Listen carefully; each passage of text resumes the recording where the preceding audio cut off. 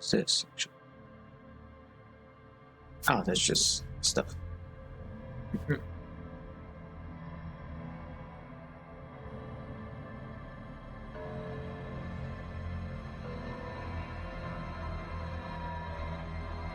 Oh, hello, Jua. What's up?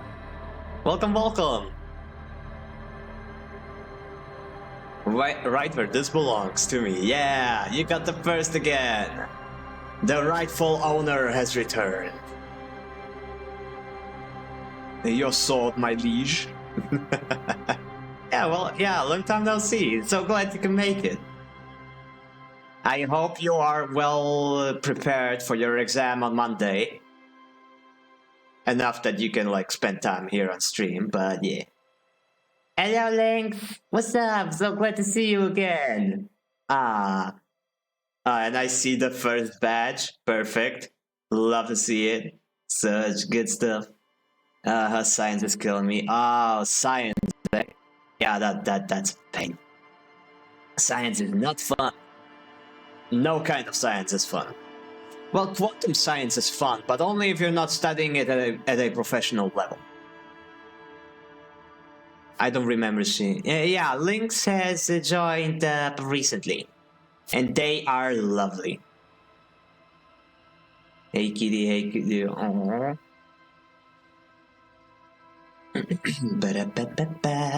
Science is fun, but we can't make our own answers. Depends. If you're a researcher, you can make your own answers. Maybe you can even find something new and name it. Not gonna be me though. I have to deal with AI bullshit. Ugh. I'm a ghost, Lynx. Nobody sees me. Ah, yes, you have a very high passive stealth. Nobody can see you. Hello, Rand. What's up? Yeah, the third. GG. Wait, did somebody claim second already? I don't. Oh, Lynx claimed second. Yeah. Hey. Nice.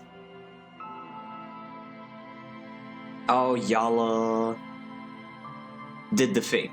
We did the thing indeed. But yeah, hey, Rand, what's up? Man, lots of people already. You guys, we can just go ahead and start. The thing. Yeah, I'm also curious. What is the thing? Donation.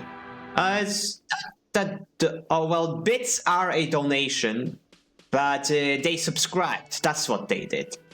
And I very, very much appreciate the subscriptions. That's like, it's such a huge thing for a new streamer like me. Like, oh my gosh. I got appreciation. Alrighty. But Joe, you haven't been here for quite a while, and a lot of stuff has happened. A lot of stuff. It's crazy how much the story has progressed. This might actually be the last stream. Like, a reliable friend of mine has told me that we pretty much have like an hour and a half of content left to do. Yeah, this might be the last stream for Disco Elysium. But knowing myself, I might be able to like extend it to another 10. But we'll see. Tries in despair. Oh, don't worry. There is a new game by the same studio coming out. It's called Zero Parades, and it is very similar in style, so I definitely plan to play that one when it comes out. I think they have a demo scheduled for later this spring, so yeah. Oh, Zero Parades, right, that's what it's called. Not Zero Returns. I won't be here tomorrow. Oh, fair enough. It's okay. You'll be here in spirit. The spy who failed his job. Her job. The main character of the new game is going to be a woman this time around. And probably a little less of a washed up failure than Harry over here. Oh yeah, I only watched 5 seconds of it. Ah, I see. Yeah, the demo was like 15 minutes or something, which was pretty interesting. it does a lot of different things, but also a lot of the stuff is pretty familiar. I would definitely give it a chance. Like, it looks very cool. But anyway, plans on Detroit Become Human? Ooh, definitely, but I don't have it.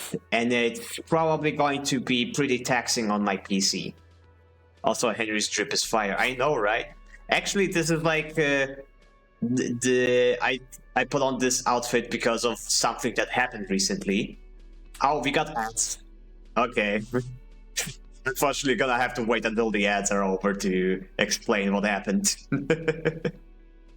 But in the meantime, I'm going to put on my normal drip again, which is this comfy vintage float. I love this thing. And we did have a shirt, didn't we?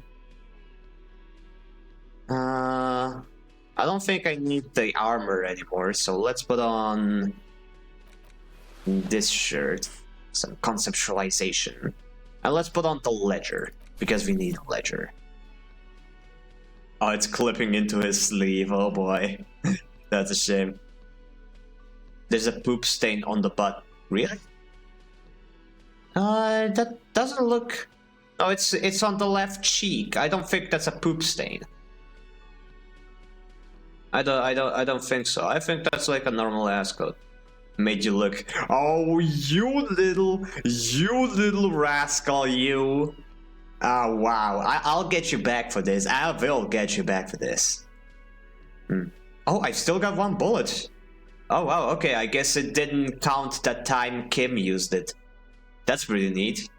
Or a little bit of an oversight, but oh well, who cares? Guess I still have a means of self-defense. Okay. And you know what? Might as well put on the Qualsynth multi-tool because the drip just isn't complete without it. As for those... Nah, I think we're good on that front. Do I have any more quests that like... Because it removed a lot of my quests I had from before the whole thing. Find the murder weapon. Dress Gaston's sheet. I can't. The dude is dead. Offer figurines to Dolores Day. I don't have any more figurines. Determine where the shot came from.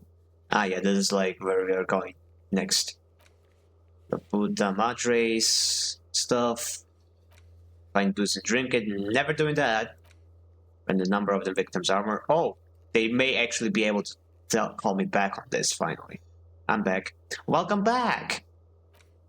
Okay, so a lot happened last stream. But to summarize the most important bits, we got shot. I got shot, bro.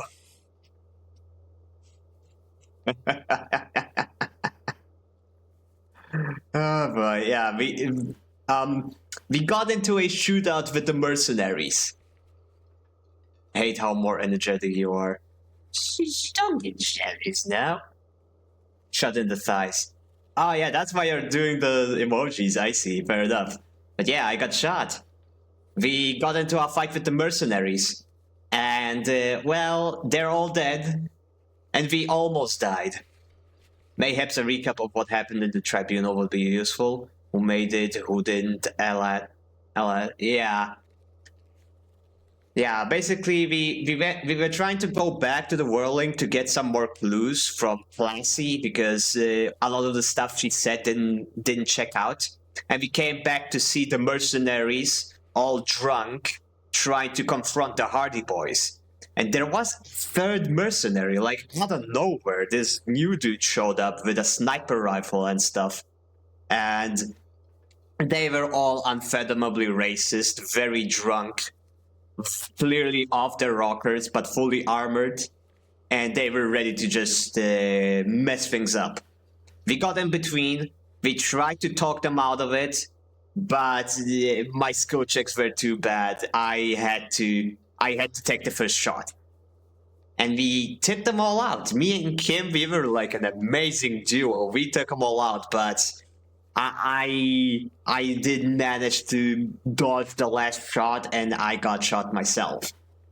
And honestly, I felt like that was it. I thought that was the end of the game. Like, oh wow, we die now and that's over. But no, we wake up a few days later. We are able to stand. They only shot us in the thigh. Kim is also fine. Like we pretty much saved his life during the shootout. Yeah, Kim is right. Kim is all right. He's over here. Kim didn't get shot, but like I feel like he could have actually died if I failed the role to save him, and that is like yeah. Oh yeah. As for the Hardy Boys, unfortunately, they didn't manage to save all of them. Some of them did get shot, and some of them died. Which ones exactly, I imagine we're going to see in a bit. Like, I still need to talk to them. This is literally the morning that we woke up. Hardy aren't very hard against bullets. But yeah, we're basically like in crisis management mode right now. Like, the harbor has completely shut down during because of the shootout. The mercenaries' bodies have been sent back to the company as like an attempt at reconciliation. And right now everybody is pretty much waiting with bated breath and hoping a war doesn't happen. The people have fled. Yeah, the streets are a lot more empty now. Like people are basically like, there's a lot of tension in the streets now after the shootout. And people are really, really worried about like a civil war about to erupt. Maybe if we had saved more of the Hardy Boys, we would have been able to like prevent the war more solidly. But for now, unfortunately, some people did die. Like the one who shot the mercenary. That's the thing. We still do not know who did it. We still don't know. And that's why we are still here. We are trying to figure it out. And who the funk it, freaking Classy, before she left us one final clue as to where the shot might have actually come from. And it definitely wasn't from the roof. It was from like an island off the coast. And we are planning to go there right now. And yeah, like my working theory is like the moment I saw that third mercenary that we didn't know about until now, the guy with the sniper rifle, I immediately thought like that has to be the guy. Because there is no one else in the entire game capable of even making that shot. Like, it had to be a trained professional. So my theory is that the guy wanted to supplant the guy, because the guy who died, the mercenary who died, who was hanged, was the platoon leader. And my theory is that he wanted to become platoon leader, so he killed him. And then staged all of this assassination bullshit so that he could get the seat. My main reason for believing so is because there was a flower left on the roof. A flower used to commemorate fallen soldiers. Now, who else would have done that other than a comrade in arms? I feel like that it had to be one of the mercenaries. And I did have the option to accuse one of the mercenaries of being the actual killer. But I kind of passed on the opportunity because I didn't want to agitate them further. I didn't have any proof.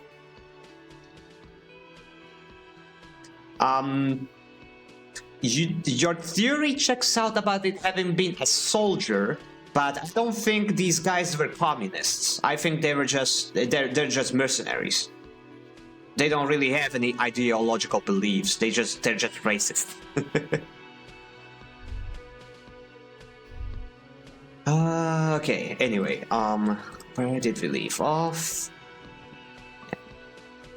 Gimme boy. Yes. Okay, I can't talk to him about this stuff. Oh, the cook is gone.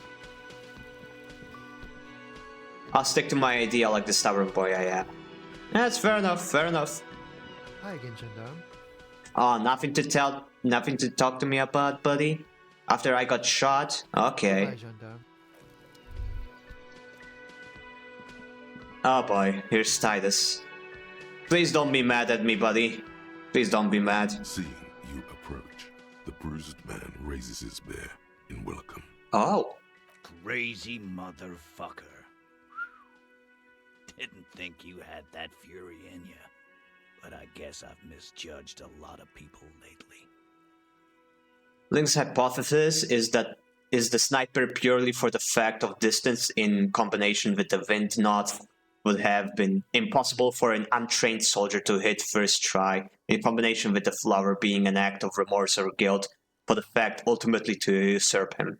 Yeah, exactly. That's my theory as well. Like, the flower is the most direct reason why I believe that that might be the case.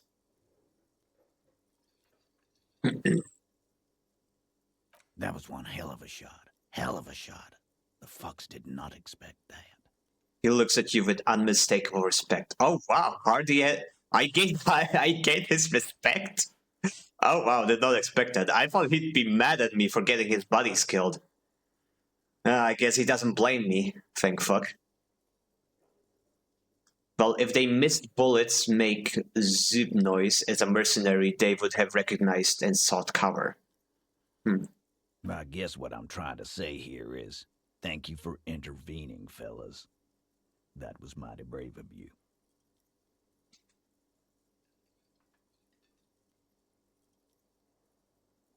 Shake his hand and nod in silence. Now, how can I help you?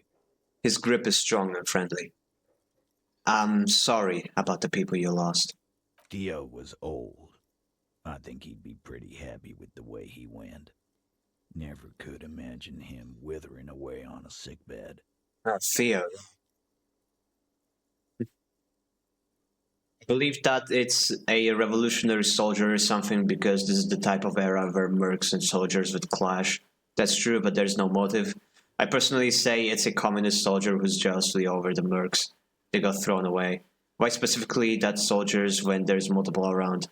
Yeah, like we have actual suspects. Like your communist soldier theory relies on a character that we have never even met, which would be a bit of a cheap twist. I believe it had to be somebody we have already met in the game. Otherwise the twist wouldn't hit, you know? It has to be a good twist. But Angus, he was just a stupid kid. Didn't realize the mess he'd gotten into. Trusted me. Still, the balls on that kid. Went down fighting for someone else's shit like a fat, angry bear. Yeah, Angus surprised me. Like they said he got shot like 5 times. Holy shit. Yeah, Angus, poor guy. Well, at least before he died, he found out that lesbians exist. But yeah, Angus was a beast. He did his best. Here it comes. The last one is the worst one. He only deals with it by drinking copious amounts of 8% beer. And Glenn was my friend. Best I've ever had. I love that crazy homo like my own brother. We're all fucked without him. But what do? This job is shit. Oh yeah, Glenn also died. Shit. We actually saw him die. He took a bullet meant for Kim. Like, ah, man. It'd have to be an act of betrayal for the story to have meaning, because betrayal led to the fall of the Soviet Union. It'd be an act of symbolism to make the mercenary do it, which gives the game the extra bit of meaning. Yeah. Oh, also, there's another theory. Like, the whole reason Wild Pines even sent these mercenaries is to instigate the Civil War. And I have the feeling like, even though the mercenaries were here causing trouble, the harbor workers just weren't provoked enough to start anything. They had restraint. So the mercenaries decided to take things into their own hands, namely the sniper. He killed one of their own and blamed it on the harbor workers. And now suddenly, boom, they have a reason to start shit. But that's just like another theory.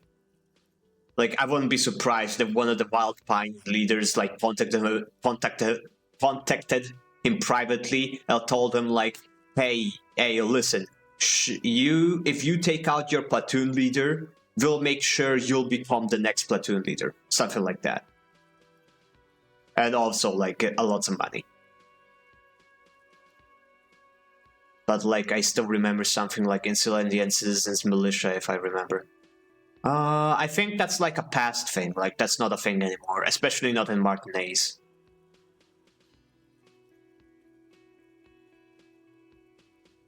Oh, I think you're thinking about the FCM, the Ravasholian Citizens Militia, which that's us. That's the police. That's me. Or in short, a traitor amongst traitors. Yeah, I really do feel like it was the sniper. Okay, but like I still remember, like also, like the sniper's title, like they all had titles, and his title was literally the killer. If that's not foreshadowing, I don't know what is. A minor thing, but I've done a bit of research. If that can help you feel better, you cannot save all the Hardy Boys. There's always at least one dead no matter what. Really? I thought you can at least prevent the shootout. Can I not prevent the shootout? Huh, interesting. At least 3 dead. Wait, and that is exactly what happened. Are you telling me I got the best outcome? Interesting. That seems more of a resistance, which usually is there to prevent crimes against the people. The killer, wow, clap clap. I don't think he is. I wonder if the killer killed the guy. You're telling me the killer killed someone? Oh no, who could have thought of this? Corruption is a crime against the people too. That is true. Seems so. Good job. Okay, let's... Okay, hold on. What happened to Shanky? Dennis, you saw him run. He's a mean little shit and I never trusted him. He'd better run real fast now. Real fast. Wow, Shanky didn't even come back? Wow, fuck that guy. They were good people. I'm sorry it went like that. Well, yeah. Memento Mori, right? Memento Mori, or remember that you must die, is a slogan various religious orders have thrown around since the dawn of mankind to emphasize the vanity of earthly life and the transient nature of all earthly pursuits. In essence, it means one should live virtuously in this life to live better in the afterlife. I'm not sure that really applies here. Yeah, totally. What does that mean? Wait, what does it say? I'm not sure that... Wait, no, I'm not gonna shit on his stuff.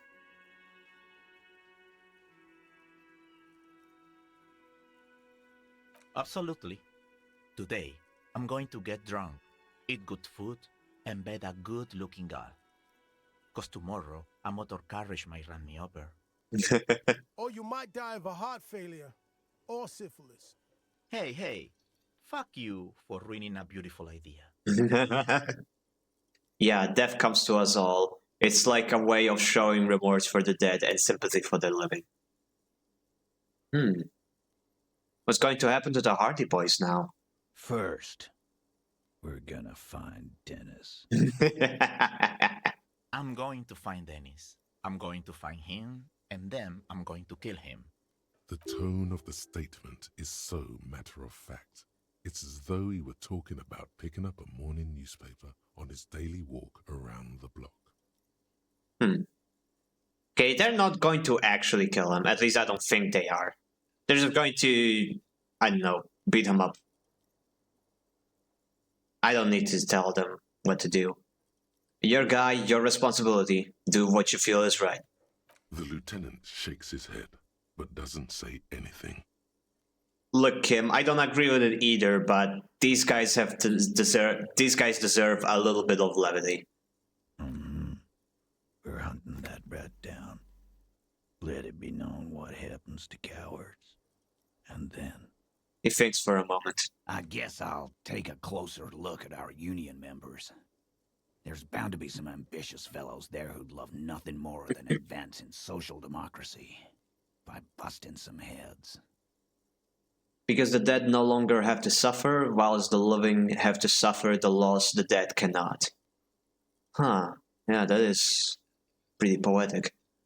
Might even ask Tibbs if he's tired of replacing windows, and maybe wants to have some fun with his brother. Anyway, don't you worry. As long as Titus Hardy's standing, there will be Hardy boys.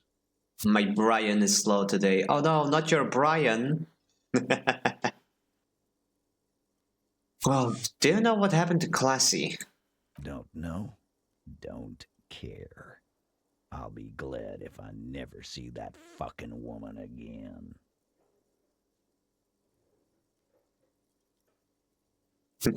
That's all I've got back to being silly. Titus, after all we've been through, level with me, buddy. You did really like her, didn't you? Nope. Huh. He did. Okay, got it. He nods and takes another sip of whiskey. So what's your next objective?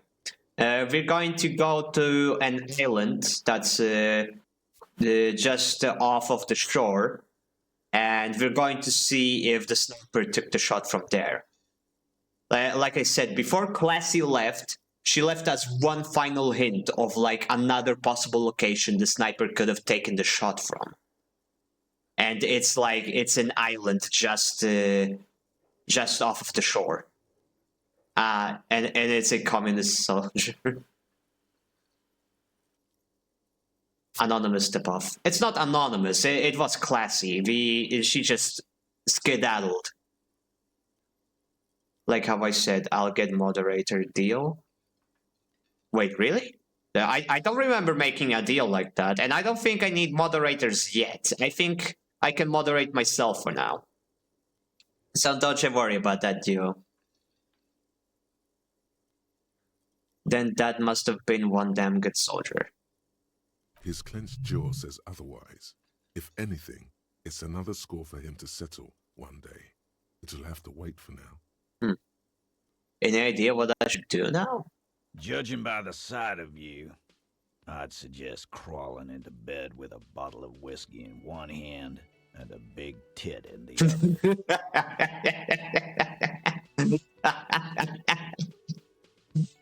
other. He's got an idea. Yeah, go pay Monica visiting Janro. She's got a knack for making men forget about their worries. Biggest pair of milkers in all Rebacho. Brother, come on. Hell, you both look like you could use some feminine company right now. Kim prefers company of the other type. Thank you for your advice, Eugene, and you too, Alain. I do always appreciate a good use of the expression milkers.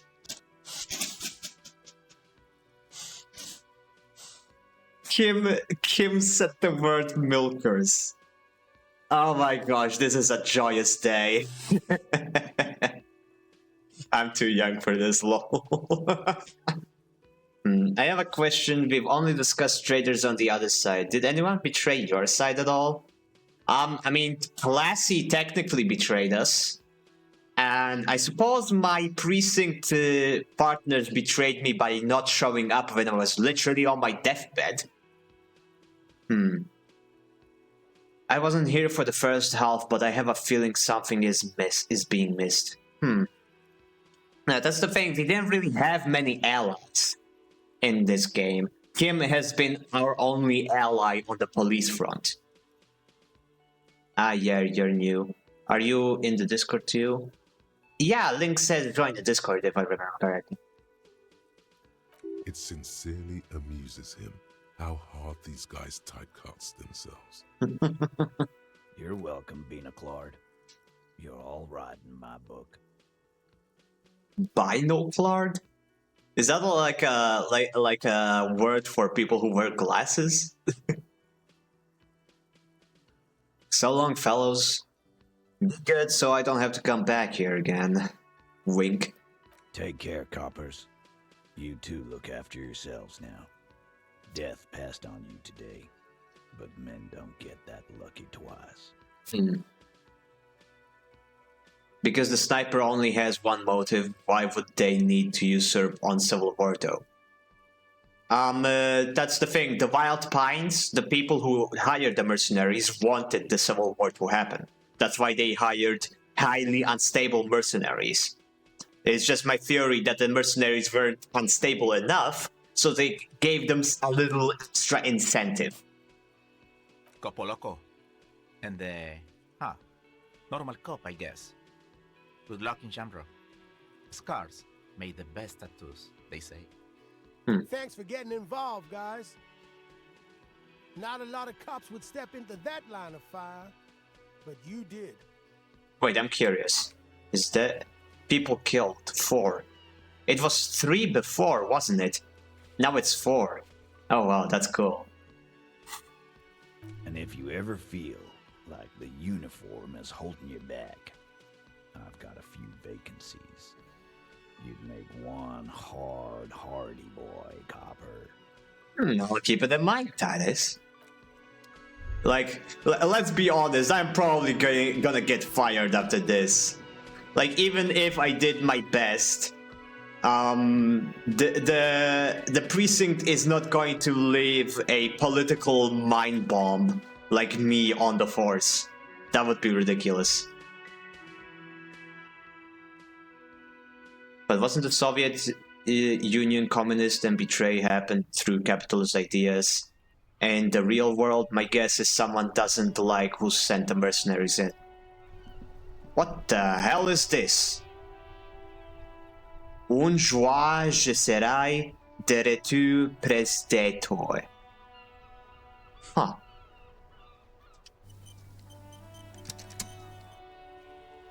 Anyway, got groceries to run, I'll be back. Stay safe, Rand. Hope to see you again soon. Bye-bye. Anyone speak French? Rand speaks French, but I'm sure the game will tell us. This is where the shootout happened, by the way. Like, right here. The graffito has been painted over the traces of the fight that took place here. It smells of blood and heavy fuel oil. Oh wait, fuel oil? Okay, I have a feeling that Cindy drew this. Cindy the Skull. This was Yes! Cindy the Skull. I fucking knew it! I know this game like the back of my hand. Looks like Cindy the Skull finally found the words for her masterpiece. The lieutenant crouches, touching the fuel oil with his finger.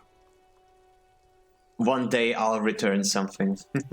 Oh, that's what it says, huh? Interesting. Looks like it. Yes.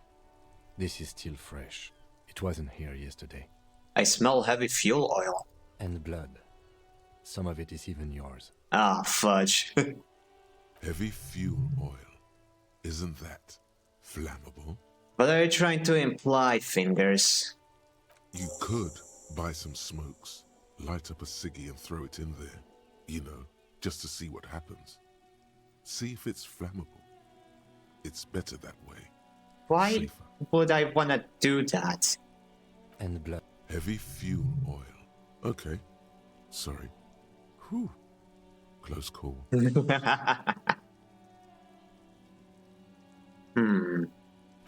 Interesting. Interesting. Seems like a memorial.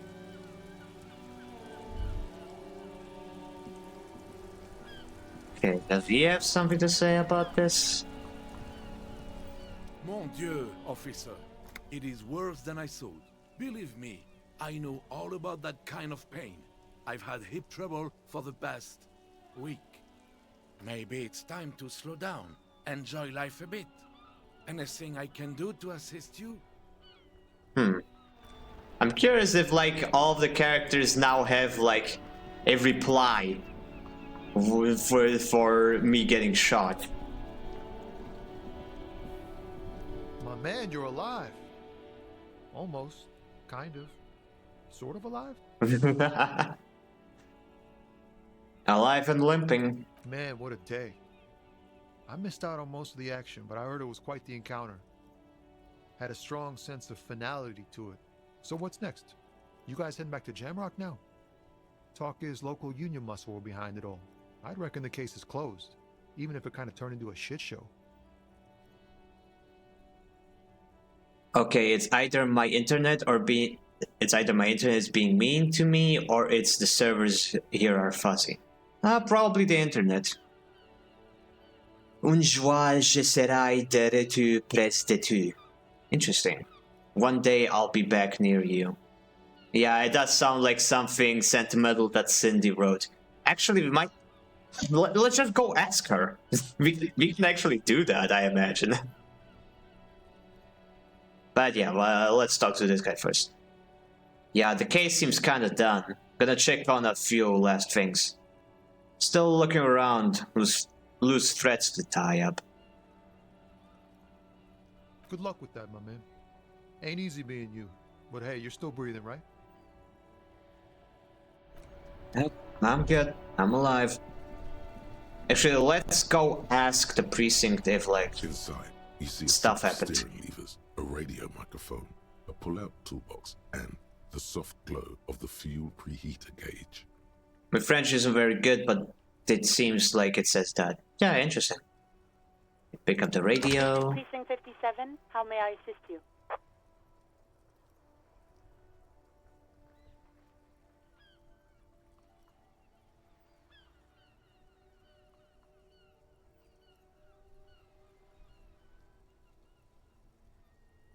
She already knows that happened. Alice, please connect me to the 31st again. Just a moment, officer. There's an ignore option. I'm not gonna pick the ignore option. 10-4, come in, officer. Over.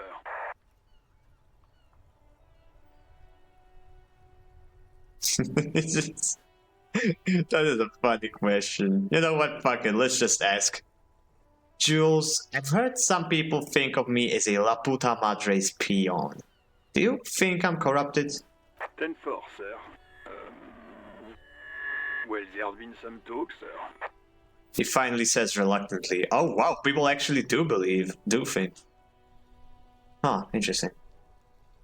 Retail, how old are you? You sound very intellectual. Lynx is 19. 15. Oh my god, don't say that. What? Don't say what? Don't say what? What did I say? I'm gonna make rice real quick.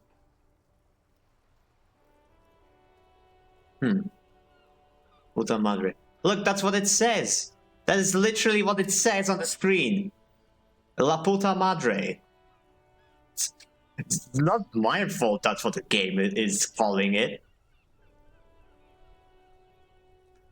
Some talk? What does it even mean there's been some talk? Do they think I'm corrupt or not?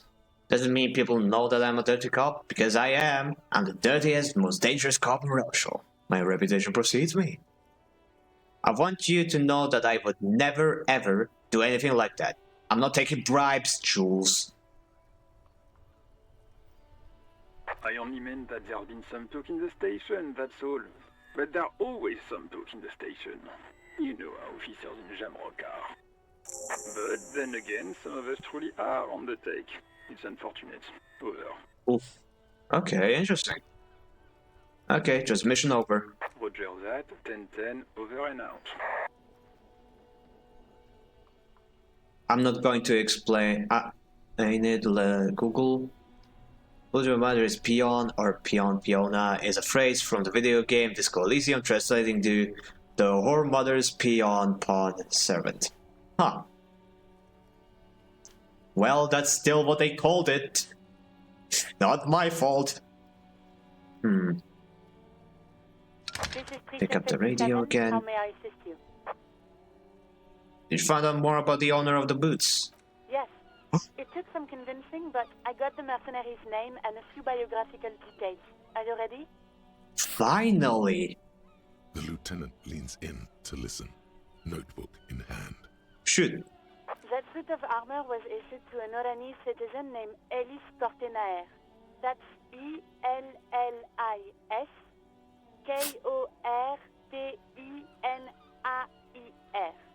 Exact date of birth unknown. He was signed into the Lelystad County Neonatal Care Unit on 28th of February 09. Finally! After God knows how many days, how many streams, we finally have the victim's name. It's Ellis. None of this Lely bullshit. We finally have his name, Ellis. Neonatal care unit. He was found as a newborn in a leaf compactor near an abandoned farm. Oh. He spent 4 months in the neonatal unit, survived apparently, and was assigned to a foster family at 2. According to Klasia, Lele said his real name wasn't really his. Perhaps that's because he was fostered. This is what the ICP knows about him.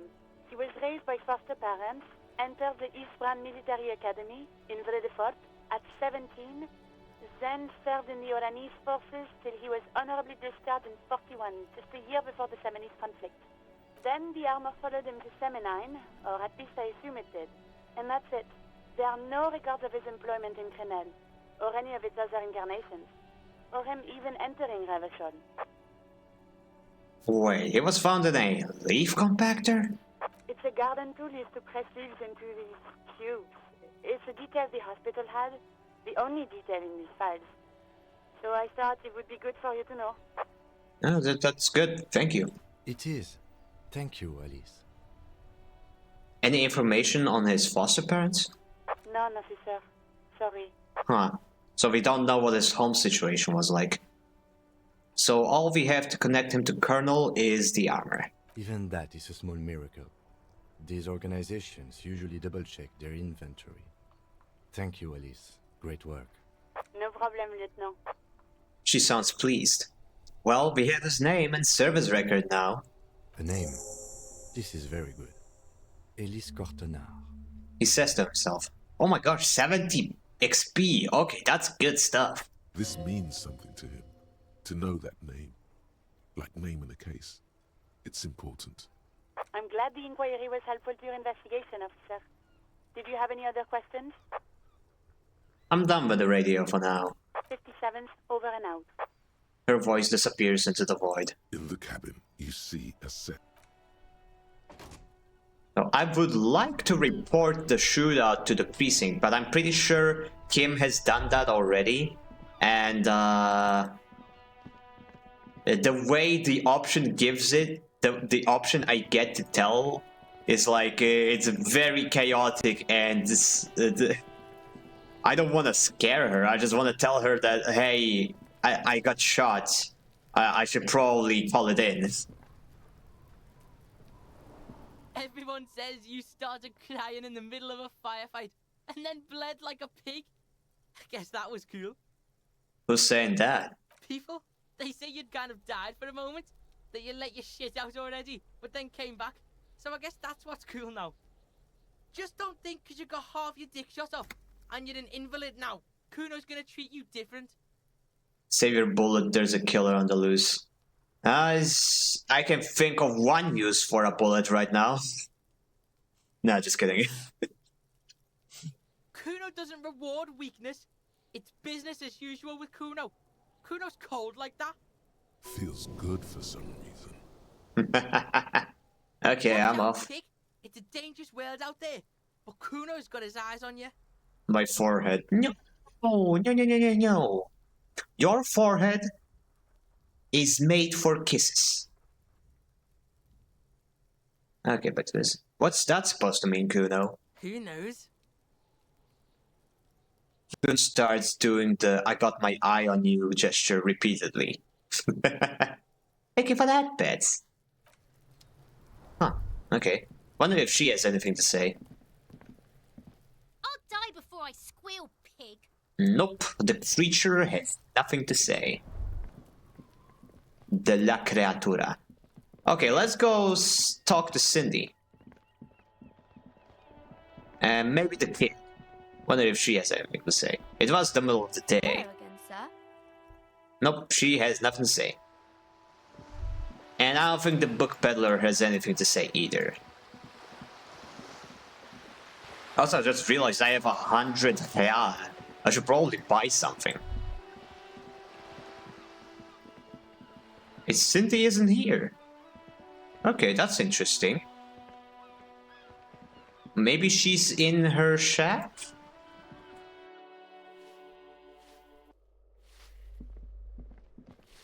Give me a moment. Okay, nope, she has nothing to say. Very interesting.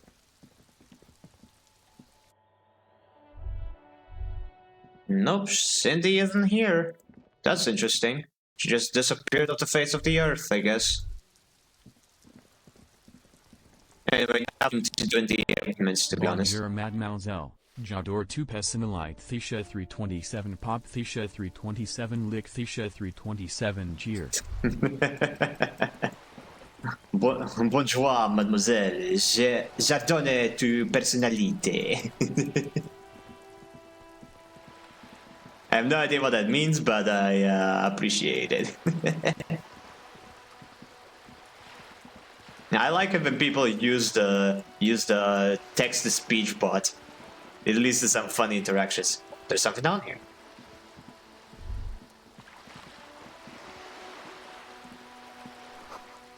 Etched into the wood, barely visible. Remember the rest is left to time.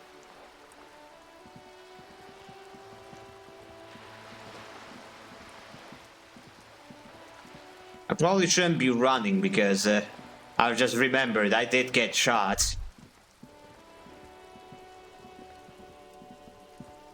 Hello, madam. I love your personality, or close enough, my French is bad. There. Working class drunk. You know what this means, right?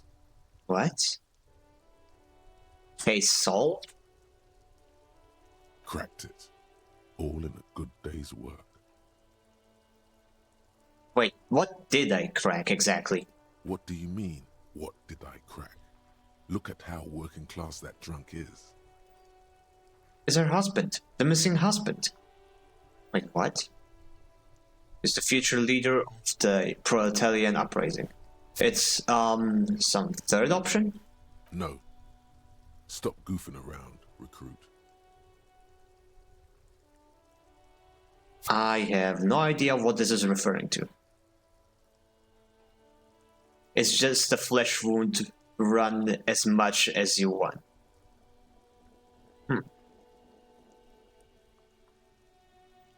Is the future leader of a proletarian uprising. No, it's not. Her husband, the missing husband. Yes, and you found him. Now go and tell the working class woman. Protect and serve, recruit.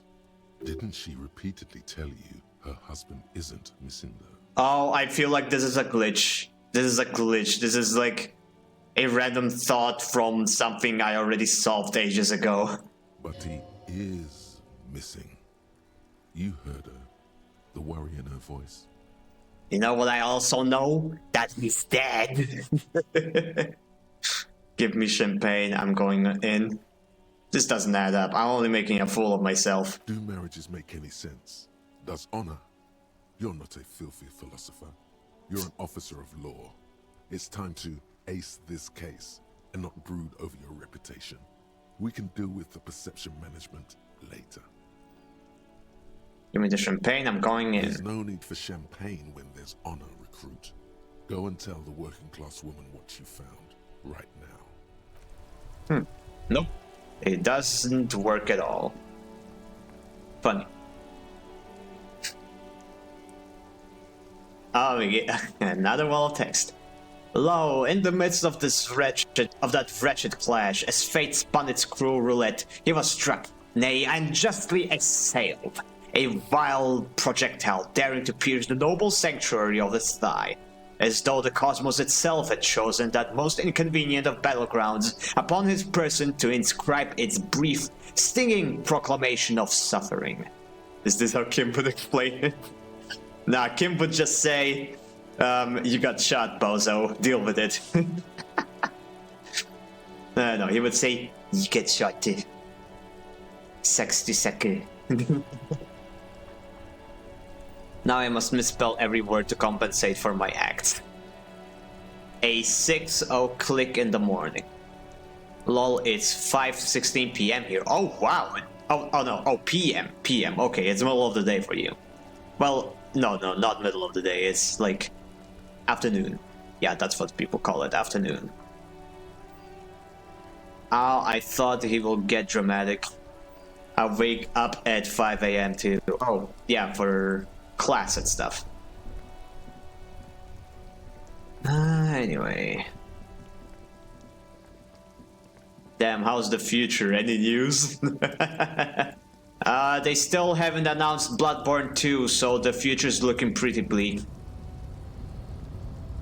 Oh hey, yeah, the harbor is literally blocked off. Wonder if this guy's got anything to say. The Boyadero stares at you with respect, then gestures towards the trickles of blood adorning your clothes. Still no GTA 6. Honestly, I don't really care about GTA 6. Like, doesn't really interest me, to be honest. Maybe it's just me, but it just doesn't look that impressive. It's just another GTA.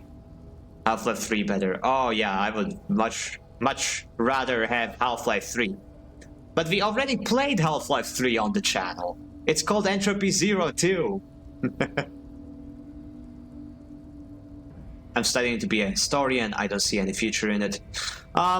You can be a very good history teacher. Must be quite a present from school. The impressive part of GTA 6 is that it uses no AI at all, handmade. At that, like, the bigger the company is, the bigger the backlash would be if they were to use AI. So I'm not surprised that they're not using AI, because that would be like a like they'd be shooting themselves in the foot. The controversy would be bloody insane. So no, I'm not surprised that they're not using AI. Like crowbar cooler. Okay. Danger comes with the Boydero lifestyle, right? Yeah, I got shot, no big deal. It really hurts, Manana. Pain. That's what your strike brought upon us. No, I'm not gonna blame him. Danger comes with the lifestyle, doesn't it? There are types of danger. The one I'm usually concerned with is lung cancer or getting mauled by wildlife, not bullets. It calls back to an older era where this was commonplace, though. You have a true Boyadero heart. Right. So where is everyone? Hiding, gathering themselves. The harbor's in full lockdown, friend. No getting in or out, for the time being. Do you think we'll find the killer at the island? Well, I don't think why the killer would be there. I have a feeling we'll just find the proof that about who it was, and that'll be it. Like, if the killer really was the sniper, one of the mercenaries, then case closed, we killed him. He's already dead. I guess after that we could take the case to the Wild Pines, see if they had any direct involvement. Like, if my theory sticks about them literally paying the guy to kill his platoon leader, then we can extend the case to the contractors. But that sounds like a post after credits thing. Like, it ain't over till it's over. Okay. Can't help me get inside? No, man. Not today. Today is war. He says it matter-of-factly, like it's no big deal. What's going to happen next? Time will tell. I'll tell Evrak you dropped by. I'm sure he'll be glad. Of course he'll be glad.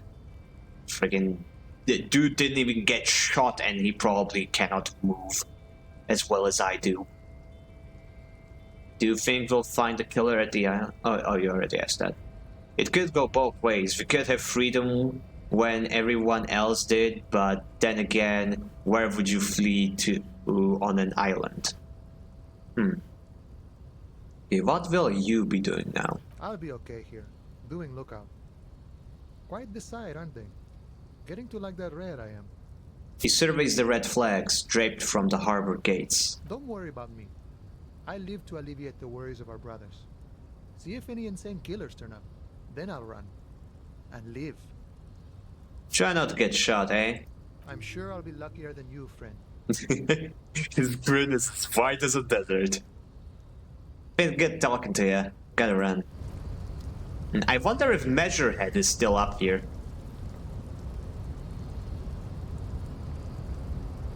Ah, nope, Measurehead is not here. But there is a box.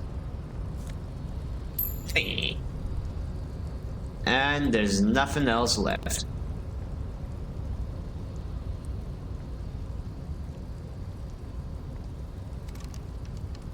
Yep, it's locked. Nothing over there.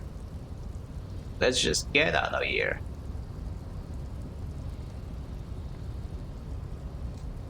But like, it's my theory. I'm very proud of it still.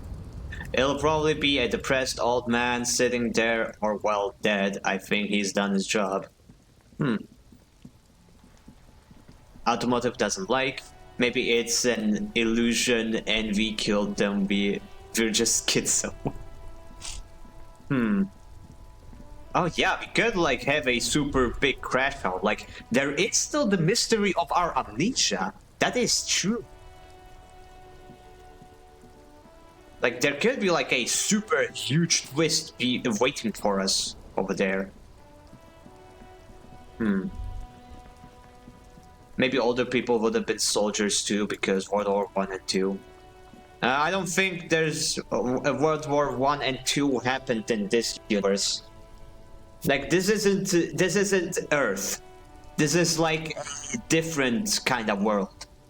Different continents, different world history and stuff like that. Okay, quick save. I don't think Charlie is a sniper. Inside. Who is Charlie? Steering levers, a radio microphone, a pull-out. This is Precinct 57. How may I assist you? Yeah, it's not based on our history, but it is that there still are like references, like you saw communists and stuff. Only the communism. Well, fascists are a thing too, and liberals and stuff. It's a strongly political game, but it does that in a way that does not tie it to our world of politics, which makes it an interesting case study. Like, you can safely explore all of these ideologies without having to worry about the politics reaching into our world. That wouldn't work because communists hate capitalists, nationalists hate socialists. Okay, I'm curious what'll happen if I press this. Precinct 57, we've been attacked. I repeat, Lieutenant Kim Kitsuragi and... Something is wrong. Only static hisses through the speaker. Hello? No reply. Only the mindless drone of static crawling through the air. What the hell? It's been this way for a while now.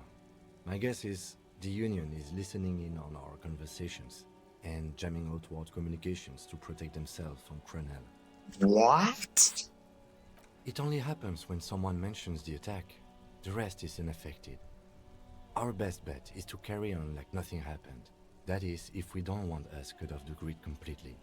Wait, so we can't even tell them what happened? Oh wow, that is...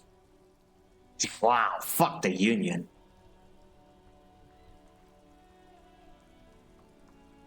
I'm not good with the lore, even though I've been here since the beginning. I forgot everything. Don't worry, same here. I'm living in the moment.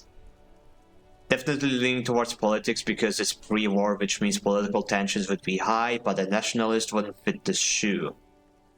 Yep. Isn't that dangerous? No more dangerous than stepping between 3 armed mercenaries and 18 men, I hope. He glances over his shoulder. I don't like it either, but that's the way it is. The street seems safe enough to me. If anything, taking out the mercs made things calmer. For now. He flicks off the radio.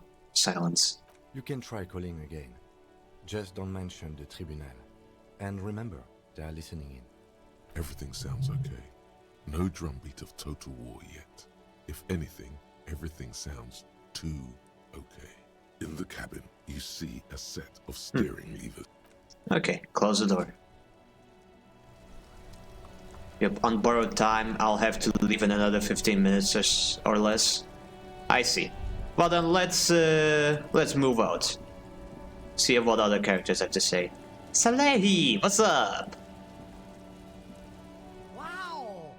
Wow, what? A cop limping down the street, bleeding from the shoulder, face bruised, looking like hell? You know what that is? Slaying, I did not get shot in the shoulder, I got shot in my thigh. Studying is important, duo, don't forget to study. Yep, I agree as well. Studying is important.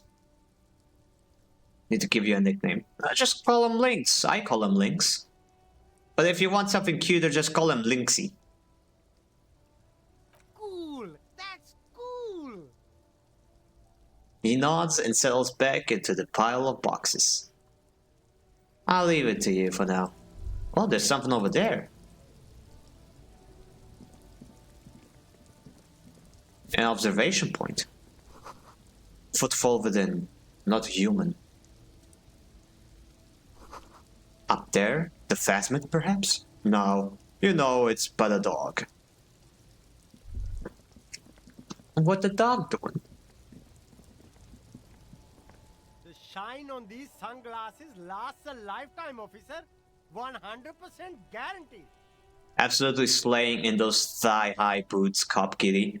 Oh, I love thigh-high boots. The higher the better, I love them. Finny, have you been stalking me? What? No, why would I do that? I would describe it more as appreciation from afar. Now what? I have a lot of money. I'ma just buy all these glasses. I'll take those ugly glasses. A good starter pair, officer. And when you're ready to upgrade, come back and see me. I'll take those cool deep blue glasses. A man who knows his style. Much respect. Leave for now. And let's check the jacket as well. You keep coming back. That's good, officer. Keep browsing those clothes. Keep saving that economy. I'll call you Lynxy Boo. Oh, okay, that is a cute name. Oh my god, Sames, the thigh-high boots in black. Yeah, I know, right? And they are pink. Thigh-high boots with a skirt. Absolute slay. Now I hear about thigh-highs. Thigh-high boots, not thigh-highs. But thigh-highs are also pink.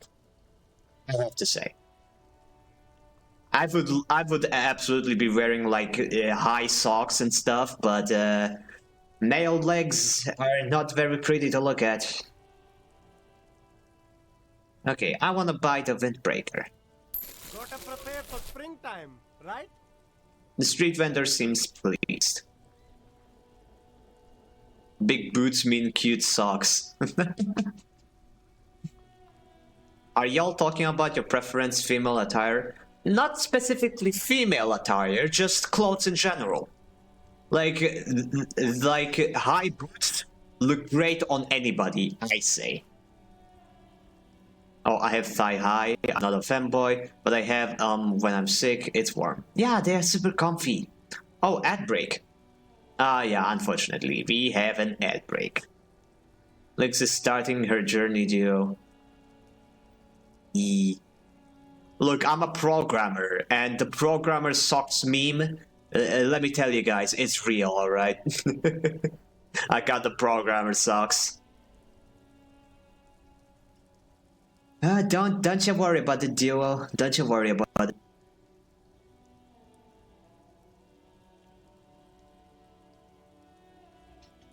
I studied it too. Oh, slay! Programmers suck, buddies! 1 sec, gotta go through my notifications. Finn or you, what are you? What are you?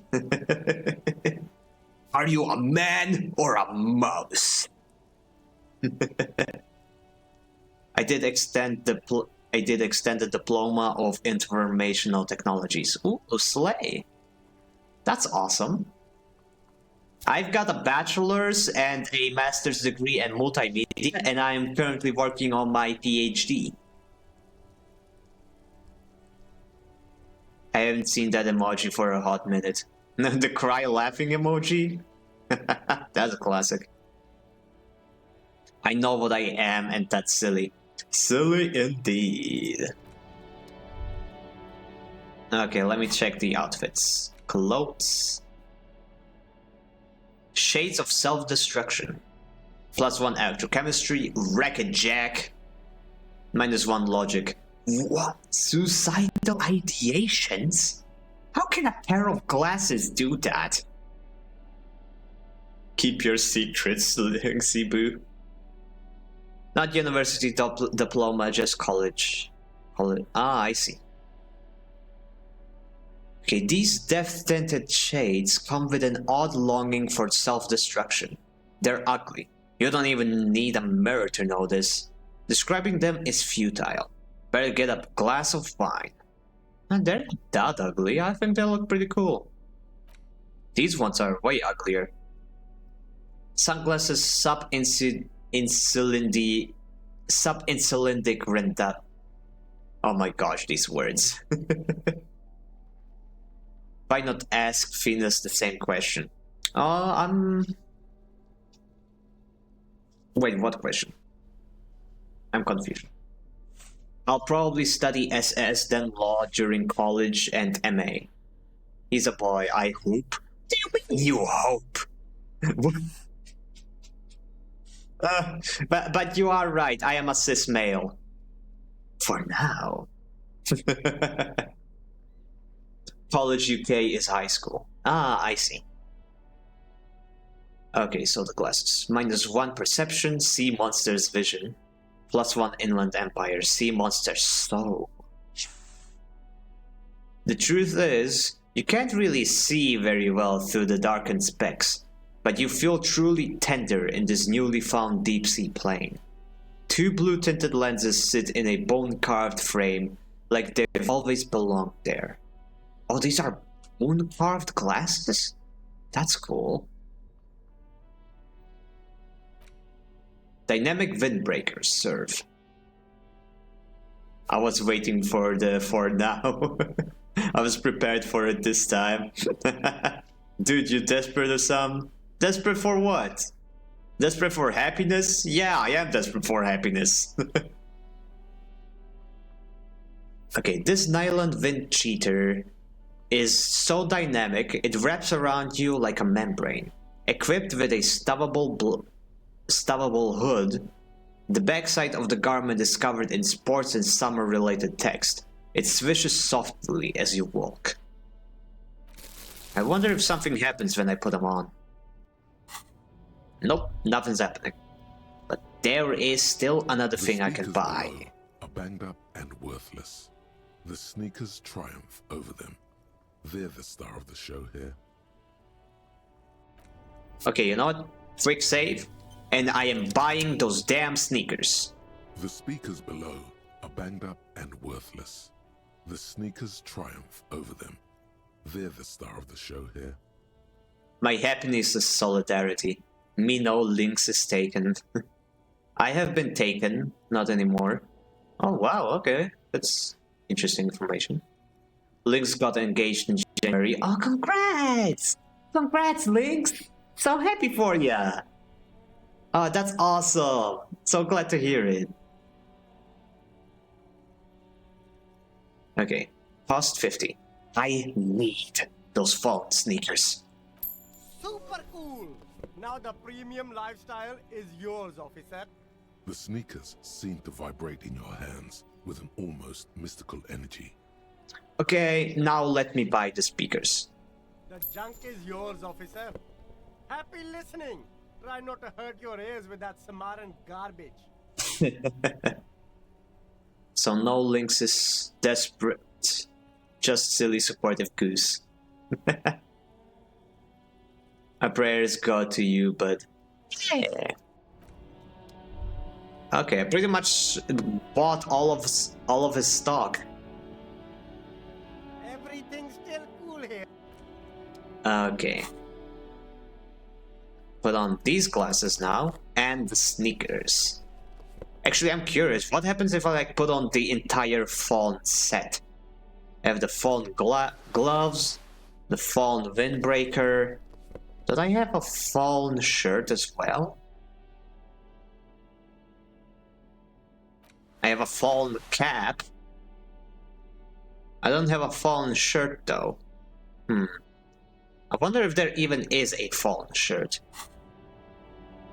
Nope, nothing's happening, but the drip is immaculate.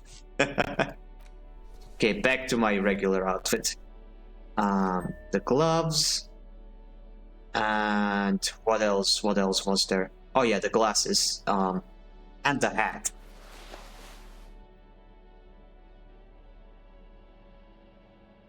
Actually, oh yeah, it gives me authority. But I might want to... What's it called? Perception instead, so I'll take the the amphibian hat. And it's only glasses left now. What glasses should I get? Yeah, probably these. Visual calculus is pretty useful. Alright, we're good. What have you been spamming, peeps?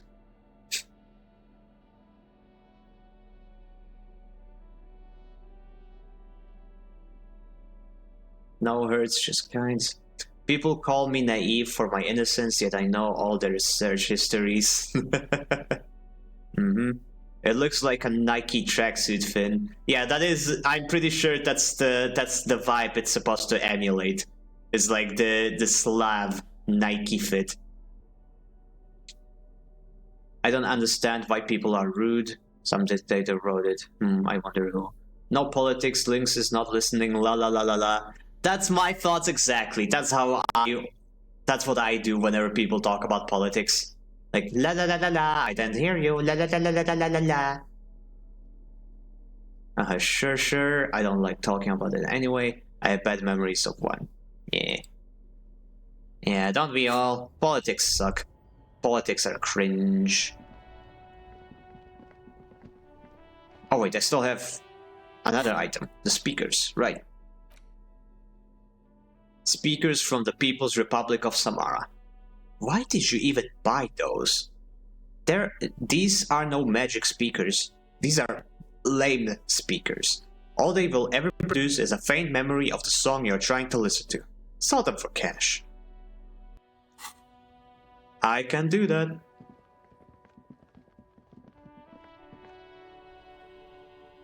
Where boat, where water, me need no island.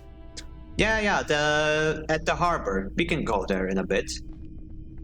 Between you and me, this is why I don't get involved in local politics. Yeah, I shouldn't have either. So it goes. Now, what can I do for you? He's got nothing else to tell me. Okay. I'm definitely not going to... Actually, let me check. How much does the light cost again? Typical Martinez. 700. Yeah, no, fuck no. I already bought all I can from here. So, let's leave. Oh, actually, there's another shop I want to check.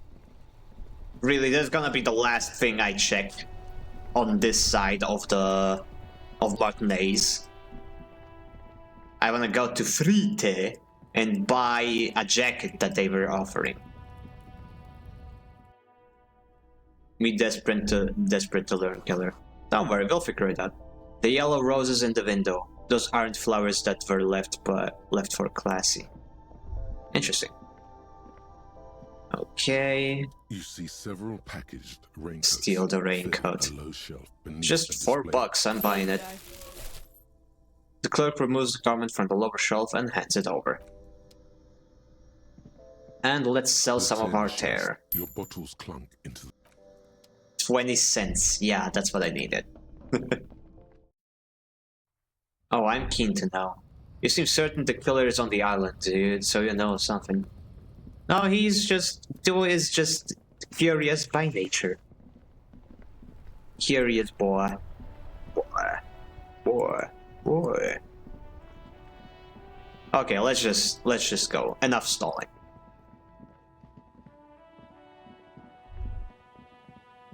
The people who were here are gone now. Interesting. Da da da da da. Do do do do do. I wonder if the people in the village even know what happened.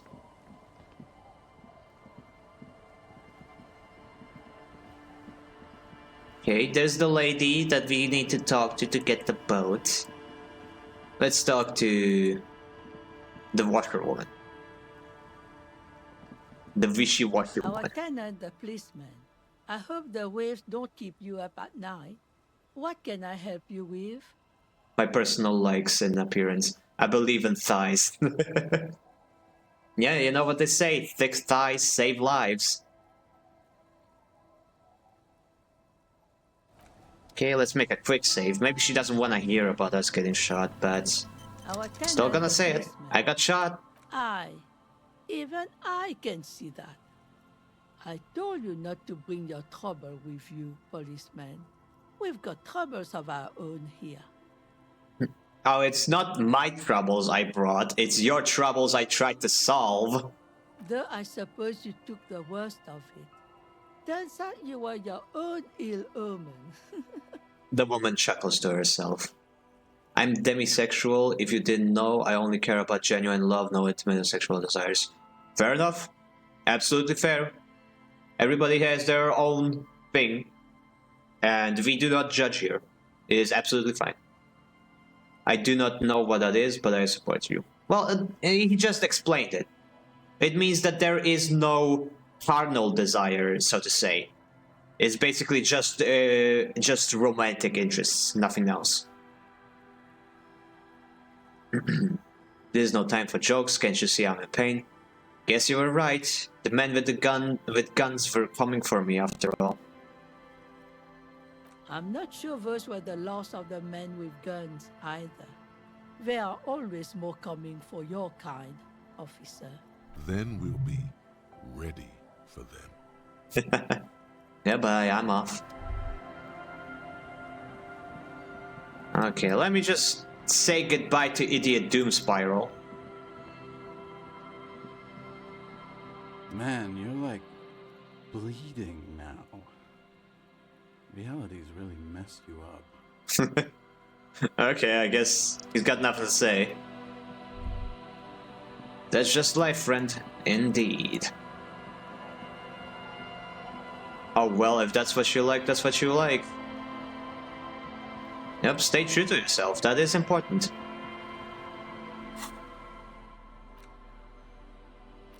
Okay, Frite's plastic raincoat. +1 endurance, part of Frite's army. A transparent plastic raincoat with Frite written on the black. The package photo shows a group of happy Ravasholians dancing in the rain. Oh wow, that does not look clean at all. It's also tiny, like what kind of raincoat is this? This is tiny, this isn't going to cover anything. Yeah, I'm sticking to my winter coat. And we have 2 level ups. I'm gonna put them into something later. Okay, let's make a proper save and then we can ask for the boat. Indeed, you're smart, Finn included. I'm not the person to talk negatively. I prefer to always be positive in any way that I can, but I hate sexual talks or jokes. It's among friends, sure, but to others, that's not nice. It depends on the social situation. Unfortunately, I am going to make jokes like that pretty often, so I apologize for that in advance. Like, I do not mean it in any degradatory or negative way. It is just how I joke with my friends. Like, I am very open about my sexuality and stuff, and I believe that sexual positivity is something that should be encouraged in a positive way. Like, I'm not saying that we should all be gooners. That is the opposite. That is very negative. So yeah, that's my view on it. It's good. It's a gorgeous raincoat. I see. I think you wear rain pants under that. You will need a red balloon. Finn said the word. What word? I don't mind if it's someone I don't like, you or friends, but like people I don't know or don't know each other. Yeah, it's pretty weird when people in a complete group of strangers do jokes that they know some people might not be comfortable with. It can get pretty weird.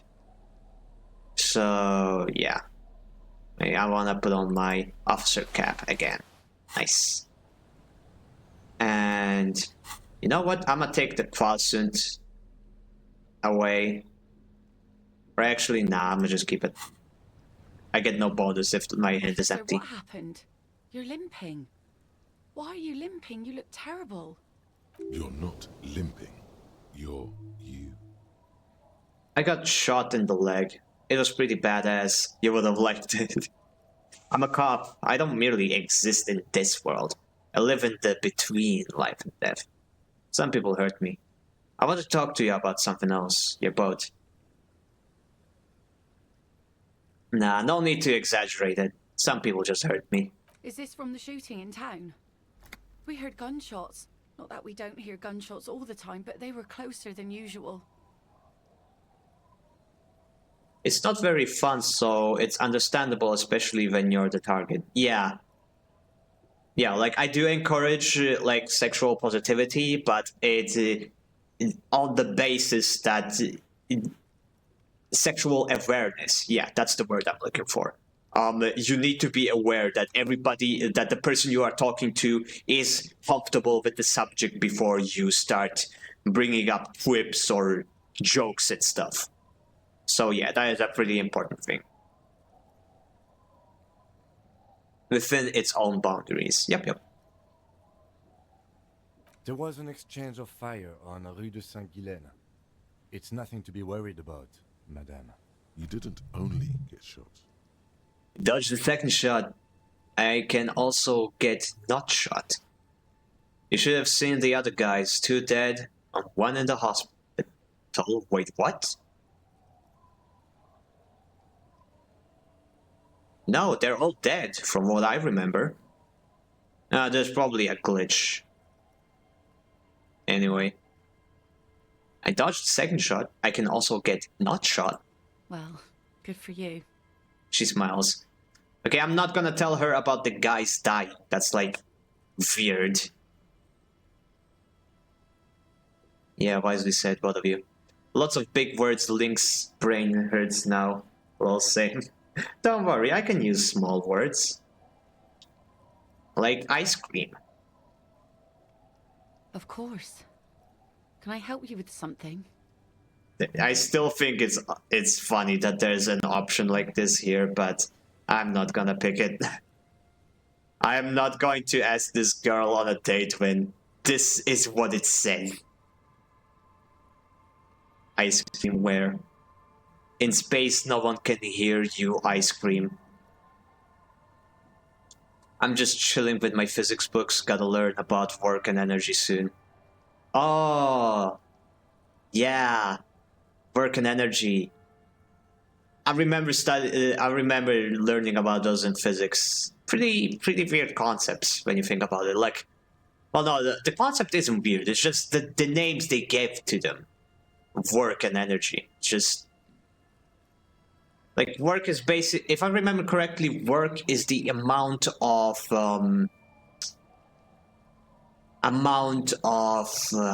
what was it?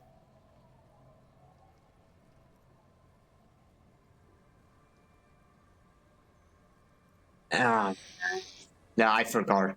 I completely forgot what work is. Lynx is asking what work and energy is in terms of physics. Like, there's an equation, a very simple equation for work and energy. But I forgot the equations.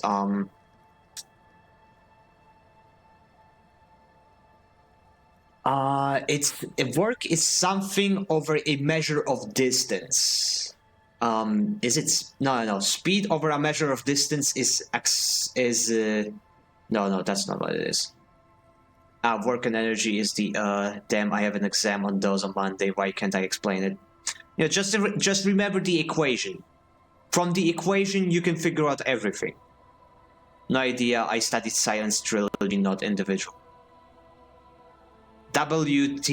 Yeah, work equals time times distance.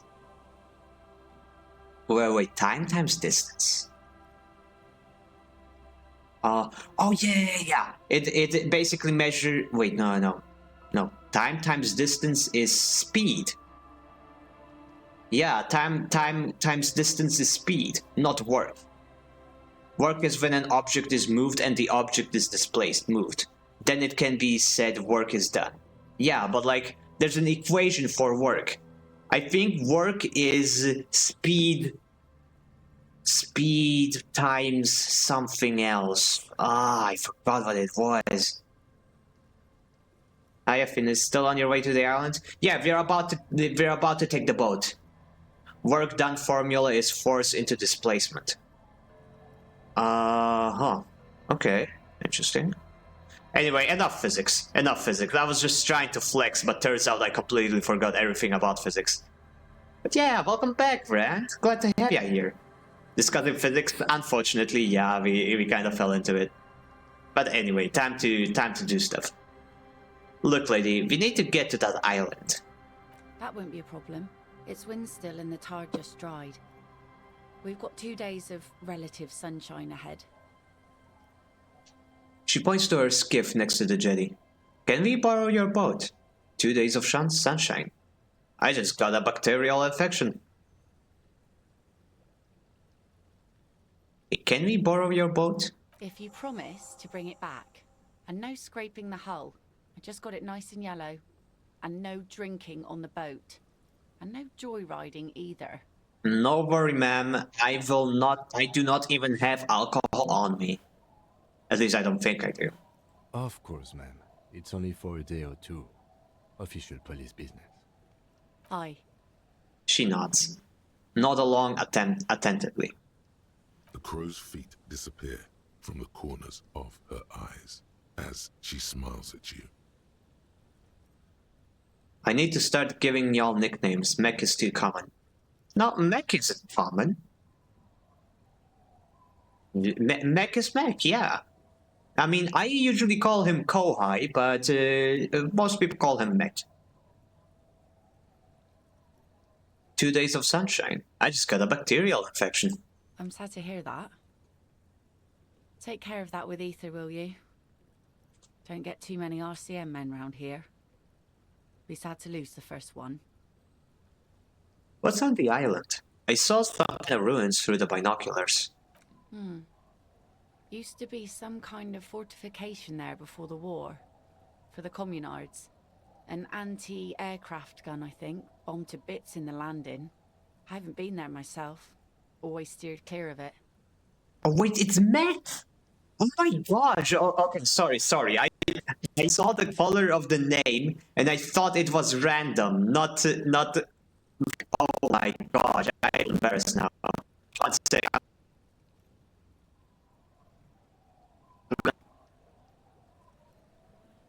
Okay. Test. Okay, there we go.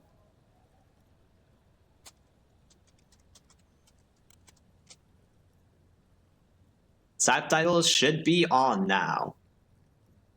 Do let me know if they are going through.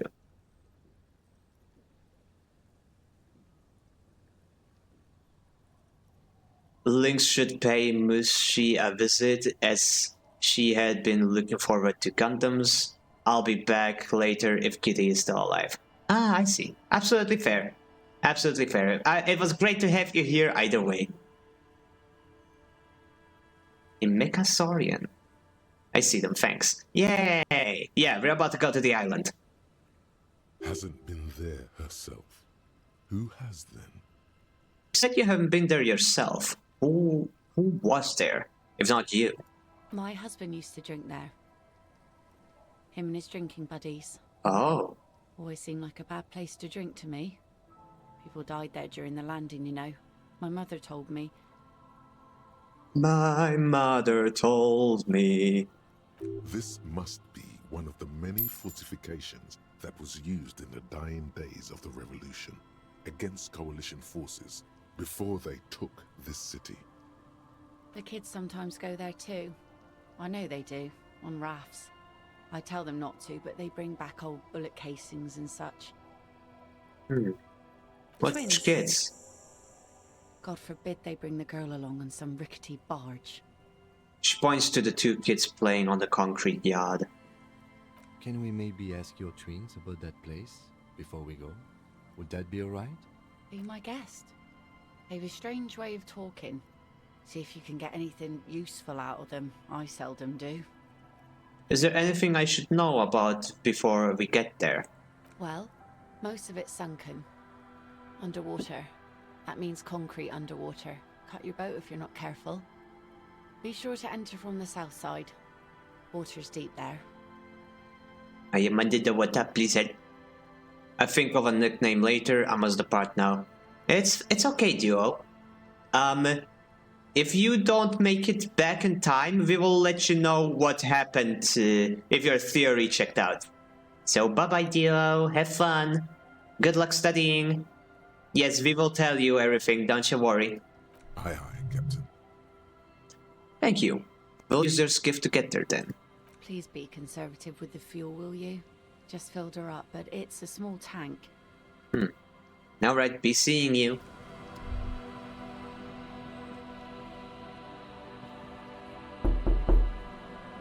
Oh, shut the hell up. Hope everyone has a lovely stream. Yeah. Hello, kids. The little boy kicks a stone while the other watches him do it. Okay, kids, you've been to that island, right? On that island? The one who's busy kicking his stone points to the bay. Yes, that one. I need to know what's there. That's, nothing. It's just a seafort and some plants. You can take a raft there. It's great. The boy pauses to think with his finger on his mouth. And we make a fire. We make a fire. Gather the sticks for the fire and bullets. Or not real bullets, empty bullets. Bullet shells. There are a lot of them left over from the war, but this could be important. Wait, you mean shells? I don't know what these are. What then? They're alive. The fire guy comes and asks us to put the fire out. The fire guy? Your nerve endings sting from the mention of a guy. They must mean a human being on that island, but it's cut off. Someone lives on the island? No. The boy answers, shaking his head vehemently. Yes.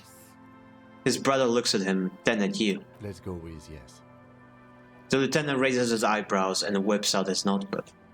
Interesting. Wait, could it be the headless Dawn Rider? Why is he the fire guy? Because The boy pauses to think. he asks to put the fire out. The other explains. Why does he ask you to put the fire out? I don't know. He doesn't like it. He don't like people to be there. You shouldn't go. Yes. The other one adds laconically, standing with his hand glued to his side like a little tin soldier. Because he doesn't want to be found. Smoke traces. Oh. You mentioned something about lights. I don't know. Star's one of them. It's hard to tell which one now. Did you mean there are electrical lights? He points to the streetlight. Yes. The boy looks at his toes. Is there anything else you can tell me about this guy? Like, how old is he? Does he live there? No, he doesn't live there. I don't think. No, he lives there. Been there twice, 2 times. He doesn't live there. He isn't there sometimes. Anything else? What does this guy look like? I don't know. They say almost in unison. How come? We ran. He just yelled we shouldn't be there. Your father used to go there too, right? Our father killed himself. Oh my gosh. That's a kid saying these words. Oh wow. Don't say that, he didn't. His brother punches him. The boy's eyes well up like he's about to start crying. Say nothing. I'm sorry.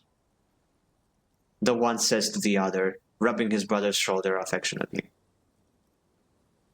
Is that all you know? Is there anything else? The boy says, rubbing his eyes. It's clear that he has no intention of finishing the sentence. Lights, fire guy. We should check up on that island. Bye, kids. Take care. Oh, that's fascinating. Okay. I wanna see about something. I'm not actually going to do it, but I am curious. It wants suggestion, right? So let us just see how high we can get our suggestion. Yep, plus suggestion.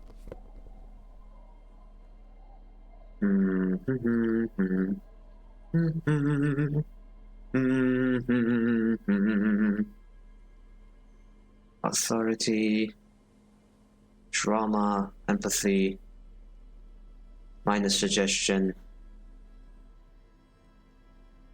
exposure, Asholian stuff, Inland Empire, empathy. Huh. This one also gives suggestion. Spirit the corpse. Wow, I've got literally nothing else. Yeah, surely I have... Oh yeah, the shirt gives me minus suggestion, so... If I, like, put on the armored shirt, my suggestion goes up. But I have nothing that actually... Nothing else than the suit that gives me suggestion, which is a bit of a shame. Let's see, what is my suggestion now? Now it's 5. Got a -1 from thoughts. But it's fine. Okay, let's see how high our chances are now. Be careful out there. Seas calm as death, but 8%. there are ruins underwater. You can scrape the paint. Oh yes, she does. You need to get your drink on. There is no other way for human beings to procreate. Not after 6,000 years of yeast cultivation-based mating rituals. Nope, I am not picking any of these options. Fuck that. Good thing I quick saved. That is a horrible choice, and I do not want to make it. Let's just get to the island. She's been kind enough to give us her boat. So let's just get over there. It's time to go. Let's make a proper save.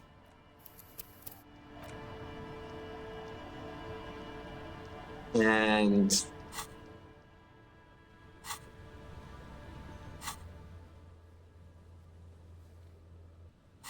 boom shakalaka.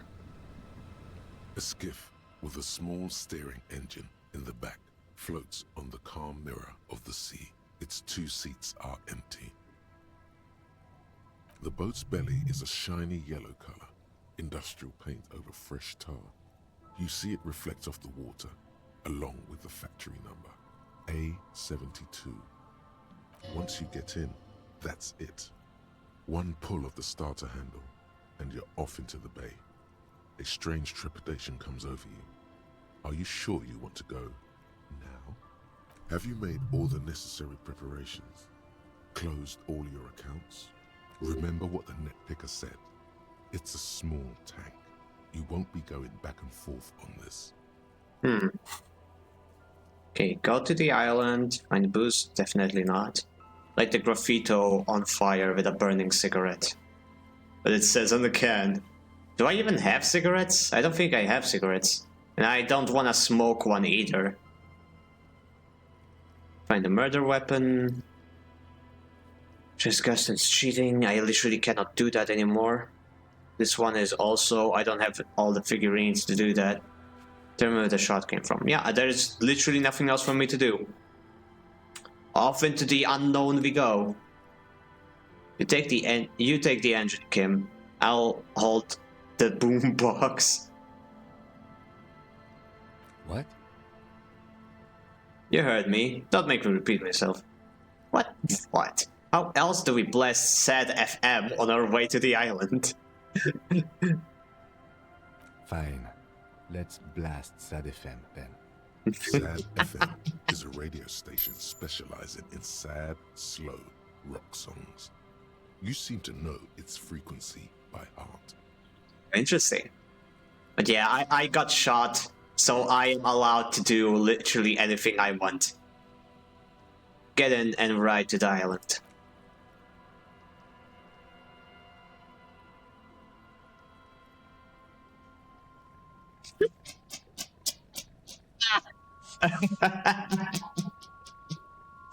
Oh my lord, that is perfect.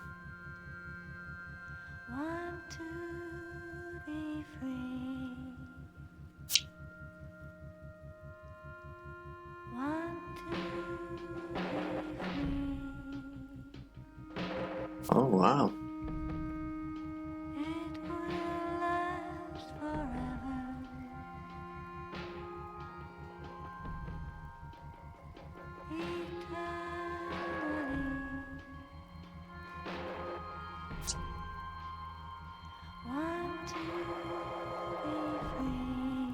It's like a sad rock remix of one of the ambient tracks.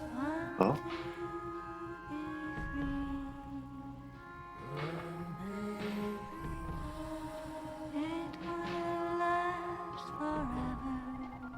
Oh, this is so disco.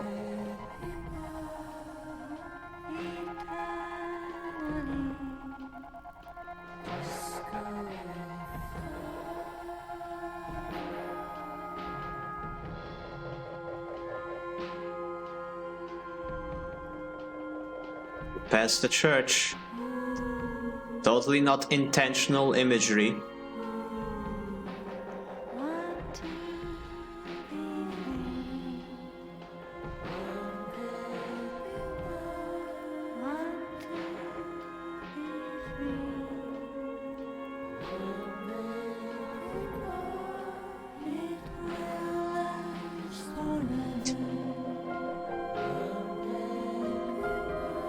Oh, that music.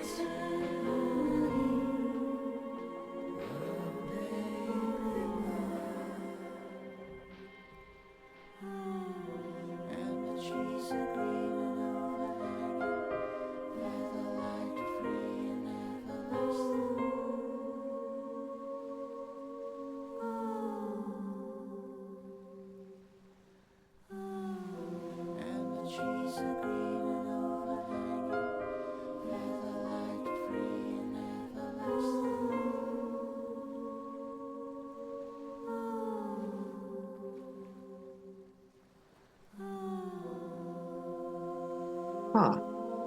The island is just right here.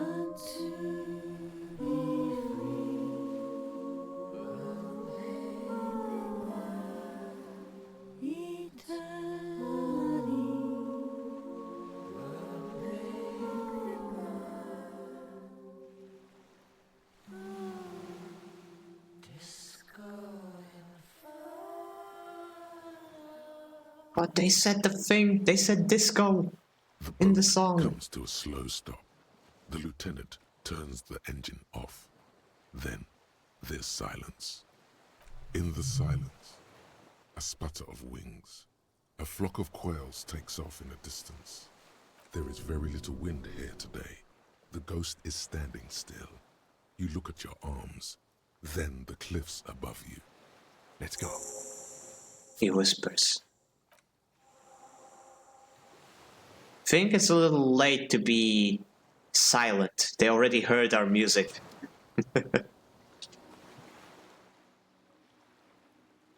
You're gonna make a proper save. Time to explore. Rusted chain trails off into the ocean. The chain trails off into the ocean, connecting the island to the supply depot on the coast. This leads to the depot in Land's End.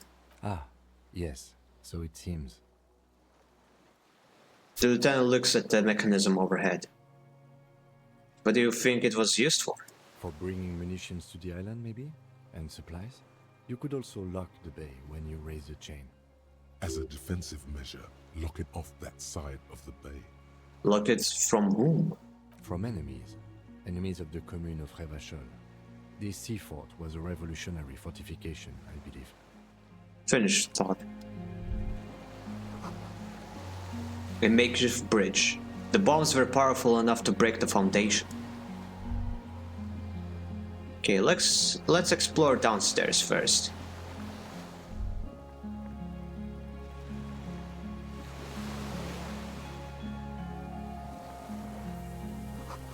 These tires are falling apart. They're at least 50 years old.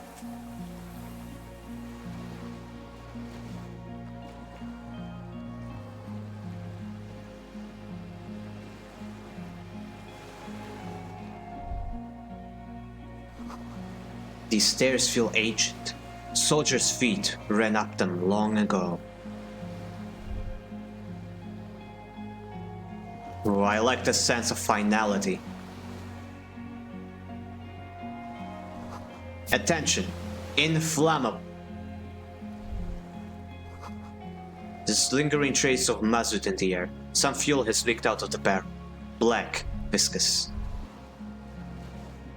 Yeah, it's dripping down.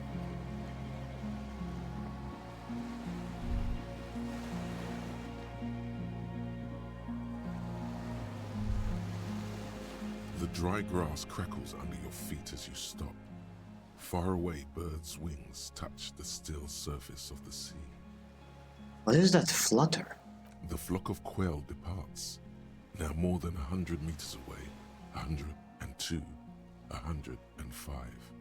Underneath the flutter. On the islet, there is almost no wind, just the light movement of air through the reeds. Bulrushes swaying on the waterline, long dried leaves chafing against each other.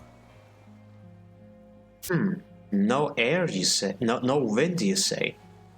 Perfect conditions for a sniper. Like a silent orchestra tuning at the beginning of some major work. Of great importance to the few who attend. To the west. A silent hiss. Sea air moving through the needles of a pine tree. To the east. The faraway roar of the city. Distant like today's dream. Before it, the sound of sand. The low tide filtered through its grains. A bird tending to its feathers.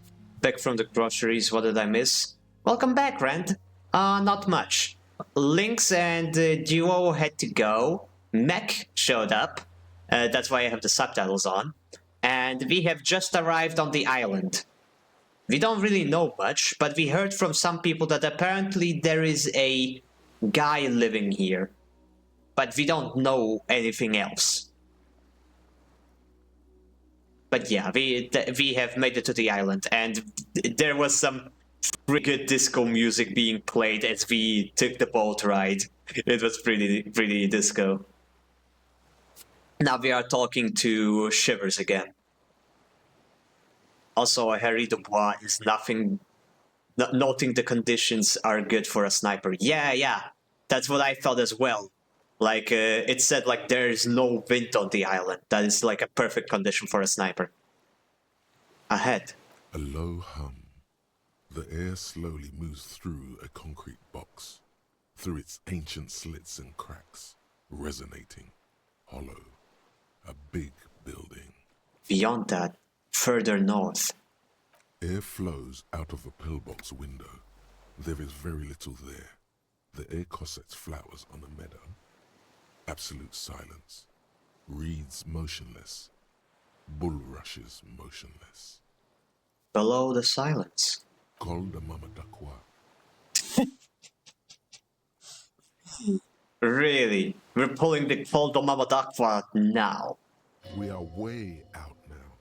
Way out in the west. No, it's just your imagination. You can't hear such things. Yes? I'm pretty it's pretty silent on this island. Have you noticed how quiet it is?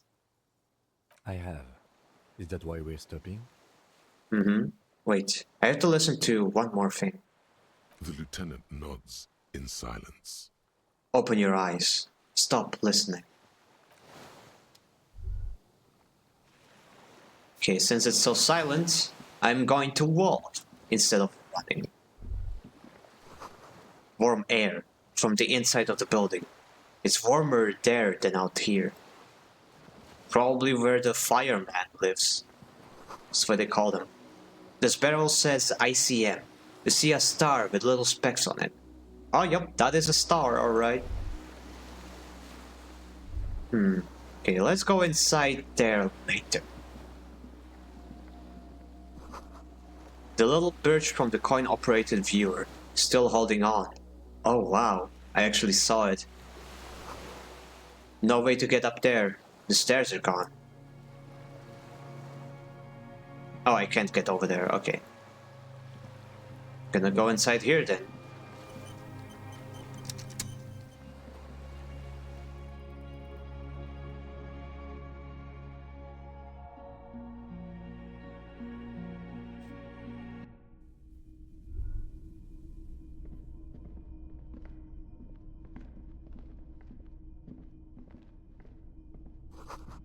This was once an armament rest. Twin cannons were attached here. Medium distance. Large caliber. Right, this used to be a military outpost. Careful. These stairs have collapsed. Oh, no way. I wouldn't have noticed that. That was sarcasm. An old cylindrical generator is nested above the ammo lift, with makeshift electrical wiring running out of its side and across the floor. The cables disappear into the wall to your right. The lieutenant puts his hand on the metal barrel, checking for warmth. It's cold now, but someone has been maintaining it. The wiring has been repaired. Where do these wires lead? Downstairs, somewhere? What kind of generator is this? Liquid carbon. I would imagine it takes mazout. It points to the open fuel cap on the side of the dynamo. The kind that's favored by vagrants and fuel thieves. It's been a long winter, long and cold. If anyone stayed here, they'd need a generator. Tap on the side. A hollow ring. The canister is empty. Dust falls from the generator and down into the ammo lift. What does this mean? A generator? Here? I don't know. I'm not a philosopher. That is his idea of a joke. I am. This generator proves the universe is material. I mean, why is it here? Someone with basic electrical skills has restored it in order to keep the room warm. Maybe it's the fire guy. Level up, nice. The wind outside picks up suddenly, with a faint howl. Inside, it's warm. Yeah, how close am I to getting Insolently a Miracle? Oh, 2 more hours. Ah, boy. Let's hope I get it by the time I reach the end of the game.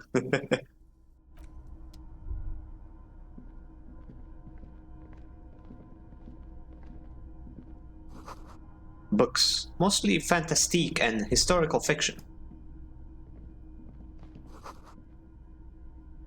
Dishes stained with sauce and fire. A survivor's kitchen.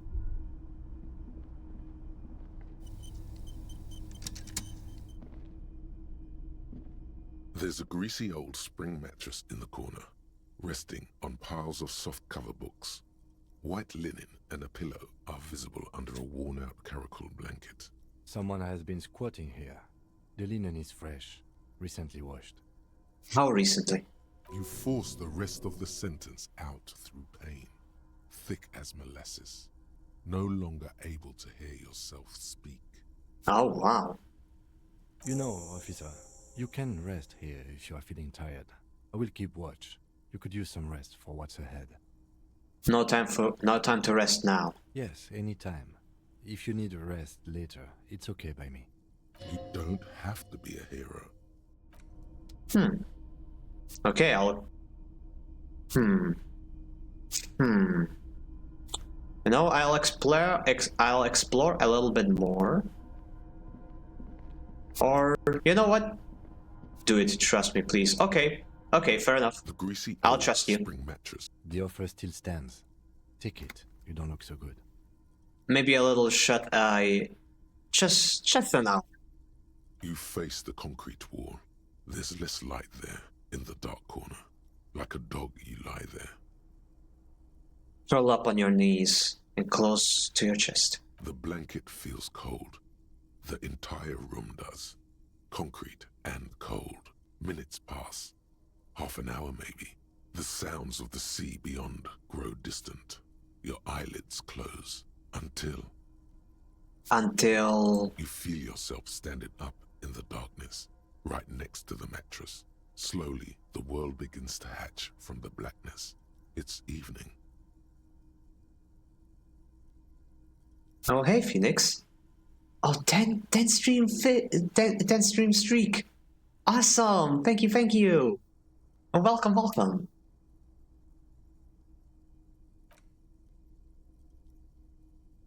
Sleep.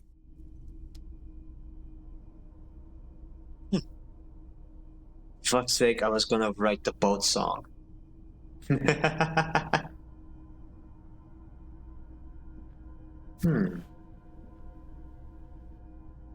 Wait, what's happening? I'm dreaming, aren't I? The lieutenant is no longer here. Go outside, to the beach.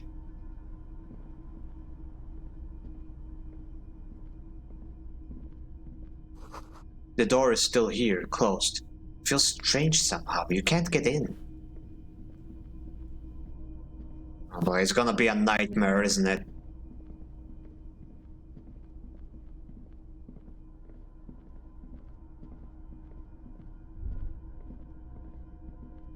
Want to be free. Anyways, hiya Finn, how goes this going?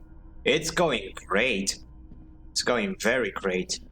Hey, where's the... What the hell? Where's...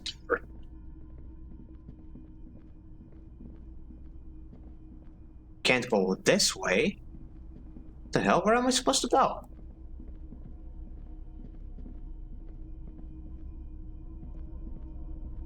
This door is closed.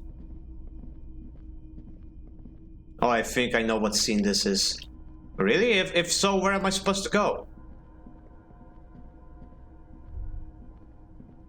Can't interact with anything. I'm supposed to go here? I can't open my inventory. I can pause the game, but...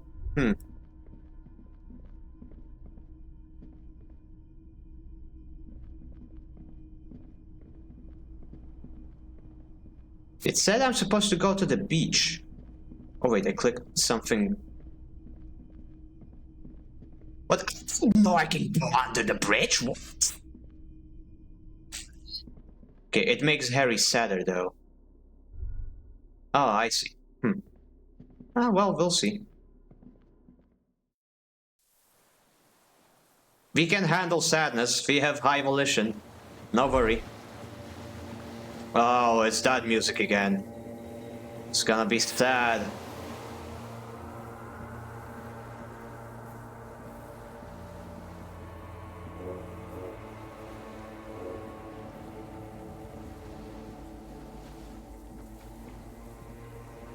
Or I can go down here, I see.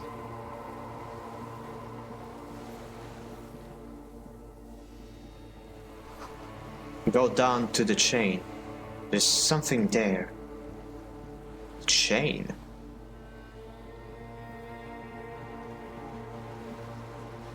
It's a dream, surely I can run.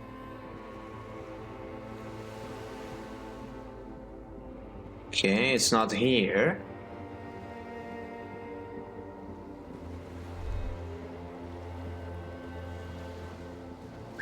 Oh, here's a chain. I haven't gotten to this part. I've seen this sequence happen around. Oh, walk into the water. Now.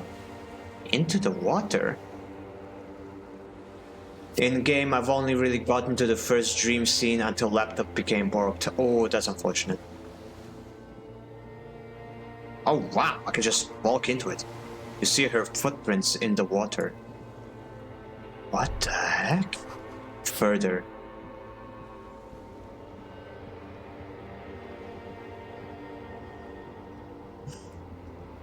Dolores Day, the innocence of humanism, internationalism, and the welfare state turns around to face you.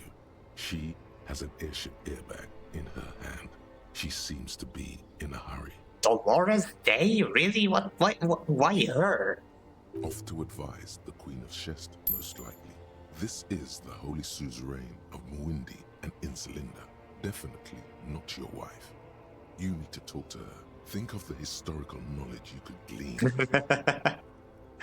Of course, Encyclopedia, because this is such a very real scenario. I don't know, man. What is the Holy Suzerain doing here? Something seems off. Very off. Just let her go. Listen to me for once. Something's off. I'm sorry. I was heading to the aerodrome. I just don't have time to... She stops mid-sentence, glances to her right, then looks at her bag. She means she doesn't have time to tend to your emotions. You don't have time to tend to my emotions? Where are you going? What's in the bag? Can you stay for a moment? We need to talk. We need to have one massive, epic showdown. Nah. I don't have time to tend to my emotions. She sighs and looks over her shoulder. Where are you going? I'm going to Morova. To live there, in Grad. It's 1 million kilometers away, Harry. Might as well be another lifetime. Hey. Hey. Hey? That's all I get? I'm sorry, I shouldn't have bothered you. Yes. Or, I mean, no. But I am in a hurry. What's in the bag? Just my scepter, my globe cruciger, a spare silk gown, a toothbrush, travel documents, the crown of immortality. Aren't you already wearing one? Oh, this. She corrects the wreath on her forehead. This is just a wreath. The crown of immortality is made of rarefied light, mana and raw palladium. It was passed on to me by the rulers of late antiquity. She looks at the suitcase, not knowing what more to say. Then, over her shoulder. Anyway.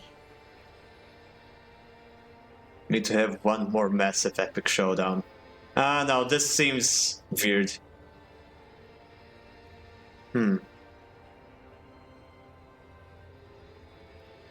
I don't need a showdown with a freaking god.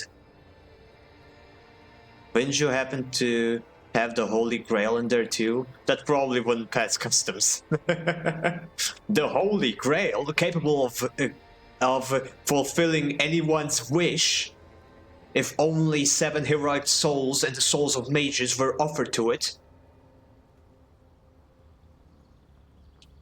Alright, go. Goodbye. Oh, ad break now? We've already been streaming for 2 hours? Okay. I'm really stretching this out, aren't I? Okay, I'll wait for a bit for ads to pass. So don't you guys worry.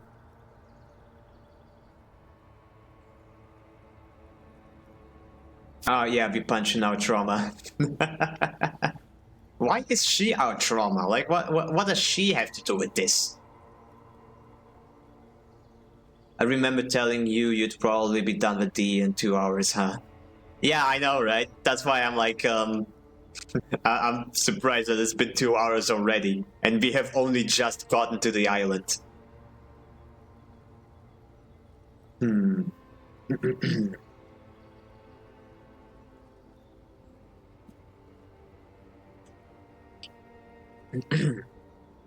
But yeah, remember, she is totally not your wife in your mindscape.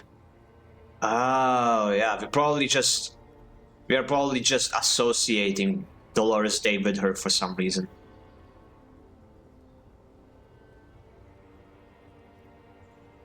Okay, you know what? Volition told me to just let her go, so that is probably what I'm going to do. You guys are done with ads, right? Let me check real quick. Oh, phone is charged, so I can just let it be. So what does this have to do with your trauma? You tell me. Yep, Harrier Dubras has conflated Dolores Day with his ex-wife girlfriend in his subconsciousness. Alrighty then. Sure wish I was married to God. But yeah, Harry, you need to let go, buddy. It's time for Volition to... Yeah. Go. Goodbye. Is what you want to say, but you don't. Oh. Hammers clang in the distance. Children laugh. That's fine already. The light from the video rental casts shadows on the ground. She turns her face, and it's illuminated by it. Red and cyan. His ex-something, whom every last one of his skills is terrified of, so much is considering. Oh dear. I can't help you. I'm totally useless. Everything I've said is lies. I want the exact same bad things you want. To stand here like a pillar of salt, saying... Jeez. And that's a success. Volition's success is realizing it has no power. Oh wow. Can you stay for a moment? We need to talk. No, Harry. No. I don't want a massive, epic showdown. I want to go to the aerodrome. I have tickets for the 10:20 flight to Morova. Really. Not a fan of the fact that the answer no is literally not an option. I mean, that's the thing, like, he wants to say no, but his psyche does not let him. And sometimes that is a real scenario. Sometimes we try to do something, but because of the way we are, we cannot. We don't have anything to talk about anymore. Every combination of words has been played out. The atoms don't form us anymore. Us. Our love. Our unborn daughters. I say that I'd rather have like a dialogue option to say no, and then the game tell me why that doesn't work, rather than the game not give me the option at all. I like it when the game gives me a lot of options and then systematically tells me why this one doesn't work and this one doesn't work, and why, like, from like a prospective 10 options I only really have 2. I'd rather have that than the game just give me 2 options from the get-go. This is effective at conveying how trapped Harry feels. Yeah. Takes notes. Yep. It's all gone. I have to go to the aerodrome. I have to leave Revachol and you. And you have to be alone. In hell. Forever. Good to know if I It's ever... just the way it is. Good to know if I ever write a narrative game. Yeah. Like, you hear a lot of people these days complain about, oh, my choices don't matter, oh, inconsequential dialogue, oh. And that's like, it's bullshit. so many people like consequences are overrated, is what I'm trying to say. A game shouldn't be trying to make every one of your actions have a consequence. It should just make sure you don't feel like there is no consequence. The illusion of consequence is what matters. It's not about what happens as a result of your choice. It's having the choice. It is what matters.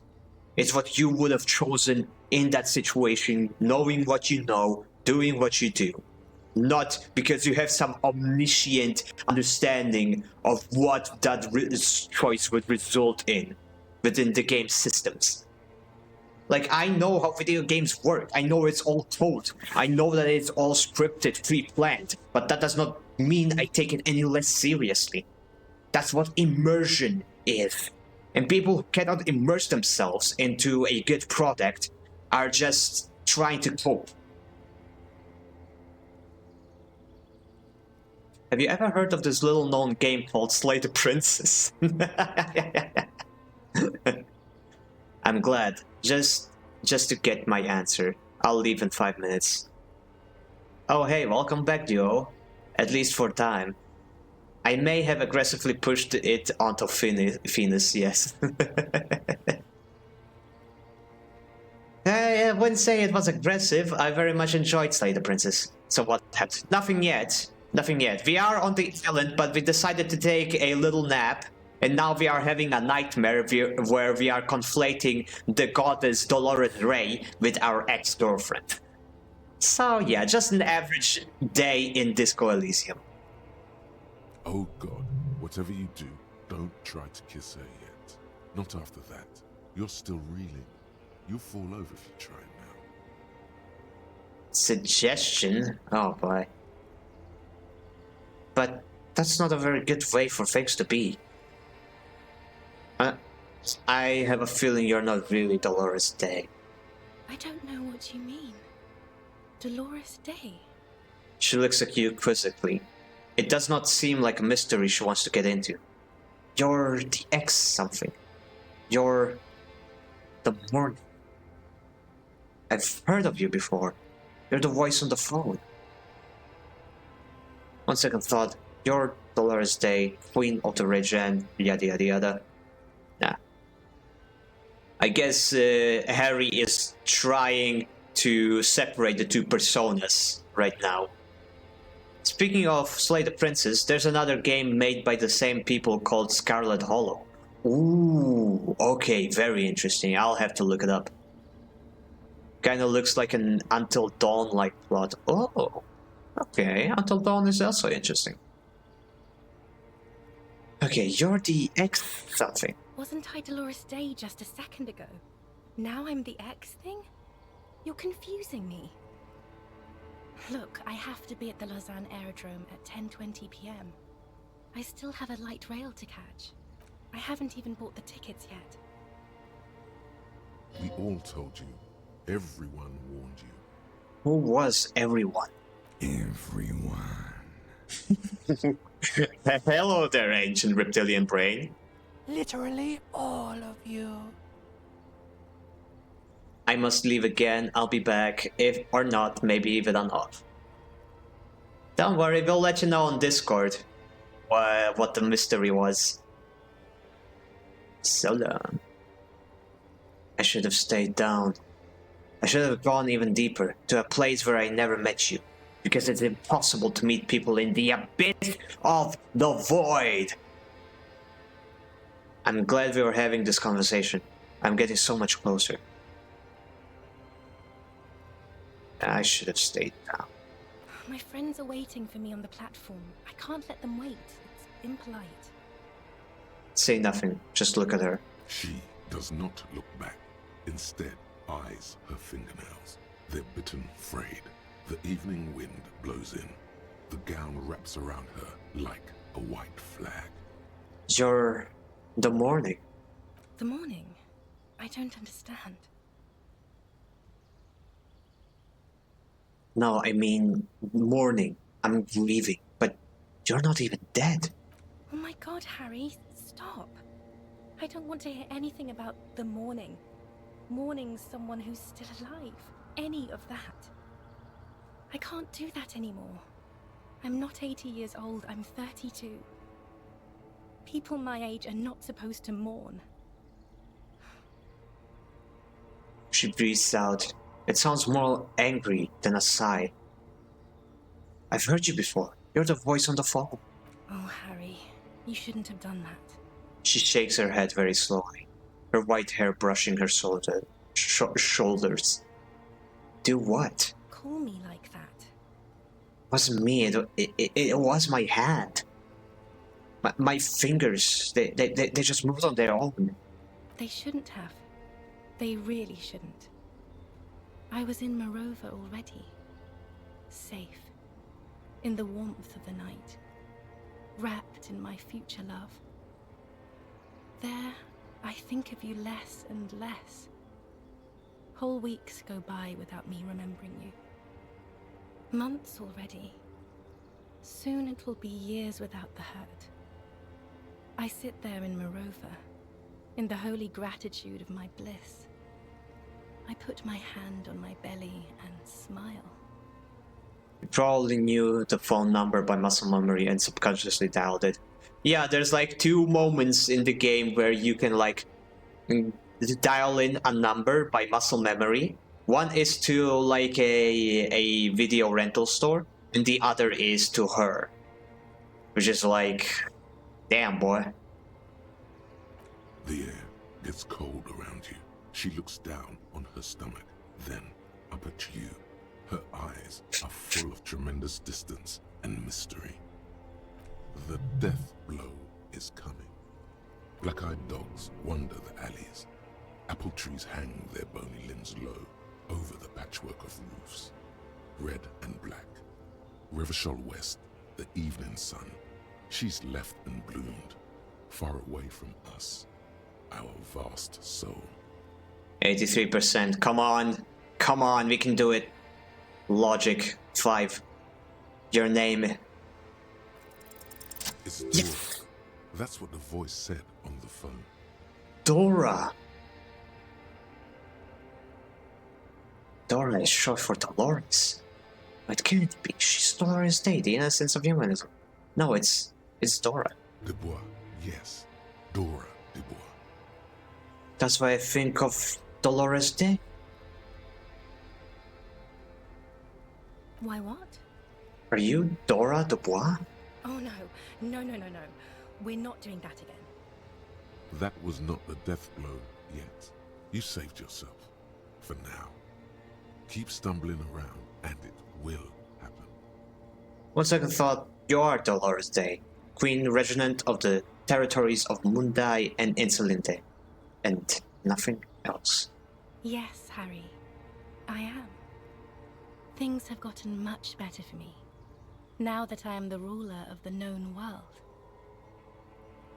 Oh God, it's already so late. I have to go, Harry. A tiny golden watch with red straps around her bony little wrists.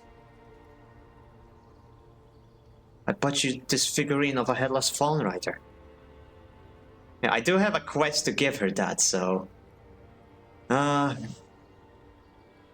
as well. I don't want it. It looks expensive. I don't want it. I thought you liked figurines. I thought the figurines were for getting you back. No. Okay. Please don't give me any gifts. Nope, the quest did not complete. I don't want it. That's not what figurines do, Harry. That the figurines don't do anything? She looks at the headless found rider between your fingers and doesn't know what to say. The figurines don't do anything? Anything at all? But I thought the historic figure she had. She liked war games and figurines?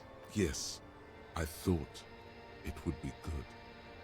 Maybe this revolutionary figure then. Maybe you can take this revolutionary figure. It's got a little musket. No, please. Please don't give me anything. What about dice? I had some custom-made dice. Harry, I don't want things. I want to go to the aerodrome. Okay, yes. It's fine. I won't give you anything. I didn't ask for things. It's too late to give me anything. I would have liked these things a long time ago. The headless Von Rider especially. But now, only boring hell remains. Figurines won't win her back. Got an achievement. The crown of hair is aglow with the red of the neon on the cover. Like this, she tramples her feet for one. It's getting really cold outside.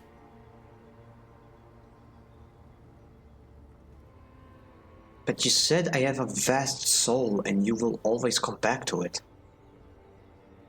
Mass murderer. You're not even human. Don't go. Okay, but that's not a very good way for things to be. It's not. But She looks at her feet. Little golden sandals cover her toes. But what? Tell me there's something good. That's it? that's it, yes. We've talked about it a million times. You will get over it, just like I did. People do. Things will get good for you again. Where in hell? Stop. You're only making it worse for him. You never help with anything. Oh, okay. Volition does not like rhetoric. Good for me where? In fucking hell? I'm not getting over it at all. You're right. I don't even remember who you are anymore. Maybe. I think I've reached the end of the investigation. See? It just takes some time. For you, I think it'll take something like 20 years, maybe. It was hard for me too. I used to think I couldn't live without you. She looks you straight in the eye. Her irises are light blue, fleckled with green. But I can. She keeps her shoulders squared and her back straight. But it's clear you're still making her sad. 20 years? That's such a long time. So you felt that way once, that you cannot live without me. Your innocence Dolores Day, I'm sorry I made you sad. Nah. Doesn't have to be like this, maybe we could try again. Okay then, super okay. I still have other things I need to know. No, we don't need to try again, there's too much baggage. Especially since none of this is real. 20 years? That's such a long time. Yes. It only took me 1 year, maybe 2. Phew. Oh boy. So you did feel that way once. Yes. But that time is gone now. So very gone. Okay then. Still have other things I need to know. What other things? We've been through all the things, Harry. You said I have a vast soul. We both said a lot of things. We were very young. It was her. I can feel it. I can see it in her tender long fingers, in her wrists. Her hand wrote it, said those things. Actually, you didn't say it. You wrote it in a letter. A handwritten letter. I kept it in my paperwork. As Queen Regnant, I write a lot of letters. She brushes a strand of white hair out of her eye. You need to recite it to her, for effect. All of it. Yeah, put a stake through your heart. She'll get hurt too. Collateral damage. No, that's too vindictive. She won't get hurt. She'll bend out of the way.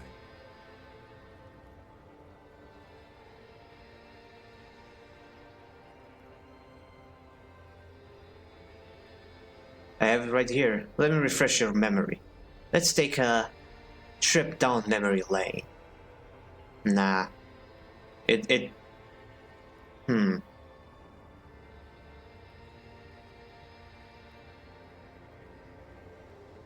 Nah, I don't need to recite it to her. I'll just summarize it. Okay, Harry. Okay, It was morning and you slept. The room smelled of cigarettes and Rowans. There was hoarfrost on the ground when I left. It was autumn, the first one we had together. But you have to understand, it was 1,000,000 years ago. No, it was 100 million years ago.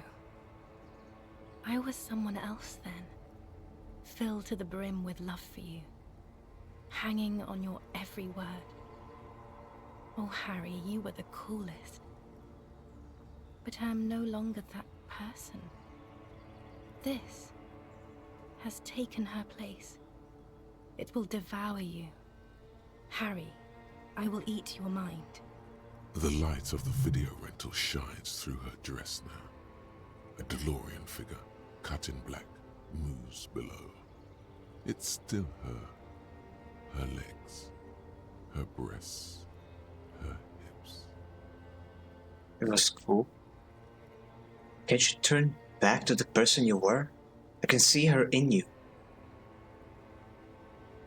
There was a boat collector, a light rail, street cleaner.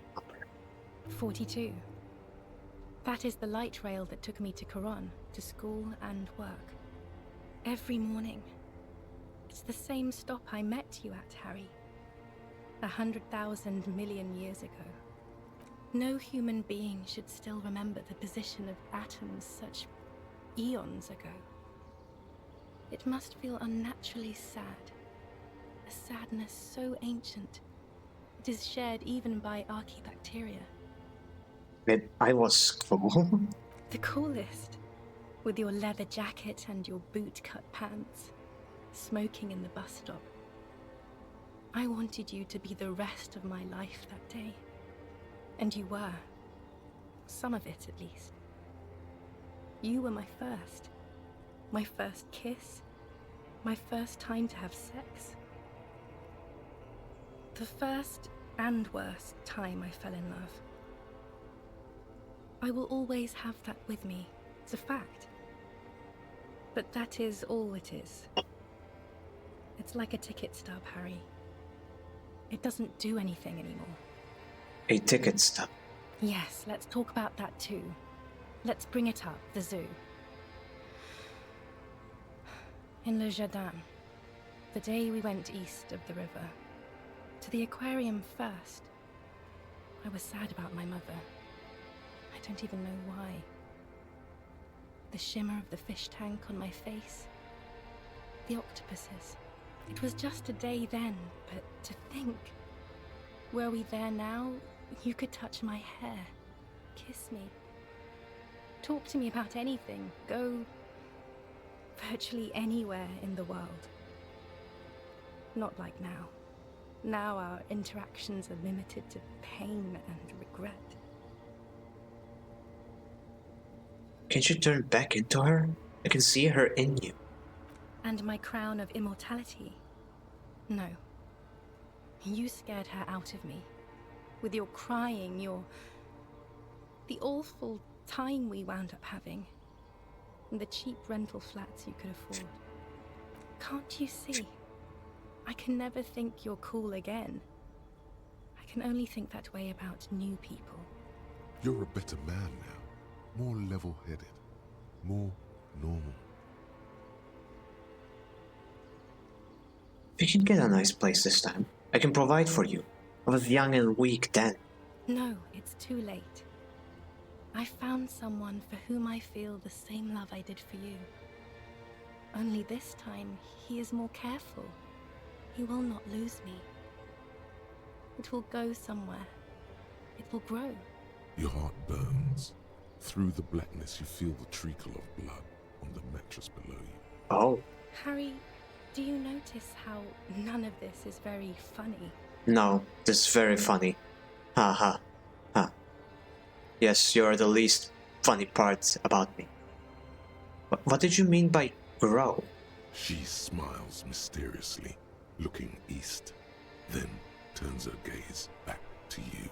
The smile is gone. What now? What happens now? What is the next thing we talk about? Is there really anything left? If not, we can always repeat one of the things we have already talked about. Talk about it again. If you do not feel like doing that, then you should let me go to the aerodrome.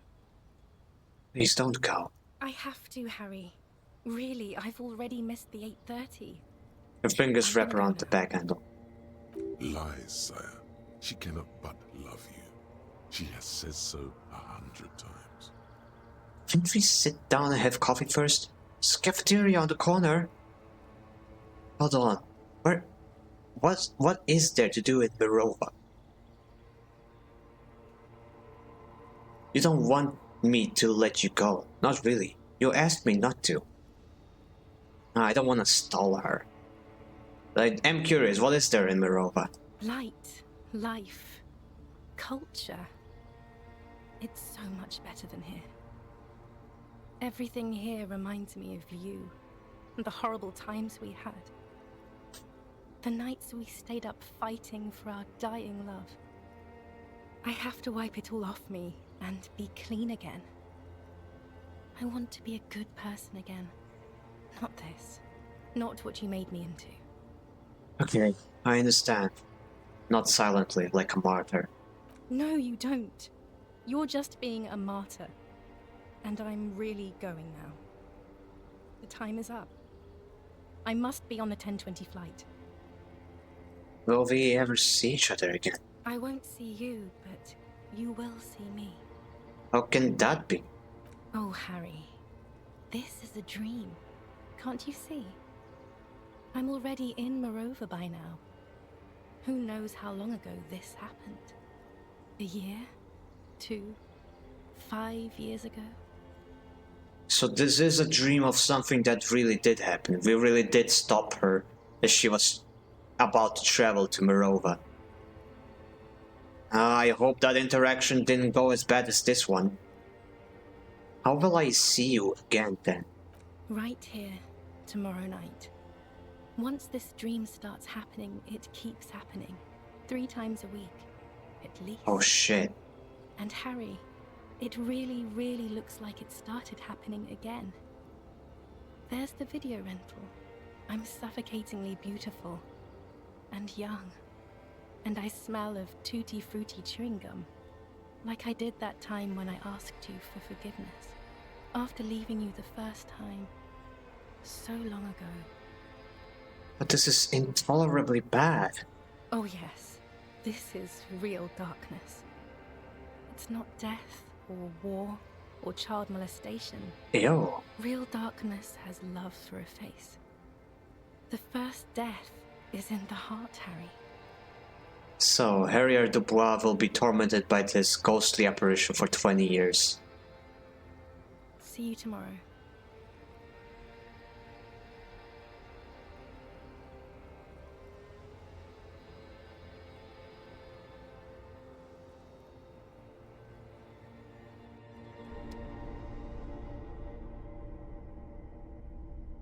Damn.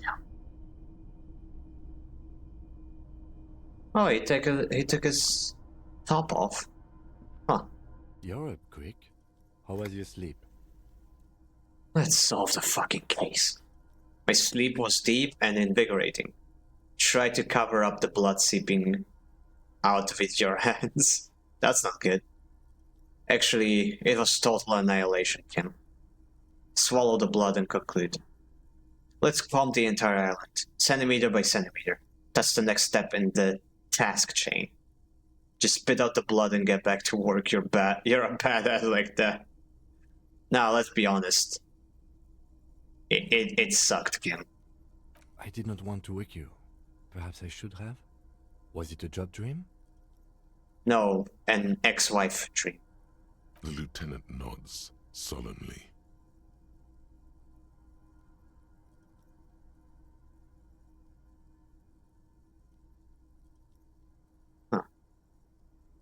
Swallow the blood and conclude. My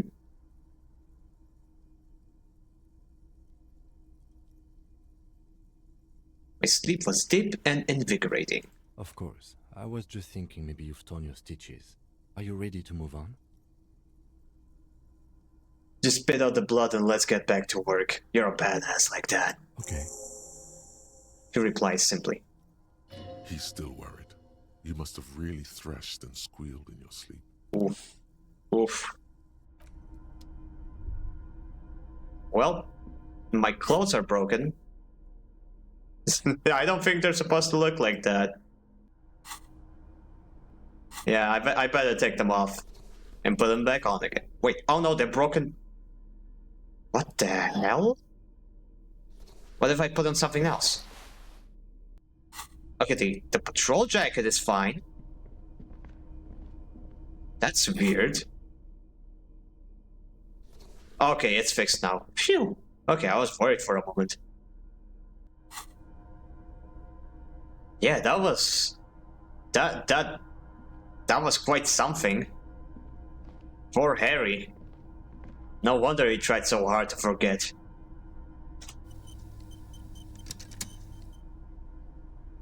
Books and magazines lie scattered on the floor and on a makeshift cupboard. They are not particularly well organized.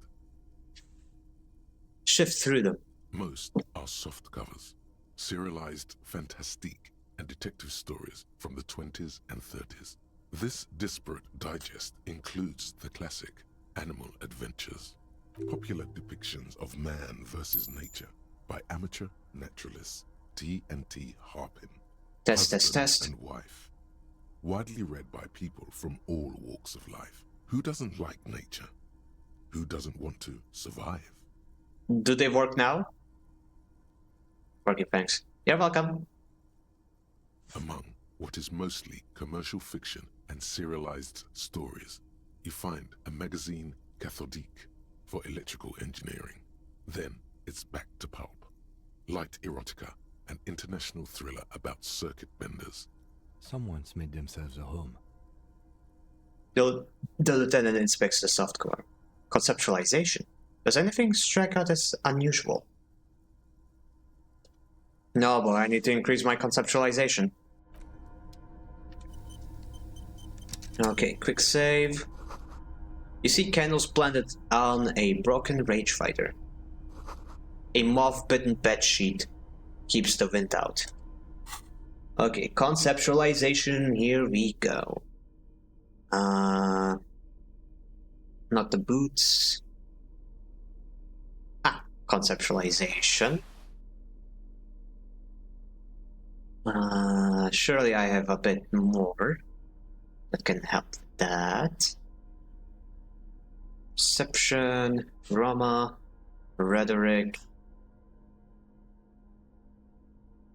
Surely I have more. And an empire, empathy. No way, that's it? I only have one item that increases my conceptualization? Do I have something that removes it? No. Oh, I'm already wearing the other thing that improves my conceptualization. Okay. I have two things. Okay. So, let us see. Soft covers, serialized fantastique, and detective story. Not fudge. This is a digest of someone who's dead bored. Most of it is for entertainment purposes.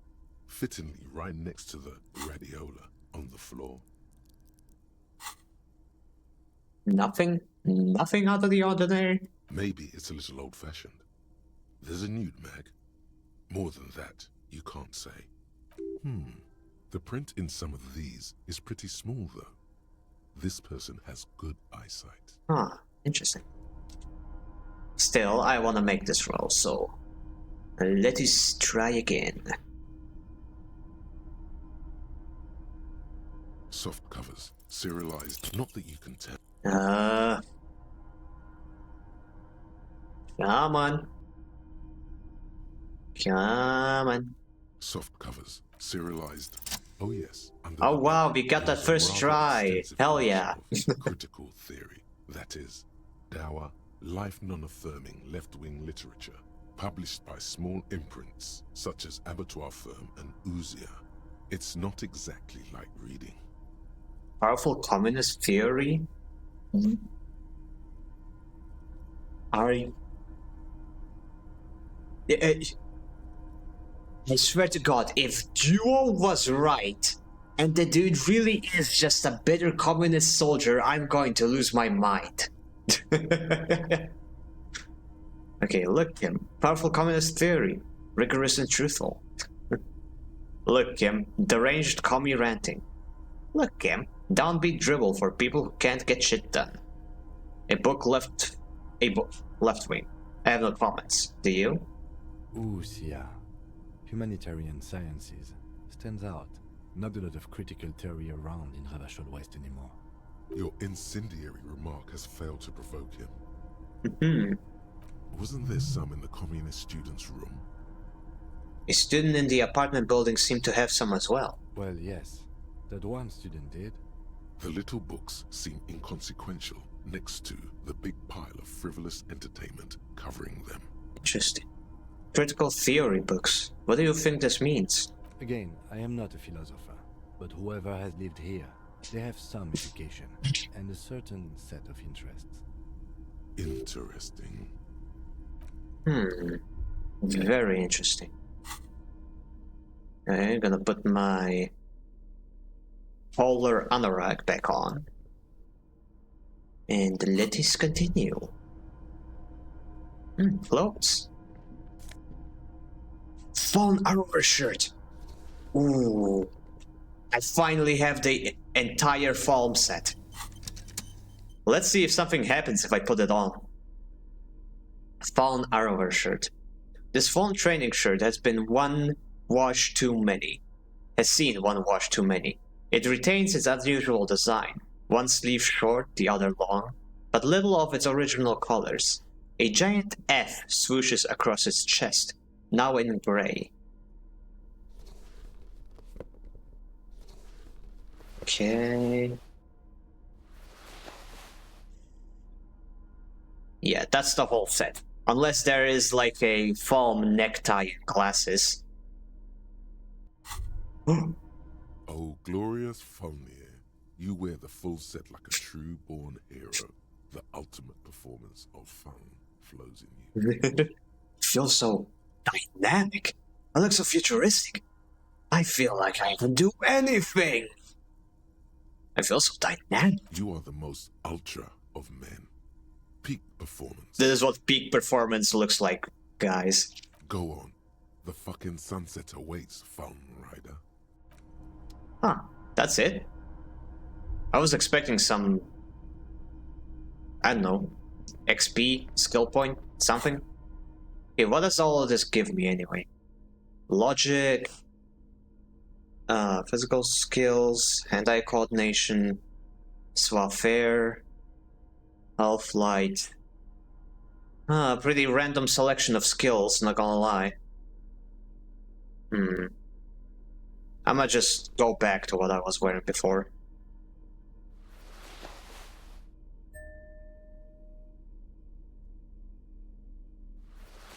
Yeah, that's it.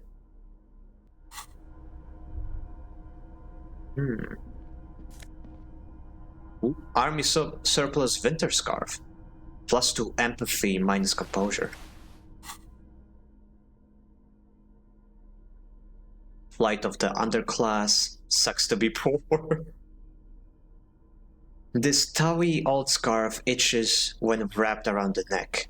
It has humanitarian aid written all over it. Yet you know that thousands all over the Isola are suffering the same fate as you. The fate of uncomfortable army suppler scarves. Oh, I didn't mean to take that off. Okay. Gives me nothing. Back to this. Alrighty. That was the bed. No running, we're no longer in a dream. Life could be dream. Life could be magnesium.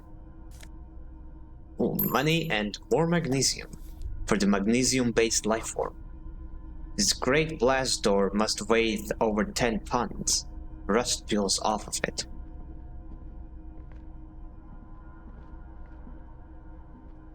You see a small metal door nested inside a larger one.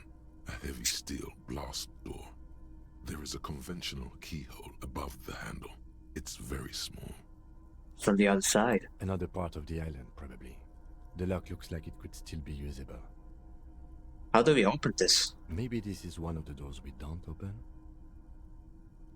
He looks at the door, then at its bigger brother, then at the lock. He's right. It would be better to open its big brother. A powerful engine hangs under the ceiling. It must control the blast door. You're right. We open the big one.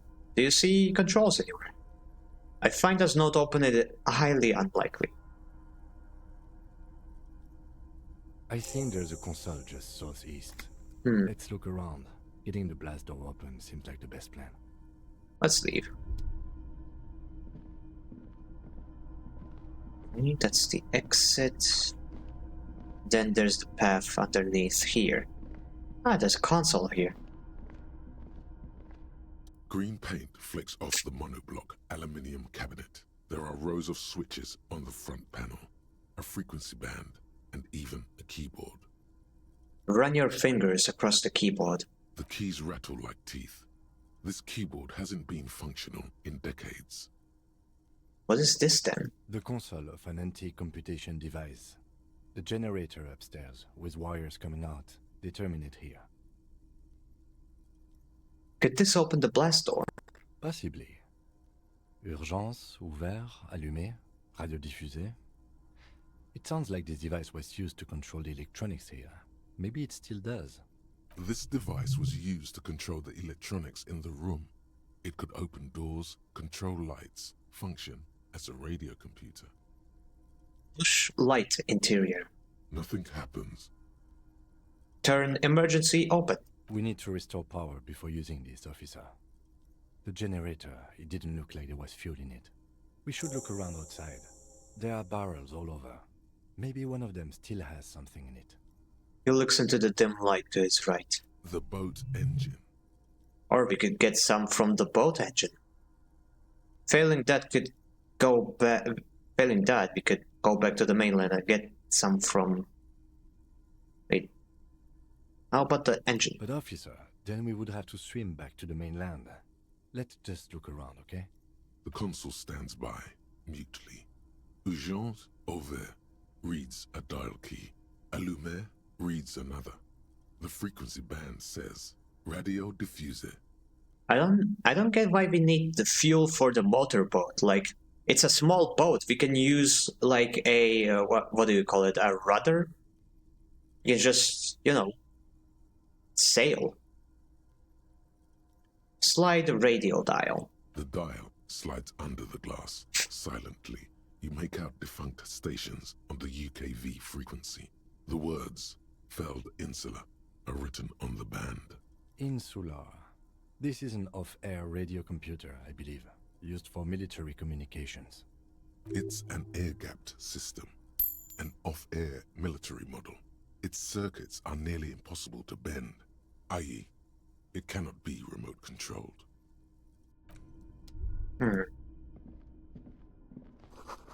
The hatch is jammed shut.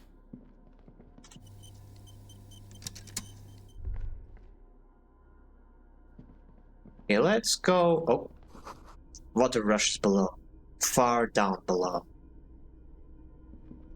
Okay, let's go out here first. And then we'll... Oh, I see. That's the door upstairs. I see. Yeah, I'm just being a silly Billy again. Let's get out of here.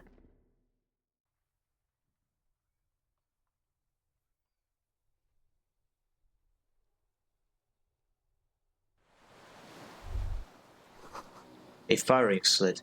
You can't see inside.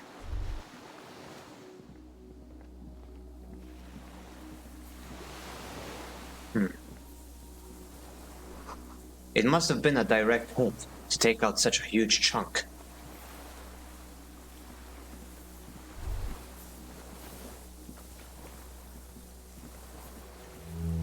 Distant sound of cargo ships. Signal horns echo through the water.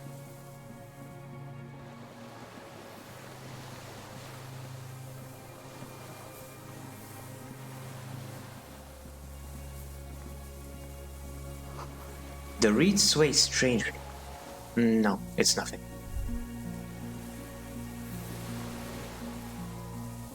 Interesting music. Wow.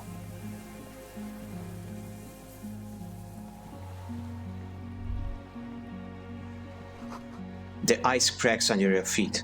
Be careful not to fall through.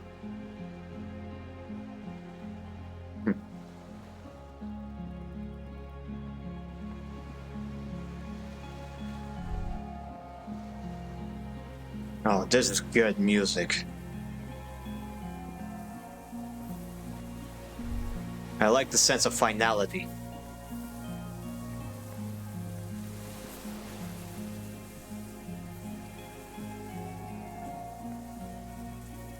Oh, wait, what? There was something. A strange feeling looking at the water. Maybe you should just wander off into the sea. Leave it all and walk in. Oh, yep, that's where I had the dream. But it's cold. Yes, cold and still. But love is warm, like the inside of her mouth. No. Yes. No. We're not starting with that. Not now. Not this time. This thought is over. Why? Perhaps there's someone there, under the water, waiting for you, where it has always been, in front of the video rental, on the corner, at the crossing, smelling of tutti frutti and betrayal. Maybe you know it's going to hurt. Raise your sight. In the still mirror of the bay, you see Martinez reflected. Tall edifices of ruins reach into the water, like shimmering towers. And the shacks too.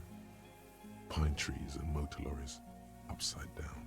Islets and posts, like stepping stones, lead into the water in front of you. Go. Step in. It's been too long. Shake your head. Huh.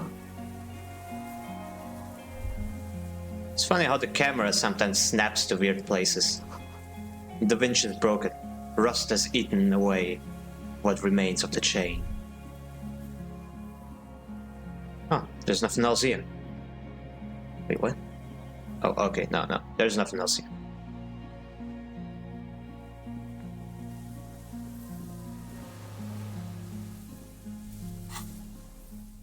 Where is my... Here it is, flashlight. I'm gonna use this instead. Because it is getting a little dark on this island for some reason. Oh, I can go up here. Nice. Wait. The pain in your pelvis makes you wince. Then you continue. I've been running too much, huh? The inside of the fortress. You can make out the console and the blast door. There are some thought cabinets ideas where you can really internalize Area Dubois' societal ideation. It gets pretty grim. You haven't gone that way though.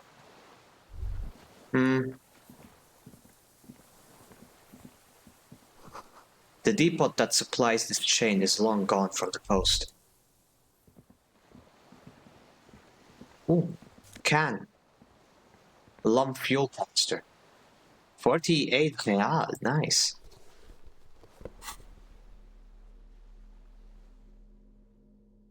There is still some fuel in this battered canister, a liter or two. The metal looks decades old. The logo of the automotive manufacturer Loom has faded on the inside, on the side. A weathered artillery map showing coordinates in Bay of Rapshon. An old medicine cabinet. Stocked with Droamine. Newly stocked. Interesting. I'll take it. I can use the medicine. Thank you for the lurk, Duo. You're always free to cozy on up in here. And thank you for the shrimping. I do need to straighten my back more often. There's a rain-soaked mattress on a concrete slab, only half covered by the crumbling roof. At the head of it, double embrasures, firing slits like two eyes in the wall. B triple prime. This looks like a good place to shoot from. Oh, this is it, huh? Inspect the mattress. A single-person mattress, modern, civilian use. Brand name, Marjorie. There's a fuel stain on the cover, along with cigarette burns. And an empty can of beans on the ground next to it, filled to the brim with cigarette butts. Pick one of the cans. The silhouette of a tobacco picker adorns the paper filter. The brand, Tio Moteri. Tio Moteri. Like the ones we found at Land's End, remember? I may have been wrong when I said it wasn't important. This means the same person could have visited both locations. I didn't see any signs of smoking inside, though. If people live there, they keep it tidy. This here may also be a smoking spot.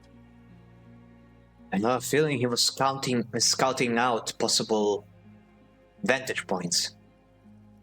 Inspect the wall. There's a firing slit in the wall in front of you, like a little window.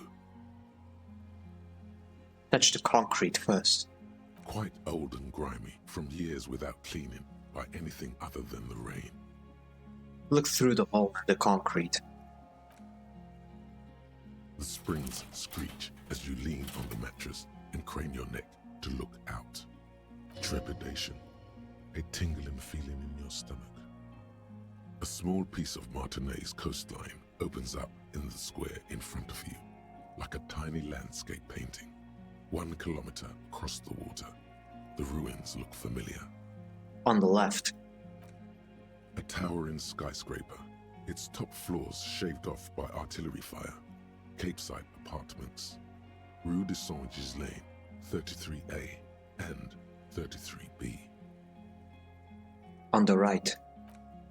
The red chimney and collapsed back of the 4-story tenement in front of the Whirling in Rags.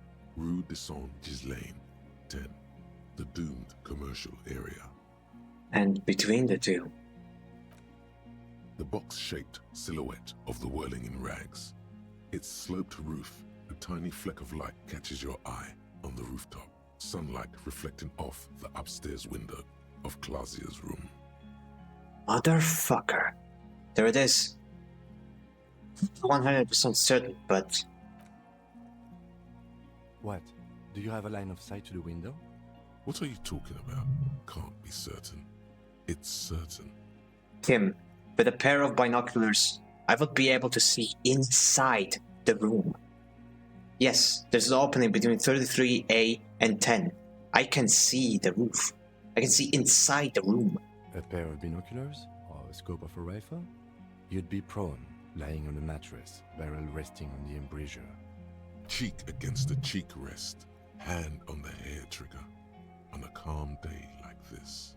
Kim, I could make it. I could make the shot. Good. I think we have it, Detective. The origin of the shot. This is the sniper's nest. Now skill point, hell yeah. 4 skill points, neat. Affirmative. Finally. Better late than never. Why didn't we come here before?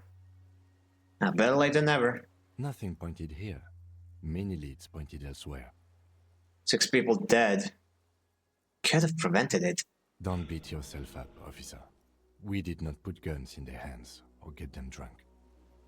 He looks north, over the fortification, then adds. The lieutenant pauses. Regret comes over him. We will make up for it. Here. I feel it. Could the shooter still be here? Where? He looks behind his back. Martinez. On this island. No, in Martinez. I have always assumed it's someone local. He nods. We should move now. Turn away. Okay, quick save. There's a rain-soaked mattress. B triple prime. Yep. The medicine cabinet being restocked is also very interesting. It implies that the person had medical problems. And who else would have medical problems other than, you know, a war veteran?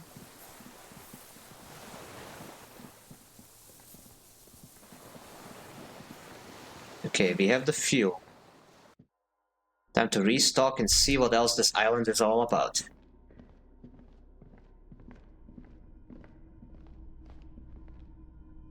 Oh wait, not this. Gotta get up to the generator. Le generatore.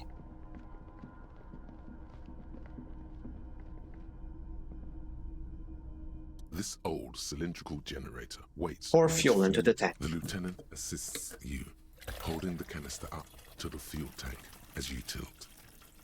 Dark brown, viscous fluid pours out, and the room fills with a chemical smell. There's a red starter switch on the side of the cylinder and a start rope on the other side. The lieutenant flicks the switch. I just flick the switch. Flick, flick. The recoil start wakes the old generator up. The machine sputters like an old warhorse before settling down to a rattle. That should do it. Alrighty, back down we go.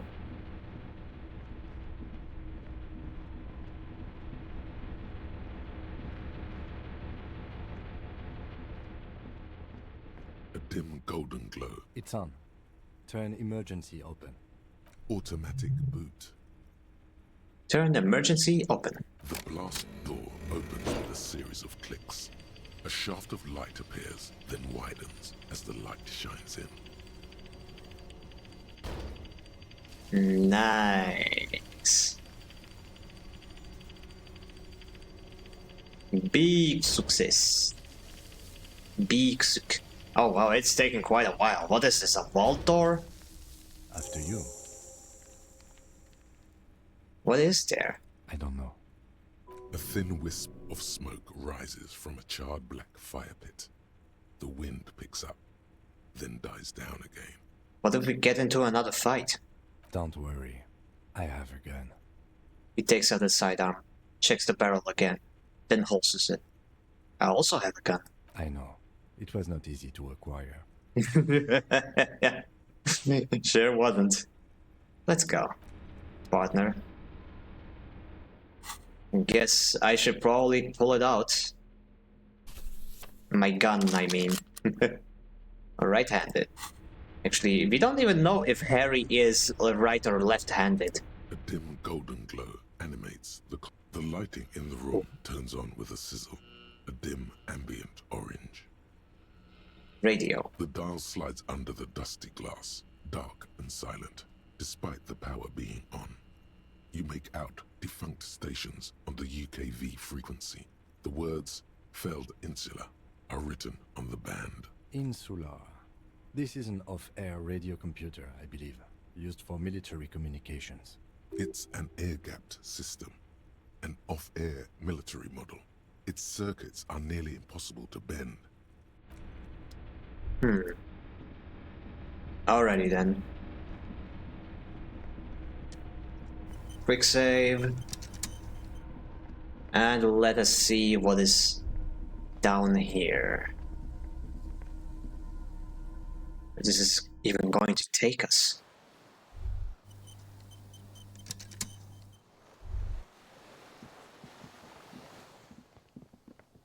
Huh, what is that?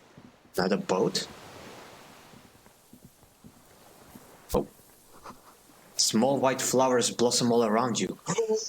Oh, white flowers, you say? Oh, I think we're onto something. Let's make a proper save. Yeah, let us see. A rubber dinghy is deflated, broken. Okay, no, it's not a boat. Oh, ad break.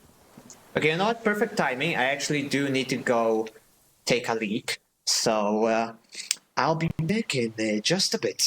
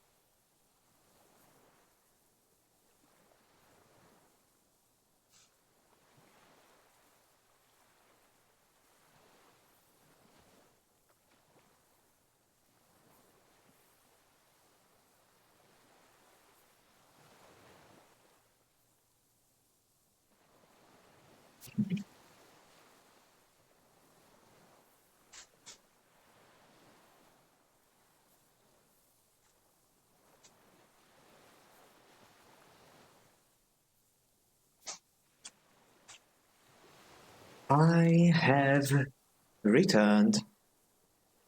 Welcome. Welcome, welcome, welcome. Welcome to me. Anyway, let's get back to it. Alright, let's continue. So I inspected the wheel. Oh shit, there is someone here. With a fireplace. An old man wearing tracksuit trousers leans on the frame stock of his rifle. He gathers a big ball of spit in his mouth. The deserter. Then spits it out into the extinguished fire before him. He raises his black eyes, hooded by creased eyelids, to meet yours. Unclouded by cataracts, his eyesight is sharp. He's practically tearing up from spite. Hatred got the best of him a long time ago. This man hates everything. Are you the fire guy? The what now? I can't hear you. Did you recently tell 2 kids to put out the fire? Twins. I may have. All sorts of little rats have come sniffing around, trying to give up the position. The position sounds like a hiding place. Fire guy. Regressive bourgeoisie henchman. Can't even talk like a grown-up. You've retained your eyesight. My eyesight? Yes. Helps me see all the shit. Did you close the blast door? I did. And you opened it. How? I filled the generator, then used the console. I should have burned that console down. He shakes his head. How did you know I was coming? Reactionary rock and roll music. Playing on the water. Called it. Told you we shouldn't play sad FM. But you didn't say that, actually. I did. We have entered a world where he said you shouldn't. It is the only world. It was not rock and roll, it was sad FM. Sad FM, huh? I always hated that station. Phlegmatic, counter-revolutionary dirges. Sadness is a mental illness. A weapon of the bourgeoisie. The fascists were right about rock and roll. It is degenerate. Hip gyrating, mental illness music. You're kidding me. Okay, we need more info, but what? Here he is, the last communist. You're kidding me. It really is a bitter communist sniper. How the hell did Duo predict this? There was nothing hinting towards this. What the hell? Nice gun you got there. It's not nice. It's a piece of shit. But it gets the job done. Bell McRae? It's a 3-Angong 446. Southeast Samaran made. Exotic. Must be defunct too. No modern rifle manufacturer of that name springs to mind. A Samaran rifle. How did you get hold of one? It was sent to us by our brothers in the Sinyao commune. Military aid. He pets the rifle. It has stayed true to him. He can still make it sing. The Haisin Yao commune? You heard me. It's good now. Like chalk, wiped from the ball. His gaze turns inwards. Your weapon has stayed true to you. Mine has stayed true to me too. Yes, I bet you've killed a lot of people with it. You fascist fuck. What will you call that? Have you come to make me one of them? He grips on the rifle, tightens. His right eye twitches. With what? Fear? Rage? We have come to ask you questions, nothing more. The lieutenant puts his hand on his holster. If you do not comply, we will take you in. Do you understand? Another spitball lands on the ashes. That's all the answer he gives. Sir, I need you to put the gun down so we can talk further. We're with the police. I'm with the police. You can keep the gun, but keep it down. Not one move. No. The lieutenant aims his pistol square at the man's head and says, Put it down now, sir. Or you're gonna blow my brains out before you question me. To hell with it. It's a walking stick anyway. It's out of bullets. The old man lays the rifle down, carelessly, then looks at it, lying there. Like an amputated limb in the sand. He stares on, his wrinkled mouth moving without a sound.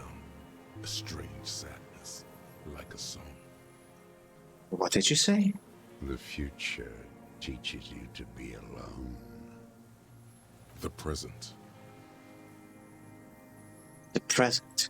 The present to be afraid and cold. The old man pulls back the hood of his plastic cape and looks up into the sky. It's blue-gray, the same color as the sea. That means he spent his last bullet on the Merc leader. Yep, I figured. What a shot it was. If he just missed once, this all would have been avoided. Oh man. Those words, future teaches you. Real music. Real brilliant cult. That's La Revacholière, not your rock and roll misanthropy. Chanson de soldat of the black and whites. You need to address that remark. I'm not a misanthrope. I'm a half-dead police officer who's just doing his job. What is La Revacholière? It is the anthem of the world revolution. One of 3. In Grad, they sang Brave Children, favorites of history. And in Sinyao, it was some Samaran shit, I guess. La Revacholière. I've heard that name. Somewhere else, in a dream. Everyone has. They named a fucking perfume after it. No, that's not it. I've talked to her. Talk to her? He raises his buttery brow and looks down from the sky, straight into your bloodshot eyes. Yes, I get these cold spells. Yes, in the church. I get these cold spells. It's the drugs you're all on. Druggies, whiners, and whores. He closes his eyes in disgust. All around you, the air slowly circulates the islet, carrying little swallows and black-beaked seagulls in its slow drift. They all, every one of them, every bird, mammal, and crustacean. What? Keep their distance. Huh.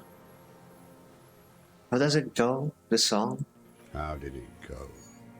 He looks at his gun in the ground and shakes his head slowly. Something about shooting rabbits. I don't know. I can't remember. It doesn't matter. It's gone now. He waves erratically with his hand, annoyed that he can't remember. A little tremor passes through him. It was dear to him. He resents forgetting it. Pick up the gun. His gaze follows your motions. The rifle feels surprisingly light in your hand. Frame stopped and patched in places with tape and wire. Inspect it closer. The rifle's in a shabby state, like a crutch that's seen too much travel. Hieroglyphs are embossed into the forearm, made of walnut. On the butt, you see Vespertine writing, burned into the wood. Triangong, 4.46mm, made in Sinyao. It's as he said. It's a triangle made in Hsiniao. No one said it has to be a Belma grave. We were just guessing. From ballistics, it could easily have been a triangle, too. It doesn't matter if it was made in Shanti Shanti. All it has to do is use jacketed ammunition. And it does. You're right. 4.46mm. The right type and the right calibre. The lieutenant nods, glancing at the gun. He's liking this. He stole the gun. The old man keeps following your motion with his gaze. His right arm twitches suddenly. Some kind of involuntary response? Something is slightly off with his motorics. This looked very much like the murder weapon. It can be used against him to get a confession. In time. Alright then. Who are you? My name is Josef Lilianovich Dross, Political Commissar of the 114th Anti-Aircraft Division of the 4th Army of the Commune of Revachol.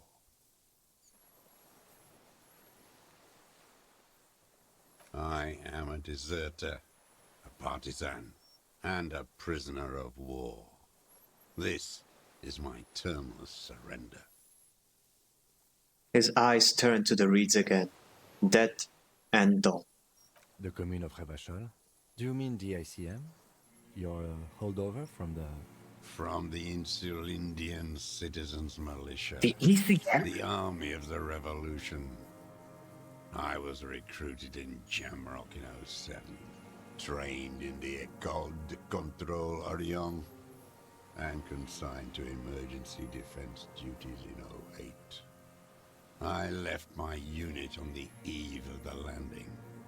When I returned here on May 14th, the Commune had fallen.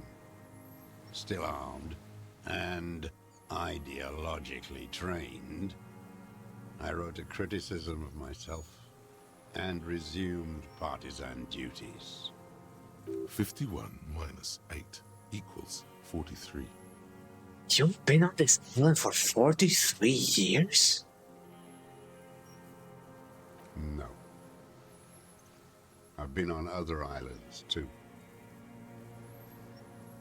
He looks into the fire. A wisp of smoke rises from somewhere between the charred logs. I was an resurrection until they turned it into a spa in 18. Then I was an E-48, a nameless sound, until the sea washed over it. Then I came back here. That was 22 years ago. You've been hiding here for 43 years?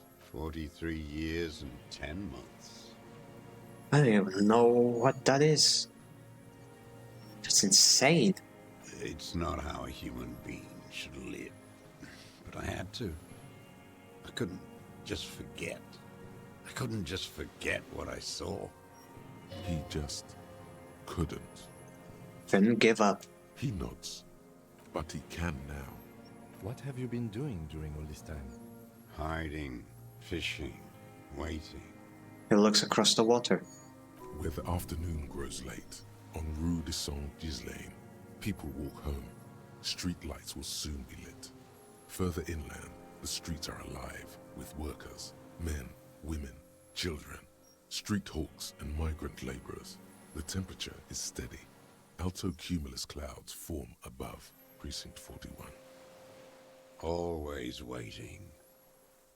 The old man turns his eyes from the shore and back to you. For what? For her to return. Huh. Her who? Girl child. Revolution. I come from there. I can assure you that is not what the people are planning. Less communist soldier keeps fighting 34 years after Coalition Commune War. Jeebies.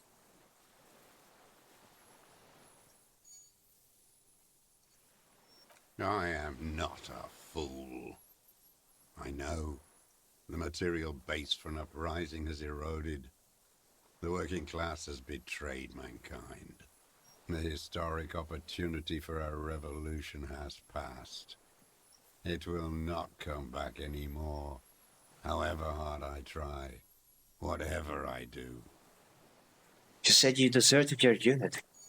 I was just 16 years old, 15 when I volunteered. I had a lapse of faith. And of courage, too. Lapse of faith? You could say I misunderstood the historic role of the proletariat and thought Mazovian socioeconomics were fallible. For a second, I doubted the irreducible laws of historic materialism. You've probably heard about that one Japanese soldier who kept fighting 29 years after World War III. Well, hold up, World War III?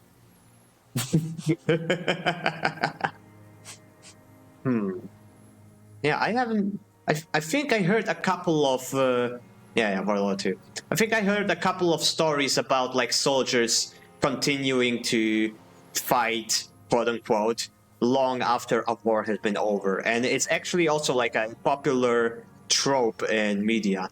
I remember in Red Dead Redemption 2, there you can, like, come across some dude who still thinks that the...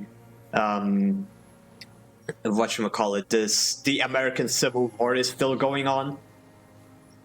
Yeah. A second is all it took. For what? For reaction to take hold. It wasn't reaction, you were just afraid. Now, what's reaction? Petty bourgeois terror. It's in all men. You were just afraid. It's the same thing. You haven't seen it. Not really. Not naked. It's impossible not to be afraid. It remains unclear what it is. He makes leaps he doesn't expect you to follow. And this was when? The lieutenant instinctively looks to his notebook, but does not take it out. He is still not convinced of his safety. You should not be either. I have a gun. May the 13th, 08, 44 years ago. The horizon was black with coalition airships. Their petroleum rose to the sky, and it looked like it formed the clouds. Storm clouds. When they started shelling, it was dark magic. Dark magic? The combined might of international capital. All at once, all the greed and terror in the world tore into Revachol.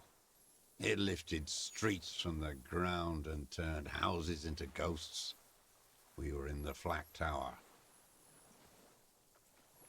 He gestures toward it. Huddled on the floor. The artillery was 80 kilometers away in Ozon. But I knew the commune would fall. We would all be turned into ash. So I said I was going to the map room. He looks east. A terrible shame, still within him. The lobes of his ears are red with it. The shame and smallness of what he became. You didn't go to the map room? No. I climbed the chain link across the water and hid inland, in the bunkers there, like the weakest of the weak. A mouse, frightened at the ordnance all night, and the sound of the rotors in the morning, whirring. He looks at the sky. Airships. I climbed out into hell. The landing was complete. The chain was submerged. I had to swim back. The fortress was half submerged too. Shattered. They'd all drowned in the lower levels, or got torn to shreds above. The anti-aircraft gun had malfunctioned. So had I. I left them without ideological direction. It was real. I'd seen it. I'd seen it in reality. Seen what? The mask of humanity fall from capital. It has to take it off to kill everyone, everything you love. All the hope and tenderness in the world. It has to take it off just for 1 second to do the deed. And then you see it, as it strangles and beats your friends to death. The sweetest, most courageous people in the world. You see the fear and power in its eyes. Then you know.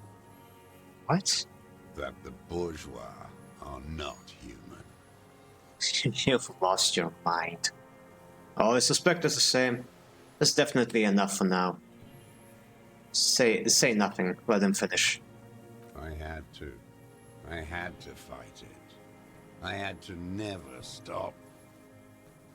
The old man falls silent. His black eyes keep piercing your skin as he looks to some great distance behind you, shaking his head slowly, retreating from it. What is this place? This island? It's not an island, Dwat. It's a defensive fortification of the commune of Revachol. And I am its last surviving defender. Yes, and that is sitting on an island, you dolt. What was it used for? The congenitally deformed King Philip II built it to restrict access to the Bay of Revachol. We captured it in '02, retrofitted the fort with an AA gun to defend against an airborne landing. Against the whole world. You mean the landing? Retaking of Revachol? Coalition military called it Operation Deathblow. I later found out on the radio they called it Deathblow. You're one of them. Tell me, who speaks like that? We had 50 million people on Caillou alone. First, I'm not one of them. Polish military, someone who's come to end this madness. Murderers, I know what you mean. Tell me someone else. First off, I'm not one of them. Sure you are. You're RCM. Answer me. Who calls an operation against 50 million people Deathblow? Polish military. Iblis. He shakes his head and says Iblis. The black-eyed angel. He nods. How have you survived all this time? How does anyone survive? I steal. What do you steal? Supplies, vegetables. I collect rainwater. It's the life of a dog, not a human being. He coughs once more, then puts his hand on his belly. How is your health, Mr. Dross? I've been throwing up blood since winter. Red, like beetroot. Been passing it in stool, too. He does seem frail. Gaunt for his age. More like 75 than 65. Trouble putting on weight could mean cancer. This guy is 65? Holy shit, he looks like 200. The RCM can provide medical services. You need to be looked over. I need to die. You don't have medical facilities. You have guns. That's all they give you. Toy guns. We have Doramine and other opioid-based painkillers. You must be in pain. This is a serious situation. You need to be looked over so we can do it. There's nothing to look over. The triage is in, and it's black. Administer morphine. Moribund. How have you coped mentally? I haven't. I have holes in my brain. Years missing. Others filled with pain only. A decade of... His eyes roll back into his skull. I don't even know what. Inferno? Not appreciatively. I also live in hell. I also have holes in my brain. You notice the lieutenant is about to say something. I would imagine it gets tremendously difficult, mentally, to live in isolation. Traitors. It's better alone. I watch the people of this city turn the lights back on more and more each year. Ruins glimmering in the dark like a fucking merry-go-round. It's disgusting. He looks down at his shoes, his face parched from the sun and the wind. There's a bit of pain in there somewhere. Are they not heartbroken? How could they have moved on? The world moved on, but he can. Guy hated everyone and everything for carrying on after the revolution. You know, like, even though these are extremely different circumstances, I feel like there are a lot of parallels between this guy and Harry. Harry has a lot of dialogue options where he just hates everything and everyone and the entire world and wants to basically destroy himself, waits for the end of everything, extremely self-destructive behavior. And this guy is embodying all of that. Like, the circumstances are so different, and yet it's still like a mirror of how Harry could have ended up. How have you concealed yourself all these years? It was hard in the Thames. I didn't have partisan training. They were searching for stragglers, those bloodhounds. Floodlights on the water at night. There were posters, campaigns. We communards still hoped, and they needed to snuff that hope out. The East capitulated. Martinez and Coal City were turned to dust. But Jamrock, Forburg, even Coron, and Boogie Street, of course. Those fucking kips had Marsoff coursing through their veins. And others too. Some cordons of Revachol was still fighting. There were cells. I tried to contact them. Soon they all went silent. The frequencies dead. How did you get between here and the mainland? At night, I used a dinghy. I only went after dark. Ah. When I got to the city, I stayed underground. Patrols, you lot, the commons too. They'd started snitching. In the city, you move underground? From bunker to bunker. Not anymore. No one cares now. I don't even have to hide. They think I'm another antisocial vagrant. I could walk straight into that town if I wanted. I just... He falls silent, his gaze fixed on the shack huddled together across the water. Why don't you just walk in there? I don't want to. They're all traitors. Pigs, rabbits, and dogs. Men without ideals are only animals. They do have ideals, and some of them were born into this world, whether you like it or not. Can't blame them for existing. He does not want to see life moving on. People forgetting, drinking, laughing. Yeah, if he's better, how dare the world not be as bitter as him? The weapons cache under St. Ghislaine 22B, in the basement. Have you been there? So you finally found it. There must have been a small squadron's worth of arms in there. Elmer Graves, right? They were damaged beyond use. I know. So you've been there? Sleeping. Some nights. Ammo scrounging on others. Those McGraves were shit, even before they corroded. Some had bullets in the chamber, however. Interesting. It's interesting to see that there have been hints of this guy all over the map, basically. Oh my gosh, I bet he was also in the bunker under the in the building where we found Ruby. Oh man, interesting. Oh, thanks for the clip. You feel the dots connecting. Little dots on the map he's walked across. There's a small bunker under the Feld building.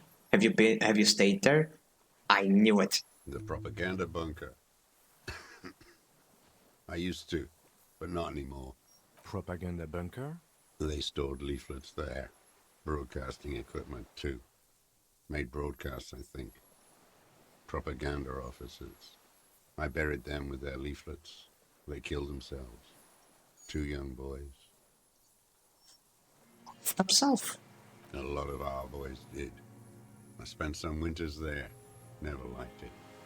Kept thinking of them. No need to go underground anymore. It's better in the ruins, on the ground. One more question. Do you smoke Tiomotiri cigarettes? I do. Ever smoked them on the mainland? Point to Land's End. They're good. Plenty of tar. I like that boy on the pack, too. Reminds me of the last century. So he really was counting out various sniping positions. Tell me another thing. The old man looks across the water, at the city, the ruins, the motorways rising above it. You said this is your termless surrender. You're with the RCM, the coalition-appointed mob that enforces bourgeois morals in Revachol. We're not coalition appointed. We just try to help people. That's right, we're with the good guys. Nope, nobody who's a good guy ever says they're a good guy. Get it through your head, Harry. We enforce the law. We keep these animals from killing each other. I know what it looks like, but I have secret plans to turn the RCM into a Mazovian revolutionary unit. We're with the RCM. Let's leave it at that. No, we're not coalition appointed. We just try to help people. You're the RCM. You represent the Moralist International, the enemies of humanity who took this city. I represent their adversary, le Parti Communiste dans ce monde. Yes. We oppose the blues because we are red, and the blues oppose the reds because they are blue. Take me to them as a prisoner of war. I have relinquished my weapon. I can no longer serve. No superiors can relieve me of my duty. You bulldoze them all to a mass grave for trying to free humanity. His hand shakes and he breaks into a coughing. Okay, test. Okay, that's weird. No idea why it keeps breaking sometimes. But yeah, it should be working now. Yeah, sometimes it happens. Feel free to let me know immediately once if it starts glitching out. You know, I read out pretty much everything, so if there's like stuff I'm not reading out, you can just assume that the subtitles have worked. But yeah, as I was saying, dude is basically saying that the Reds have to fight the Blues because they are red and they are blue, and the Blues have to fight the Reds because they are blue and they are red. That's basically his logic right now. Fucking bullshit. A spray of blood from his mouth on the black charcoal in the fire pit. Rene, the royalist on the coast, said, The communists cite the Revacholian instrument of surrender. Liberal reactionaries signed that instrument. Traitors who should have been burned alive. I answer to the Communist Party. Are you gonna be waiting a long time for an answer? Is that part of why you've been here all this time? Because the party didn't surrender? He just wipes the blood from his chin. It's insane. You're insane. Radio shows, speed racing, sporting goods. None of it is real. Is he implying that none of these things would be real if communism had won? Like there would be no entertainment at all? How does that kind of world appeal to anybody? Weirdo. So you're saying you're a communist soldier from the communist army? Those communists? No, I am not a soldier. I am an ideological officer. I belong to the party, not the army. But you said you were trained and assigned to the defense corps. Trained. in historical materialism, then assigned as a political commissar by the party. These things used to mean something. Wait, what does a political commissar do? The old man does not answer. He tilts his silver head and looks at the reeds. You see a small tremor pass through his legs. His job was to assure the army answers to civilian control and follows the ideology of the commune. The lieutenant says softly. Scientific communism. A commissaire politique is a night philosopher of the revolution, a future human. Night philosopher? Huh. Awakened from shutdown by the promise of ideology. That means you're a trained communist, right? He nods slowly. Then another tremor. I'm not really into politics myself. You're inert lumpen with a gun. No, I just know what's good for me. Detective, we have not come here to discuss ideology. He turns to the old man. We have come to ask questions regarding a murder investigation. The old man spits into the fire pit. He does not say anything more. A jitter passes his lower body. I want to keep asking questions. Maybe he'll die of old age. The expression on his face is unreadable. There's some sort of interference there. Neurological? I have another serious question for you. There's nothing serious in this world. What have you been using? Oh. What have you been using this gun for? I've used it for killing people. Killing people? It's a gun. That's what they're for. You want a moralist euphemism? Defending your family and your property. I haven't done that. I've used it to kill people. Interesting. During or after the war? There is no after the war. Class war is never over. So he's continued killing after hostilities ended. Okay. Okay. Venus knows what's good for him. He shakes his head and smiles, his teeth rotten black. This is it. You can feel it, like battery acid on the tip of your tongue. Something you haven't felt in a while. But what? This is what you live for. This is the shit. What? The great serotonin jackpot. Electrochemistry, shut the hell up. The solution.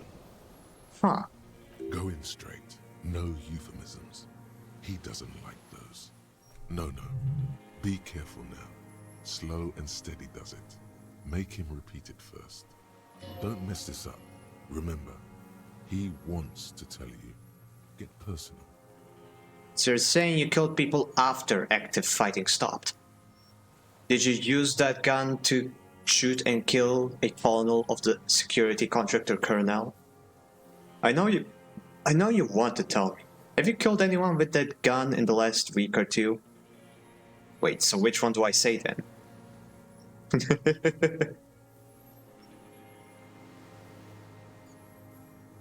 Nothing comes to you. Silence. His black eyes look at you. Oh, come on! And in them, a chill, like electricity running up your spine, crawling into your skull. Oh, okay, so I haven't lost my chance yet, have I? Okay. What? All is not as it seems. What? Oh no. Shivers, no, don't tell me we got the wrong guy. No way. Detective. The lieutenant turns to you with a well-disguised impatience. Okay, now I have again the option. But what does Shivers tell me? Calling up to his friend. All is not as it seems. So you're saying you killed people after active fighting stopped.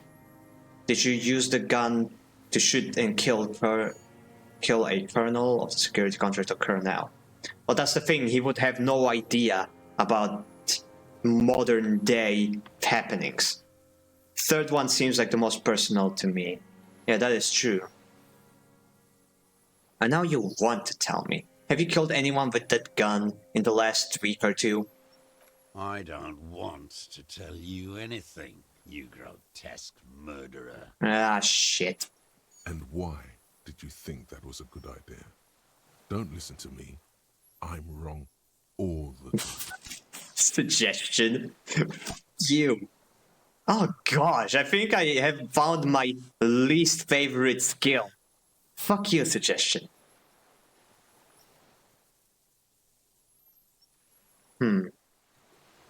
So you're saying you killed people after active fighting stopped? What did I just say? He keeps shaking his head erratically suddenly. He brushes something out of his eye. What did I just tell you? Don't drop the ball now. Did you use that gun to kill a colonel of security contractor Colonel? The who now? He leans in and cups his ear. He heard you. He just wants to hear you say it again. This is dramatic flair on his part. Right choice. We're in. Do it, sire. The corpse in ceramic armor, hanging behind a whirling in rags. Did you shoot him? The fascist death squad who took a bullet in the mouth on the night of March 4th. His name was Alice Courtenier. Was part of a security detail here in Martinez. A beautiful, strong man sent here by the honorable private military company Colonel. You know who I mean. But now he does want to hear me say it, so that we can hear him say it.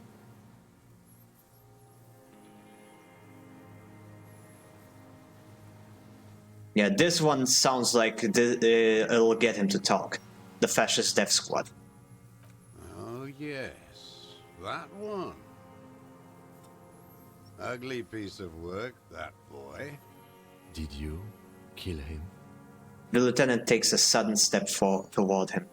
I am a son of a welder and an officer of the commune of Revachol. I do not collaborate with murderers and pederasts of the liberal regime. A drop of blood in the saliva. Exhaust him with proof. Pile it all on him. Get a confession. The gun. The murder weapon is the perfect opener. The scent of blood in the air. But what else? There was something you can't remember. Something about the tracks. Suddenly, all those tracks are so confusing. Go with something else first.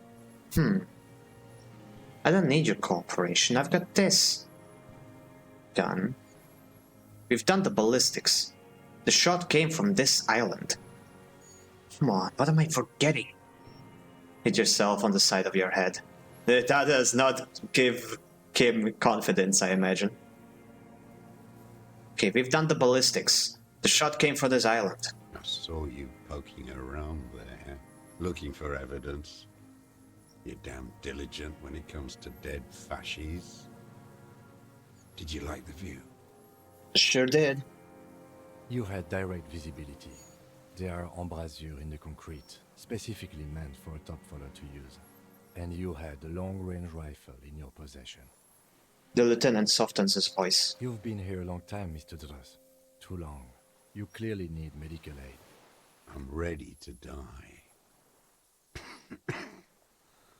I've done my part. He's practically admitting to it. Dead fascists for fascists. Done his part. Just one thing remains unclear. The rifle does not seem to have a scope. One thing. Where's the scope? How did you make the shot without a scope? Forget about your stupid fucking scope. I don't know where it is. Find it yourself. It's your problem now. He lost it. He just doesn't know where it is. Forget it. Push it. Unless he made it without a scope, which would be like, holy shit, a 1 in a million shot. Like 1%. You said fascists. You're admitting to killing him. You're sad for your fascia brother, aren't you? One twig got broken. Now the others are sad. He waves his hand. There's a twitch. Then one more in his right eye. I don't need your cooperation. We've got this. Not a lot of guns around that use military-grade ammunition, are there? It's a real gun. Not like your little musketeer pistol. I've seen you prance around with that, jumping hoops for the liberals. You look like imbeciles. Why don't you ask them to give you real weapons? Going against automatic rifles with these toy guns. Of course you got those boys killed. Oh, now you're going into shitty territory, man. Damn, he saw you. He's watched it happen. He would have a good view of the tribunal from here. It's not just empty boasting. So he saw you. Okay. So what? Don't let it divert you. Saved a lot of them. Their leader, Titus. We handled the situation. Now, Volition is right. Don't let it deter me. Stop changing the subject. We have the murder weapon. You know what? You're right. I'm convinced this made the shot. Should we call it? The lieutenant looks at the weapon demonstratively. Dramatically asked, "You think we have the murder weapon?" 4.46 jacketed ammunition, modified for range. We have it. This is it. I'm calling it. We have the murder weapon. Good.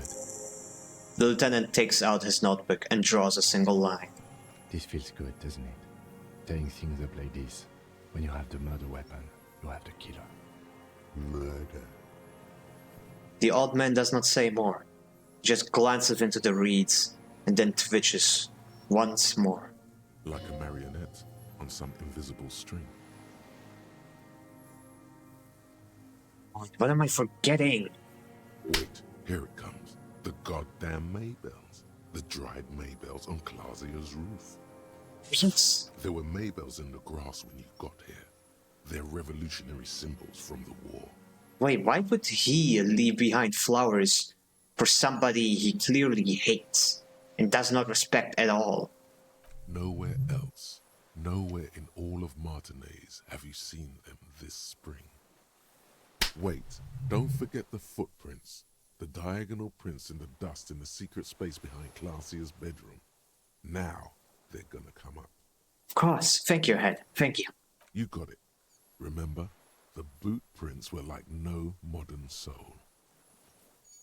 I wonder what brand of boots you're wearing. Everything is brands with you individualists. Who cares what brand my shoes are? Sansa. Some shit. Show me the soles, please, Mr. Doras. Fucking imbecile. The old man stretches out his leg. A black and white spiral pattern covers the sole of the worn-out old running shoes on his feet. The maker is Sensorique. The model is Cordobe, and the size is 43. Jackpot! These are not the unusual horizontal pattern soles you saw in the dust on the floor of the hidden room. Okay, they are the same size. About the same size. Yeah, they are the size. The size fits, but not the sole. The lieutenant comes to the same conclusion. Drama, easy, 9. Wait, maybe it's simpler than that. Sire, he doesn't have to be wearing them right now.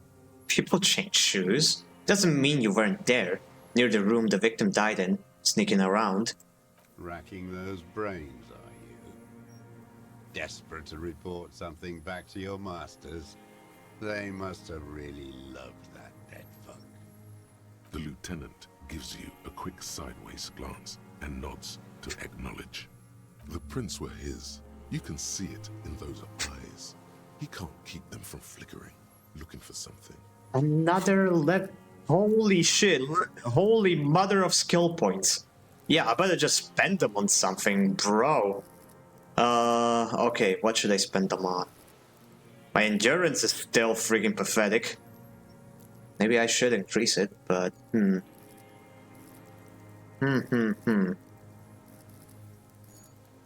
What should I spend it on? Empathy might be a good thingy to put it in. Half-light is very low. But I'm not sure how useful it's going to be towards the end. You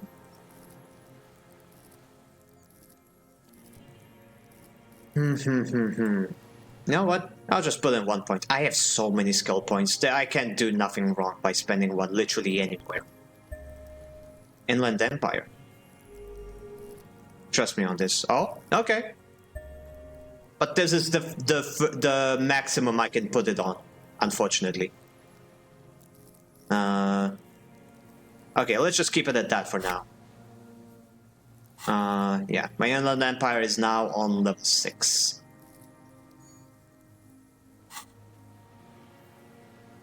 The prints were his. The old man stares at his own prints in the ash around the fire. Silent suddenly, some strange process within him. A gush of wind. Seagulls in the distance. You've almost got him. Just the last little push. There were mayballs behind the victim's window. Damn Maybells. The whole island is turning white with them. He looks at the blossoming field behind you. He seems tender suddenly. Nostalgic even. A strange mood swing. So many this year too? The spring is coming. No, it's already here. Wash the filth away. I haven't seen these flowers anywhere else on Martinez. Only here. They blossom on the islets before. We fertilized them with our blood. Resurrection was snow white in May, before they ruined it. South, the Bay of Martinez is dotted with little freckles of islets, turning green, with white flowers in white snow. The coast, too, before they piled their containers on top of it, filled with broken, useless trash for fat-fingered bourgeois children to play with. You must get around a lot to stay undetected all these years. Do you know any secret paths? Pinball workshops? I may. Curious tremor passes his face. A young woman called Classy. Ring any bells? These dried flowers were behind her window. Classy. You know her, right? She had intimate relationships with the victim, the mercenary. With the victim? He turns his sight from the withering field of flowers and falls silent. Then the muscles in his jaw twitch, a spasm. There is a small tremble. Looks like a smile. A crooked smile. Yet isn't quite voluntary. He's about to burst. You know who he was. A coalition-trained murderer. Armored and armed. He wasn't human. The blunt end of a hammer. Dripping with blood. He was a soldier too. He was a man. He was a bad man. I'm not saying he didn't deserve it. He was a killer. But he was still under the protection of the law. He doesn't care about the law. And I don't think agreeing with him is going to break him. We need to break him. And he is a soldier. His sense of duty is something that has been keeping him going for a long time. So we should play into that. He was a soldier too. He was a man. Beating us to the ground. Moaning with joy. You hounds get so thorough when a company-trained killer dies. I haven't seen you on this coast for 40 years. You know, maybe I should have killed one sooner. Got your attention. Now you stop beating druggies and prostitutes in your basement. Now you come to investigate. Not when they die by the hundreds. He breathes through flared nostrils. This is it. Shot him. Shot him. Say shot him, not killed him. So you shot him. Oh, the inhumanity. One paramilitary less in Revachol.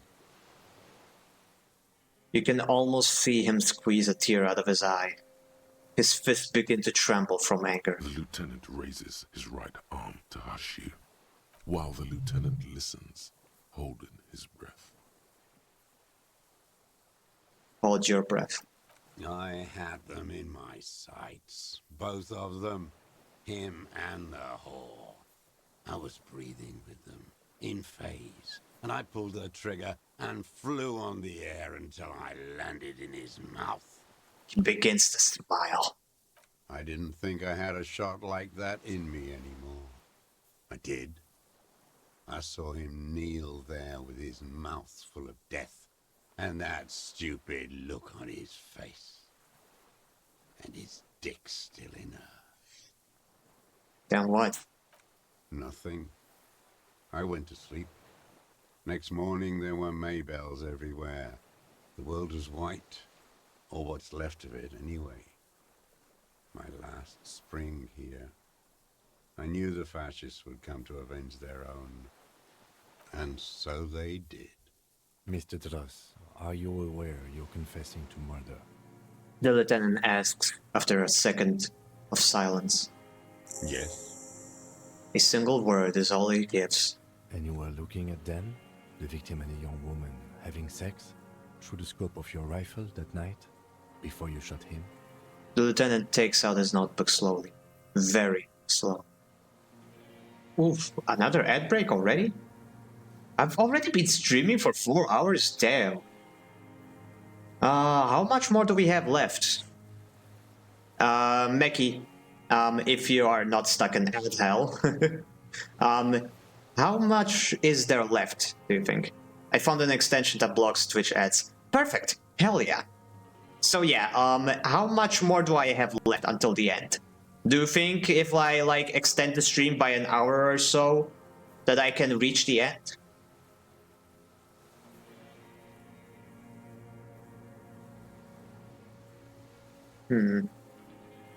Let me also check if my other arrangements for today are still up. Because I can extend the stream for a little bit, no problem. It just depends on whether I should try and finish the game today, or if I should just leave it for tomorrow. I was kind of hoping to finish it today. It's about 2 or so more hours. What? 2 more hours after this? Not much, just got to finish the convo with the deserter, return to the mainland, then have one last convo with the Precinct 41 officers. Huh. But that doesn't sound like 2 more hours. Then again, you've dragged out the island for a lot longer than I thought. But there was a lot to explore. So that's why. Okay, one sec.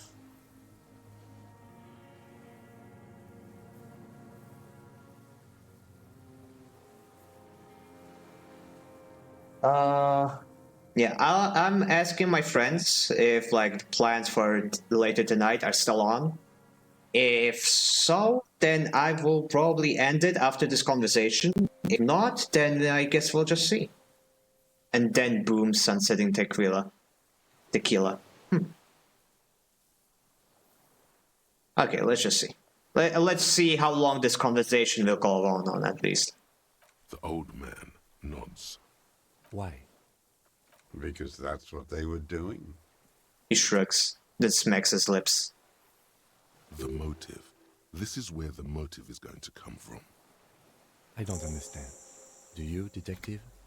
I don't understand this part. Why were you looking at them that night? I'm always looking. He cocks his head to the side, then turns his eyes to the city. Another tremor passes his right side, lower in intensity. Are you always looking through the scope of a rifle? I'm just trying to understand. A rifle scope has the best magnification. And if you don't like it? Click. You pull the trigger? Yes. Think of it as a form of critique. He will not stop now. These dialectical materialist types never do. Exploit it. You got him going. Connect every little piece now.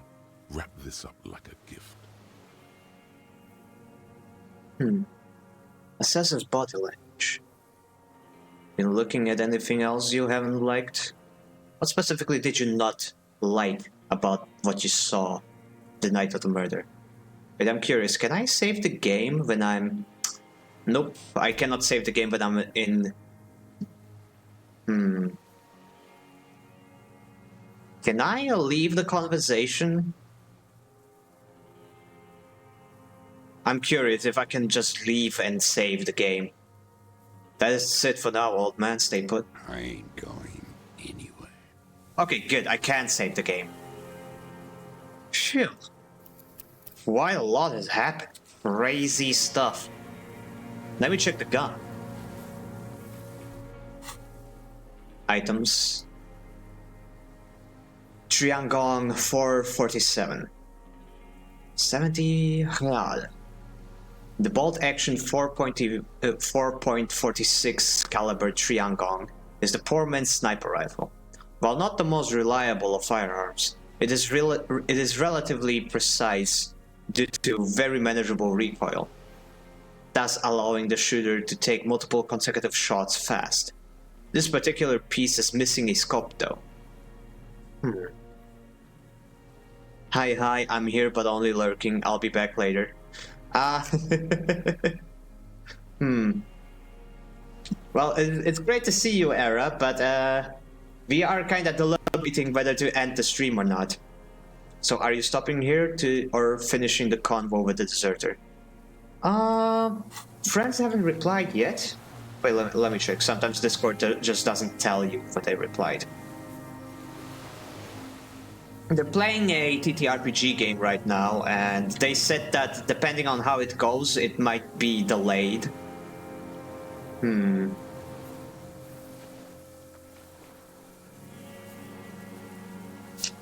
Okay, it seems like technically I still have 3 more hours.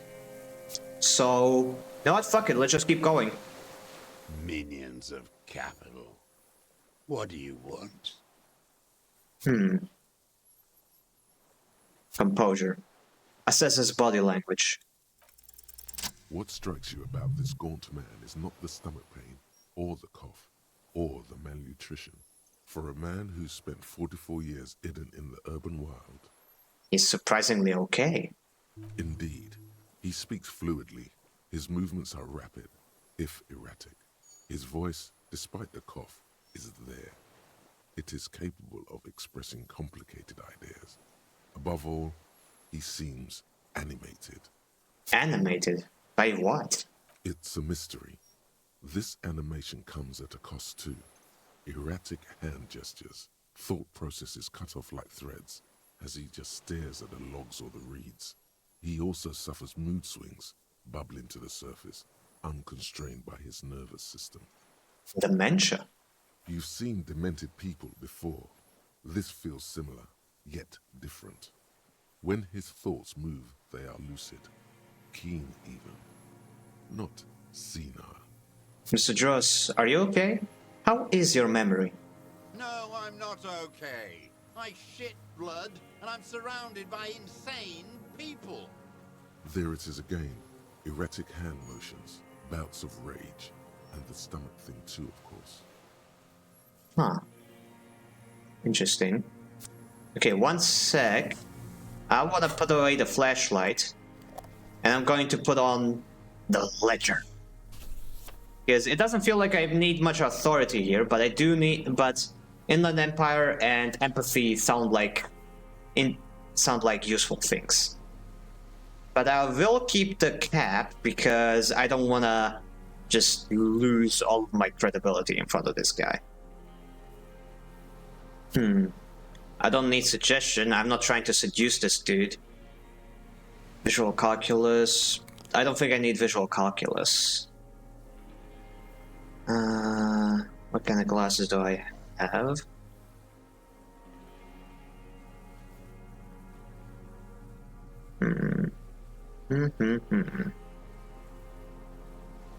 Minus perception. I don't need minus perception. Actually, you know what? I'll stick to these. Drama doesn't really help very often, but visual calculus does seem important for me as being a detective right now. And I will stick to the perception boots. Now, what else can we do? I'm on the brink of another level up, holy. Oh my gosh, I'm glad I woke up when I did. I can't believe you're already here. I know, right? Okay, you know what? I'll put one level into Half-Light. It is very, very low. Okay. And let's just get back right back into the combo. Minions of capital. What do you want? What specifically did you not like about what you saw on the night of the murder? Been looking at anything else you haven't liked? A tragic comedy. Druggies, prostitutes, and rentiers. A strange little engine seems to fire up in him again. It straightens his back. The familiar pat of hatred. More specifically? Specifically, the whole city is a charnel house. Stripped clean and draped in neon. But Martinez is the worst. How come?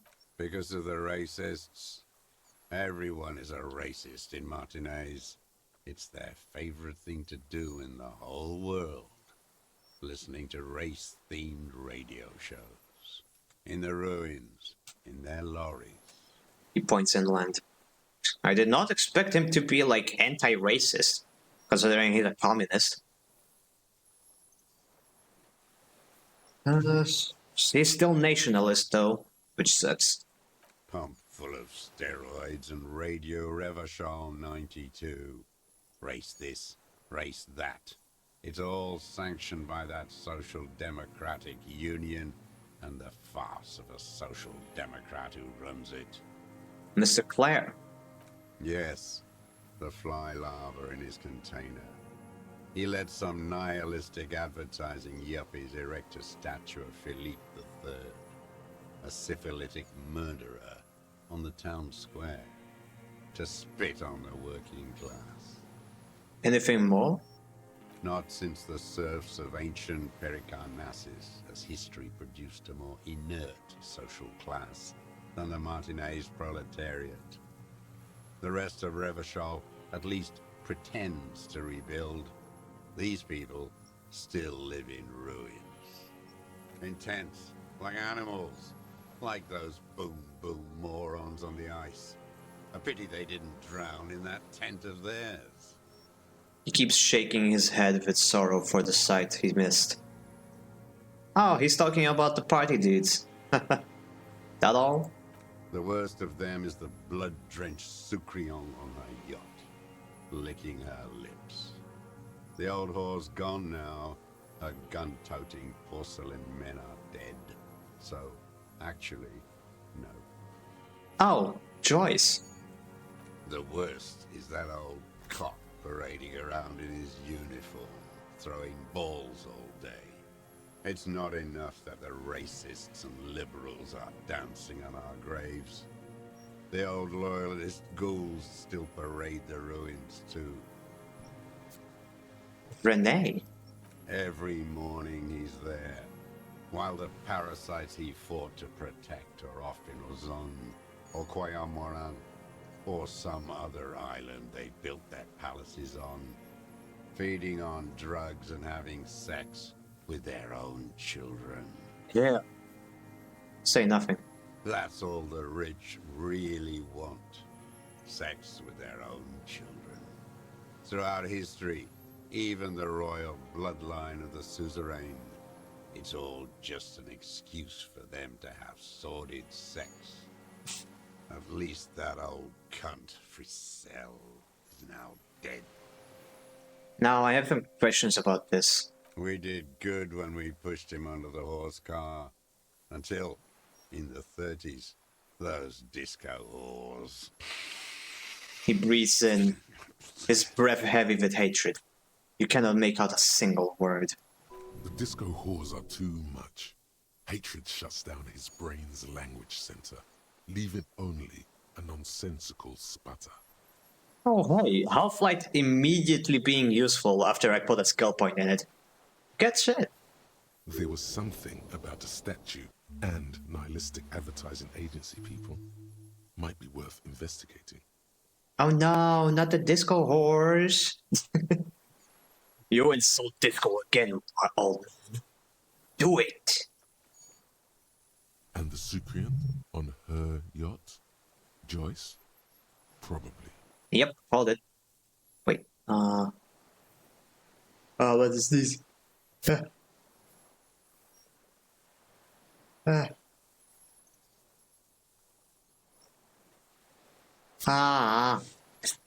Why can't I sneeze? I hate that feeling. Oh, come on. Oh well. Ask about that cock on parade too. Make sure you get everything here. Disco horse? Horse. Is all he says. Even the word has to be pushed through his teeth with great force. The rage seats so hard. There is something about the statue on the roundabout. And syphilis? Syphilis is a disease Philip III contracted in a whorehouse. The statue is an abomination. Abomination? The bacteria entered his brain and made him squander trillions on sparkling wine, cocainum, and monuments of himself. His son, Philip IV, the insane, contracted syphilis in the womb. He breathes in with a wheeze of hatred. Kainu. That is technically possible, although Philippe III was not actually syphilitic. He was just mad. Oh hey, another level up. Lovely. Got so many levels, that's crazy. Should probably put it into something else. Endurance is very, very low. But I don't think I'm gonna get into another firefight. My authority is pathetic, but that's because I don't need it right now.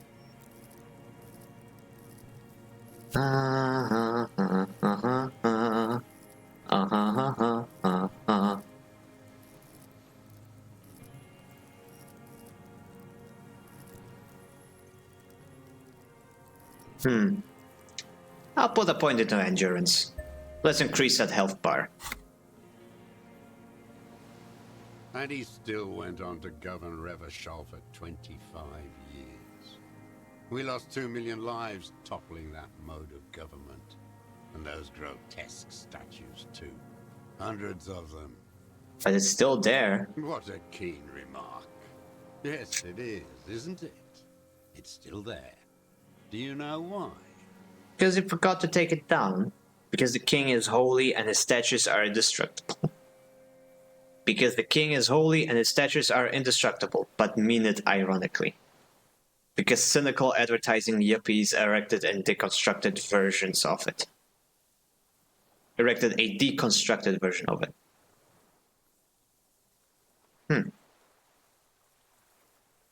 Now, let's say it ironically. No. Cynical design cockroaches like you erected a new, ironic version of it. We tore it down with honest, working-class plastic explosives. But there it is again, grinning. He shakes his head in disgust. Art is a bourgeois establishment. It's an affront to humanity. Every gallery should be bulldozed, and the artists should all be given 30 years of hard labor in Yekokata. Yekokata! Hardcore! Wait, the bullet hole in Philippe's heart. The statue had been shot. That was him. Shit, you're right. It had to be. He's already proven capable of taking a far more complicated shot from here. It was you. You shot the statue. There was a bullet hole in his heart. I did. A needless, sentimental gesture. I should have spared the bullet for a deformed monster of liberal capitalism. Shameful, really. Yes, shameful. So many others to punish over the years. Isn't that right, detective? That's it for the statue then. Tell me, Mr. Truss. The fat union man let them put it there. Corrupt as he is. Probably got a fat check for it too. Shared with the law. He keeps having opinions about the union's leadership. You mentioned the union is social democratic, and Mr. Clare a farce of a social democrat. Another hideous disappointment. Unions are the real enemy. The true enemy of the proletariat. Placating the masses. Disappointment. So personal. He displays a familiarity with the union's top brass. Who's a disappointment? Everett Clare? That deformed toad? I wouldn't expect him to wipe his own ass. I mean, the brains of the operation. The smart one.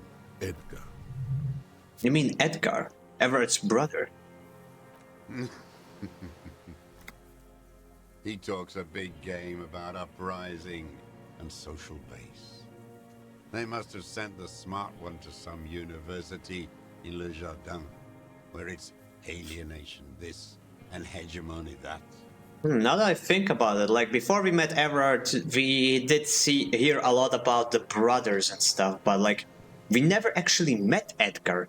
We never even saw a picture of the dude. So you've talked to Edgar?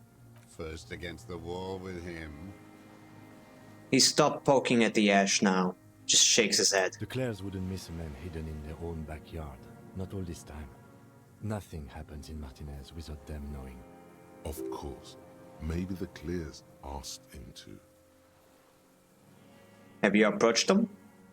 I haven't approached anyone. I've hid. It was Edgar who came to me. Ooh. How did he know you were here? He didn't just stumble in like an oaf. He figured it out. Some kids told him about a monster on the island. I told you, he has brains. He points to the path leading to the tower. Stepped right off the boat and walked down where you came. I even kept the door open for him. Thought he was a man of the left. Wouldn't rat me out. Holy shit, the dude came here in person. Holy. This is like a last minute villain reveal. Who is this guy? Senator Armstrong? I was right about one of those things. When was this? 20 years ago. Oh. Neither of them could walk now, could they? They were less fat then. Oh, they're both so fat that they cannot walk. Interesting. I thought it was only Everard. That's around the time the Clears came to power. What did you talk about? Edgar did the talking. Paid his respects like I were a fossil in a uniform. Offered platitudes about the struggle. Flaunted his pink degree. Even quoted Marzoff. Never trust a social democrat who quotes Marzoff. Oh, and charity too. They love their charity. Offered me blankets and social housing. I still have the gas cooker he brought. I believe Edgar is fat, but not as much as Everard. Interesting. And he just let you be. Let me be here. The ZOC is an unlawful successor of the Commune of Revachol. We took this fortification from the Loyalists. Even the Clares understand this. They let him be here. Understanding was a courtesy. But why such a courtesy? Mr. Dross, did you kill the Colonel Mercenary for the Clares to incite a riot? I'm not doing anything for that swine again. Again? Again? What have you done for Edgar before? Tried teaching him some Marzovian socioeconomics. They didn't stick. We parted ways. He off. Okay, he didn't do the hang the man for them. But he's insinuating something. Interesting. The blood-drenched sauropod on her boat. What is a sorcreant? A sucrion, a bloodsucker, the rich whore on our boat. Oh, you mean Joyce. Women like her feed on the life energy of young working class men, and they let her. I can't believe the inert lumpen out there. They just let her drive her little boat like that. No violence, not even a robbery. The working class has lost their appetite for justice. His voice trails off in disappointment. If only he had the ammunition. Oh shit. Damn, okay. By the clock parading in his colorful uniform, you mean Renee? Every fucking morning for 34 years. Throwing that ball. One ball against the other. I've always loathed that game. That is not a working class game. I don't care what they say on Radio June. Working class game. I didn't know games were classified by the classes that can play them. Royalist ghouls played like it was life itself. Click, clack across the water each day. And that uniform, like a parrot plumage. I won't even mention that he's a traitor to his race. A patank maniac race traitor. Now, I don't know about... Whoa, let's back off before... Nah, let's just not. I remember him. I remember him from La Noce. Not him, personally.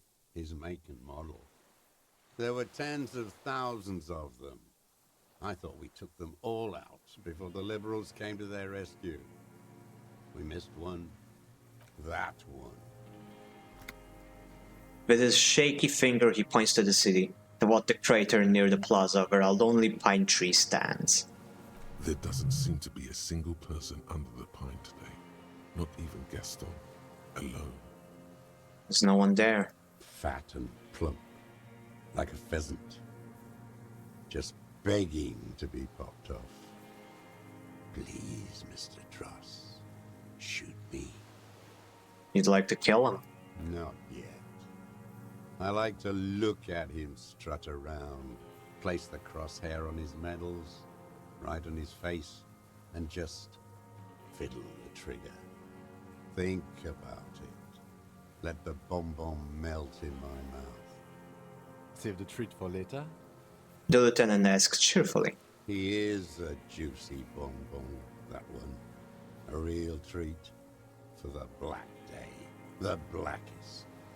When I put that gun in my own mouth, I think, no, don't waste it. Oh. Put this lead in that cock, Renee. For the boys he killed. And then I look at him throw those balls, and I suddenly feel. He lets out a wistful sigh. Better. I even hid one bullet, so I'd always have one. For him. Haven't seen him around lately, strutting around. Must be down with arthritis. I hope it hurts like hell. I hope he sweats blood. Renee is dead. He died of old age a couple of days ago. No. Yes. I waited too long. I waited too long and now he's dead? The old comrade looks at you, his blackberry eyes shaking, in disbelief. I'm sorry, Mr. Dross. I understand you knew him for a long time.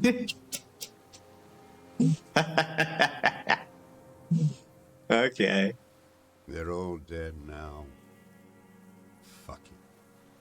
If he really wanted to kill him so bad, he would have done.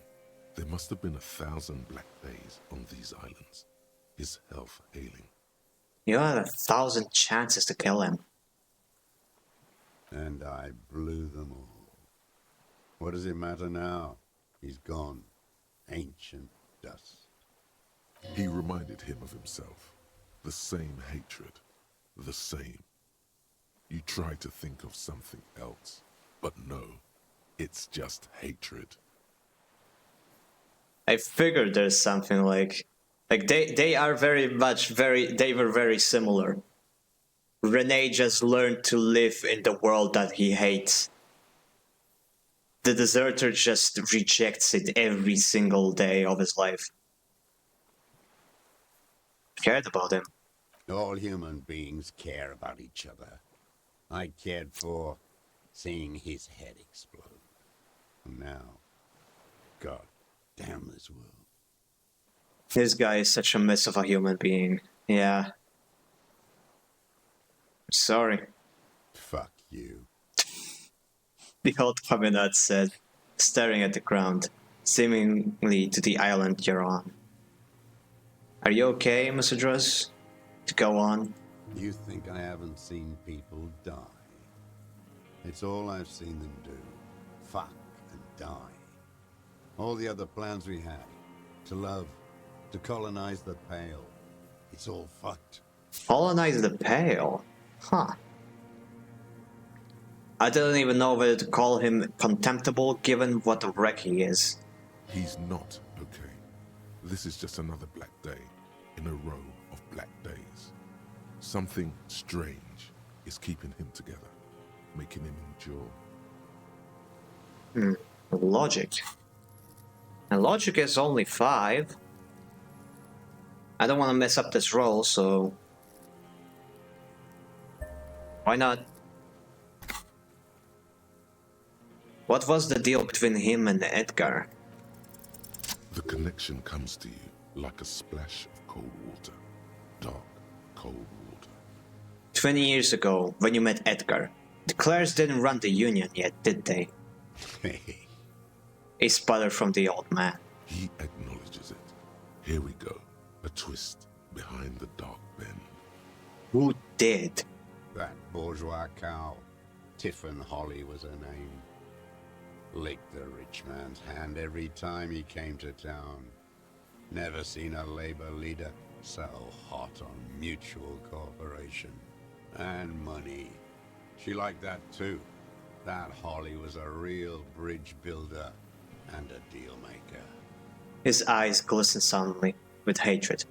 She was also a woman, wasn't she? She was. And she was real soft on those money men. Had a Barbara Muscova bag over her shoulder that she liked to bring to work. Then she just disappeared. Oh my gosh, it's the woman that Joyce mentioned. She did imply that the Clare brothers got rid of her somehow. Holy shit, never thought we'd find the assassin himself. Called in, they say. On the eve of battle. Ran away. Vanished like a piss stain. He squints and smiles at the black logs. No, that's not quite it, is it? Did she? They say her daughter called in, not her personally. But that wasn't really her daughter, was it? No, I guess it was not. You could swear you see the embers glow again, under his eyes, on the dust. Edgar had someone make the call. Why is that, Mr. Truss? She couldn't make the call herself. Here it is, the bend in the river. And why is that? Because she was dead. Just say nothing. Say nothing. The cow caught a bullet in her right lung. Fell into the canal grasping her tit and drowned. Or bled? Hard to say. It was a sloppy job. And a moving target. She was going home, waddling. Dressed in yellow, drunk like she often was. The ruins are black around her, and she had a yellow leather bag under her arm. She tried to cross the canal. Oh. Heading home to Grand Couronne or Betancourt, someplace like that, where they build those new bâtiments for the people who flourish in the hell around her. And the ruins. You shot her. Someone shot her. Or maybe the cow just fell. My memory is full of holes. All I know is nothing changed. Not in the material base, not in the hegemony. There was no uprising. Just words. The Union fizzled, sogged. Nothing came of it. Nothing. Edgar didn't keep his part of the deal. He sputtered again. Nothing more. If you were to testify to this, give the RCM something on Edgar, you could walk. The lieutenant says in his voice. Okay. The lieutenant says in a voice even calmer, as if it were nothing at all. We would strike everything you've done and process you as a POW.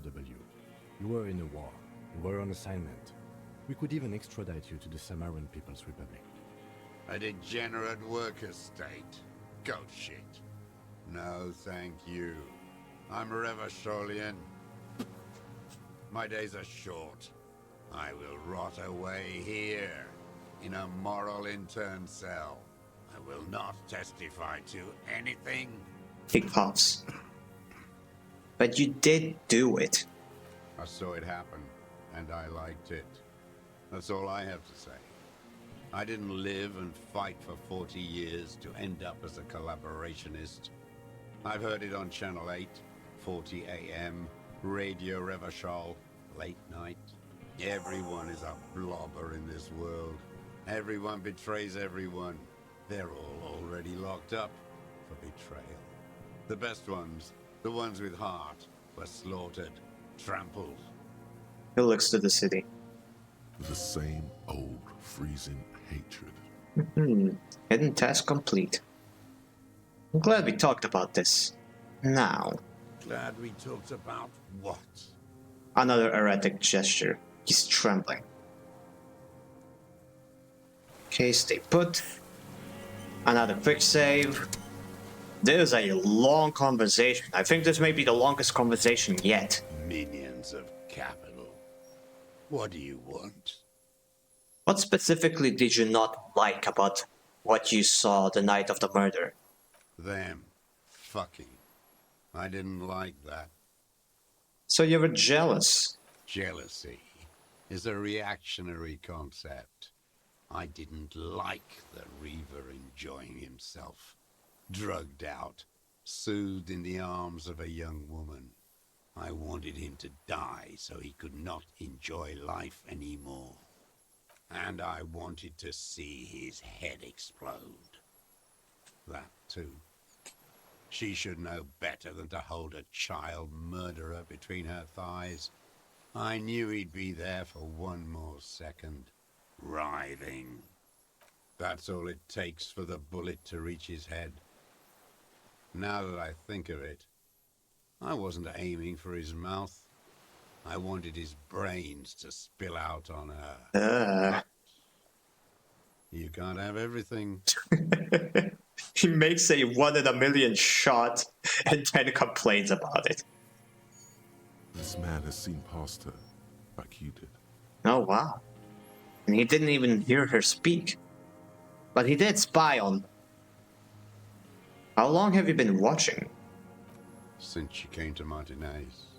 I saw her sneaking in the reeds early in the morning, behind the Feld building. It was dark, still winter. She didn't have a skimpy outfit on then, just a spot in the night, moving. Oh.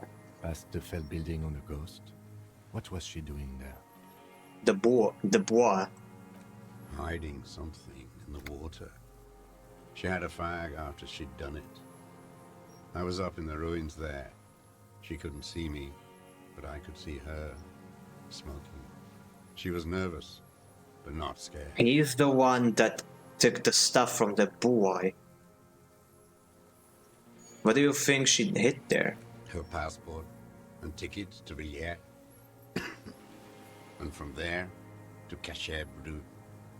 In the free state of Seminine, hidden away at the edge of the earth, near the Pale. The hidden boy she told us about. You looked into it.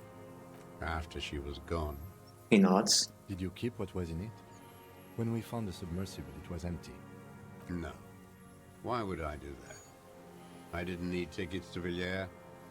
I put them back. If I wanted to extort someone, I'd do better. This implies that he's thought about extorting her. Also, a little inconsistency here. He was surprised to hear her name Clausia before. Would he not have seen it on the documents? Are you sure? We checked the submersible. There was nothing there. Why would I need that trash? I'm not going to Villiers. There it is again. The strange neurological state he's sometimes in. I think he doesn't remember taking it. You saw her name on the passport. Before, when I said her name is Classy, you didn't seem to recognize it. You didn't say Clausia in there. He shakes his head. What did it say then, in the passport? It was something. I don't remember. It was dark that morning. I only remember her face on the photo. Moving on. Did you continue watching her after this? I did. She had a face like an archipelago, with those birthmarks. And a body hard and lean and bruised all over. Black and yellow. I could see she's taken a beating. Oh. I could see who she was, too. A spook. On the run. Revishal's the cloaca of capital now. All the bagmen and arms dealers end up here to do drugs and have sex like animals. You could tell she was a spook from the documents? She had different color hair on the photo, and glasses. Forged. Some sordid bourgeois affair. I've heard about this kind of thing on the radio. He's setting it up for you. The bruises. You can't make that out in a scope. And you could see her bruises through the scope of a rifle. You can't see bruises through a scope. It's just a blur. He shakes his silver grey head. How does he know the minute details of her body? He's the one who's been spying through the peephole. Oh gosh, as if this guy couldn't get more pathetic. It quickly comes to you.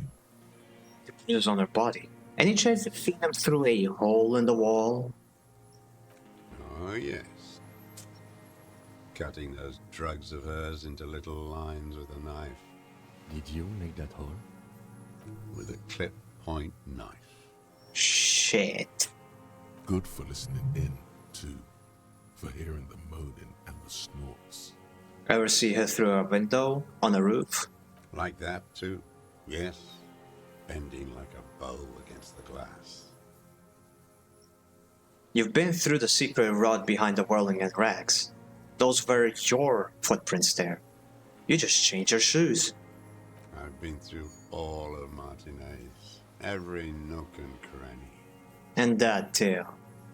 Yes, that too. The things they did in that little room. What she'd do to feel good. Funny the way light works. You turn it on inside, and it gets so dark out, you can't see a man looking in. I learned that in the 20s, when they were still hunting me. I've seen people do some shit, but...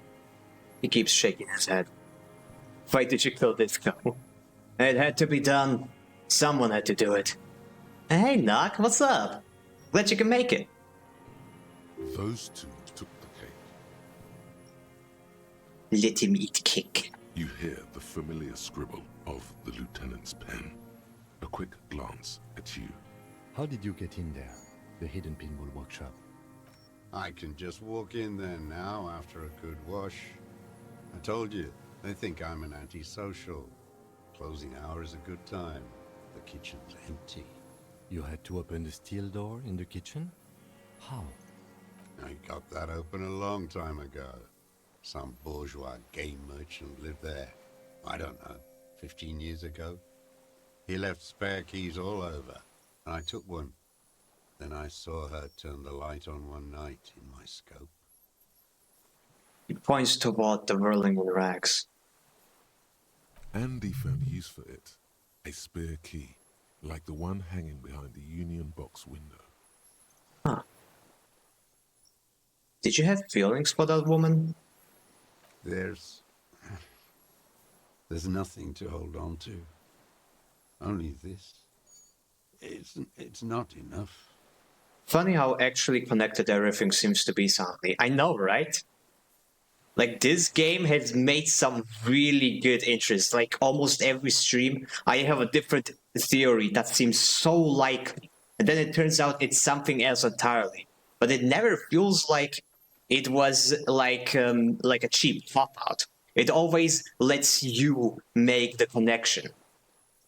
And then you feel like, oh, I was wrong the whole time. And it's not the game's fault. Like, it's mine. I gaslighted myself into thinking this. It is so well done. Funny how, yeah. Hello! Hello, Barry! What's up? Welcome, welcome! Welcome to the stream. How are you? How you doing? The coals of his eyes glisten suddenly, like stones dripping with water. Is he crying? Oh. Man needs to feel something else. In this fight, it helps if you have your eye on something there. It's weakness, I know. Thank you for the water relief. I'm doing great. I'm having a lot of fun. This game is so damn good. Have there been others? Yes, over the years. It's not unproletarian to feel something. Was that why you left the dried flowers behind her window? No. He starts to shake his head again. A sunflower on a withered stalk. But why then? I don't really know. I was there one night and she was crying, like a child, in the corner of our room on the floor, like she does sometimes. When was this? The day after I killed him. And you brought her Maybells? Yes. I don't know why I do the things I do anymore. It's as if something put the thought there to leave the flowers. You wanted to console her. You wanted to manipulate her. Something put the thought in you. A compulsion. What do you mean, put? He raises his eyes. They're round and wide. A brief flash of terror. Just got this feeling from what you said. Do you agree? Maybe. I told you, I have holes in my brain now. I wouldn't just sit here waiting for you. If you came 10 years ago, I would have killed you. He wipes his eyes. In the silence, the lieutenant draws a line in his notes, then nods at you once more. So in conclusion, it wasn't about him. It was about her. Her. He repeats, staring at the ashes. Then the reeds. There's a twitch in the corner of his eye. The lieutenant nods at you in acknowledgement. Another skill point, are you kidding me? I never got so many skill points from a single conversation. What other skills do I have at a very low level? Or let's just leave it like this. Where is she, that Clasier? I haven't seen her there for days. She got away. We don't know where she is. She got away, but she led us here first. She figured out someone was watching her from the seafront. If you have arrested her lie, I'm not at liberty to say. Don't know where she is. Good for her. That girl kept staring into the scope, you know. In the end, this last week, kept staring at the island. She knew. At night, crying or smoking on the roof, like she knew I was here. It doesn't matter. Midtown, across the Bay of Revachol, the oceanic wind washes 40-story towers. Above them, Lausanne's Central Aerodrome, a cocoon suspended in the sky by a web of suspension wiring, encircled by hybrid aircraft. Look north. On the platform, a young woman is withdrawing from amphetamines, barbiturates, and alcohol. Yet still, she smiles among the crowd, among the great ghost of the city she's leaving, for another, far south. Wow, Shivers has actually tracked her down. Interesting. Also, an absolute necessity is to say that your model is so pretty. Like, the fashion-obsessed part of my brain wants to analyze every detail of that beautiful code. Thank you so much. This is actually a publicly available model that pretty much anybody can buy. I already saw a couple of other VTubers using this model. So if you are interested, you can find the link in the description tabs of my channel. And you can find a link to the creator as well. Go and support them if you'd like, or see what other works they have made. They do really good avatars. But yeah, thank you so much for the compliment. I really like this model, and I would definitely want to have something original that is in the same vein as this. I really like the handsome cuteness it portrays. Anyway, let's continue. I might do that at some point, definitely. It is at your discretion. It suits you. Thank you so very much. I'm so glad you said that. Smaller, distant, hidden, not like the great chandelier she sees sparkle in the night below her. Streetlights, towers, tenements, and water, and across it, a dark strip of ruins, barely visible, if she didn't squint her eyes. He knew she knows. She was looking at the island, figuring it out, day by day, cigarette by cigarette. And that explains why she was there all day on the balcony.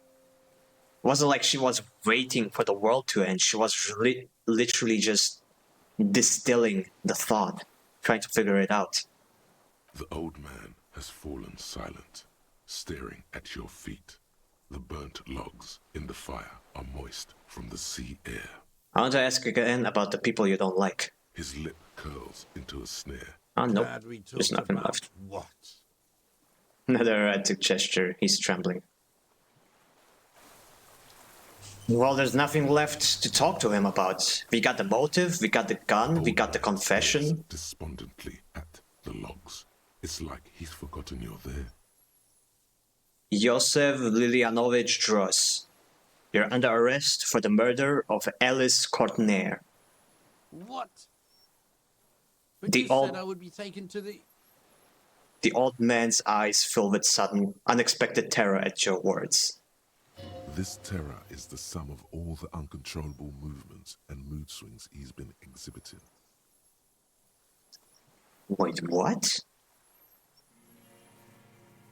It said that we would be taken to the what? I never said anything. The wind picks up. The silence on the water is broken all around you. Little shivers of waves appear. The lieutenant continues, like an incantation. Your wayfarer rights have been suspended. Information provided to the officers on the scene will be used against you by the prosecution. You will be given legal counsel within 1 week and must face court in 44 days. Do you understand? Do you understand? But... Him. He's afraid. No, I don't want to. I have to stay here. He looks at the reeds, eyes submerged in a growing terror. He's sweating. Beads are forming on his forehead. I'm gonna have to sink into the shadows, but I'm glad I was able to pop in finally. Very, very much appreciated, Barry. It's completely okay if you have to go do some stuff. I appreciate you being here, even if it's just for 1 second. Your confirmation is not required, sir. Now on to the boat.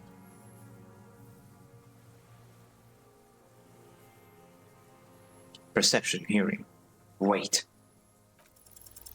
There it is again. To your north, as it has been since you came to the coast. The reeds whisper, stalks rubbing against each other. But then, in the middle of it... What? Something completely different.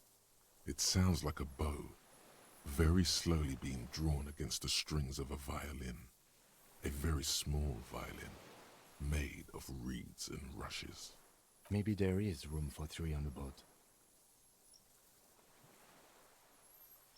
And then gone, drowned out by the lieutenant's voice. Shush, Kim, do you hear that? What? What are you talking about? Is this... Really us? The old man's voice drowns in a sudden gust of wind. Your skin crawls. What's happening? What the hell?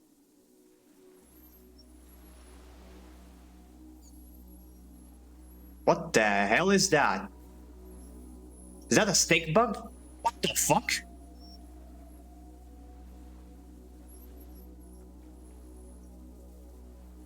A delicate tangle of arms and legs unfolds from the reeds, limb by limb, to then just stand there, moving its scythe-like arms in ghostly silence. The Slender suspect? What? What is happening? Blink. It's still there, an unfolding mechanism of reed-like chitin, hovering in place. Remember, not just a stick bug, the stick bug. But it's huge! They never said it's this big! What is that? What are you talking about? The old man looks at the reeds, then at you. It's thick. There's nothing there. He looks confused. The stick insect is over 3 meters tall. It looks straight at you with its tiny pinprick eyes and its grotesquely small head. What's a python? You feel your legs shaking under you and your gun hand rise instinctively. There it is! I can see it! Okay, so illusion nonsense then. I mean, the old man doesn't see it, but Tim hasn't said anything. He can see it. Tell me what you see, damn it. I can't make out one small thing in the reeds. Can you see it? I can see it. We can see it. 4 simple words, thank God. If he can see, then you're not insane. But that means it's really there, spinning slowly, in absolute silence. Its limbs long and slender. Be very, very careful. The lieutenant whispers, then takes a step toward the giant arthropod. Dude, this is a bad idea.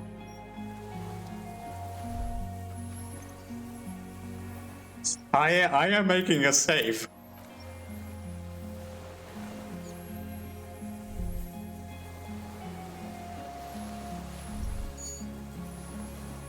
The creature stands on long stilt-like legs, antennae hanging from his head like a woman's hair, white and curled at the tips. It is no more than 5 steps away from you. Reed-like tufts stick out of its joints. As the insect moves its forearms, it produces a faint hiss, like a reel-to-reel machine spinning after the tape breaks. Where did it show itself? The hiss is different from the strings you heard before. It says something else in a lower pitch. Listen carefully.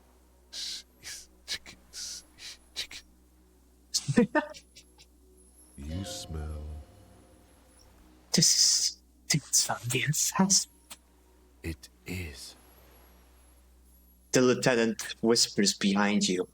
You hear the unfamiliar ring of his jacket unzipping. Slowly. Painstakingly so. You glance over your shoulder. The lieutenant holds a piece of milled aluminium. He begins to pull it open, extremely carefully. It's the camera. Just take a picture. No. The flash will scare the creature off. Warn him now. The flash is loud. It's light. We need a photo. No one will believe us. He continues to pull the lens open. From the corner of your eye, you see a sudden cascade of motion ripple through the phasmid's limbs. A series of ultrasonic clicks fills your ear. Sleep. We approach it first. I won't be one of those fools who didn't take a picture. He stopped fiddling with the camera, but does not put it down. You see the phasmid turn to him, its mandible antennae reaching out. Its motions are quick, sudden. Yeah, I still have the pheromone. Aim for the save. Okay, so illusion. Okay, insect cannot be this tall. It's a matter of breathing issues. Aim for the save. I mean, it could be a creature from the Pale. Maybe that's why it is the way it is. Use the pheromone. You can approach it. I don't think the pheromone will do anything. The whisper turns into a skeptical hiss, but it has stopped now. The spindly mechanism turns itself back to you, its antennae taking their measure of the air, slowly. Electrochemistry? Approach carefully. Slowly, with your breath held, you take 2 small steps toward the phasmid. The creature lets out a series of ultrasonic clicks that swarm around your head like swallows. Like laughter, a sort of happiness. The tracheal system on the creature's abdomen expands in front of you to take in and expel air. It's smelling you. Ad break now? It's already been an hour? Okay, what time is it? 17? Yeah, I still have a couple of hours to play.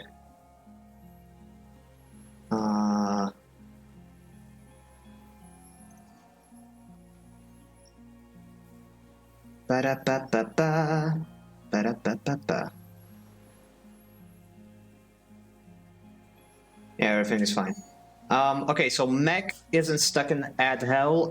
Rand, are you stuck in Ad Hell?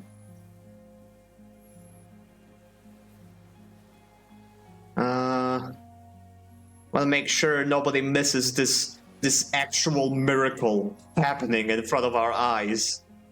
It is magnificent. Like, bruh, what the hell? Inspect the fast. I have a quest for this. Friend, I'm subbed. I sent the ads to the Shadow Realm. Alright, I forgot. People who are subscribed don't have to deal with ads. Okay, yeah, that's good. Okay. Go to it carefully. It may be dangerous. Approach the insect first. Get close to it. Hissing and clicking, it extends its mandible-like antennae to greet you. You're right below it now, looking up at the colossal chitin of its white limbs. The head of the creature is crowned by reeds, and its eyes are like small droplets of water. Eating me. Maybe it is real, the pheromone. The lieutenant's mouth is agape. The insect's head is crowned with reed-like scales, the shape of seed heads. They rustle as the air moves. The ventricles at its abdomen continue expanding, like lunglets. Breathing you in, your sour, greasy semiochemicals on the breeze. Raise your hand slowly. The insect stops its stridulation, seeming to observe you. Below its crown of reeds, little pinprick eyes detect motion, glittering. The world stands still around you. Suddenly, there is silence. Put your hand down.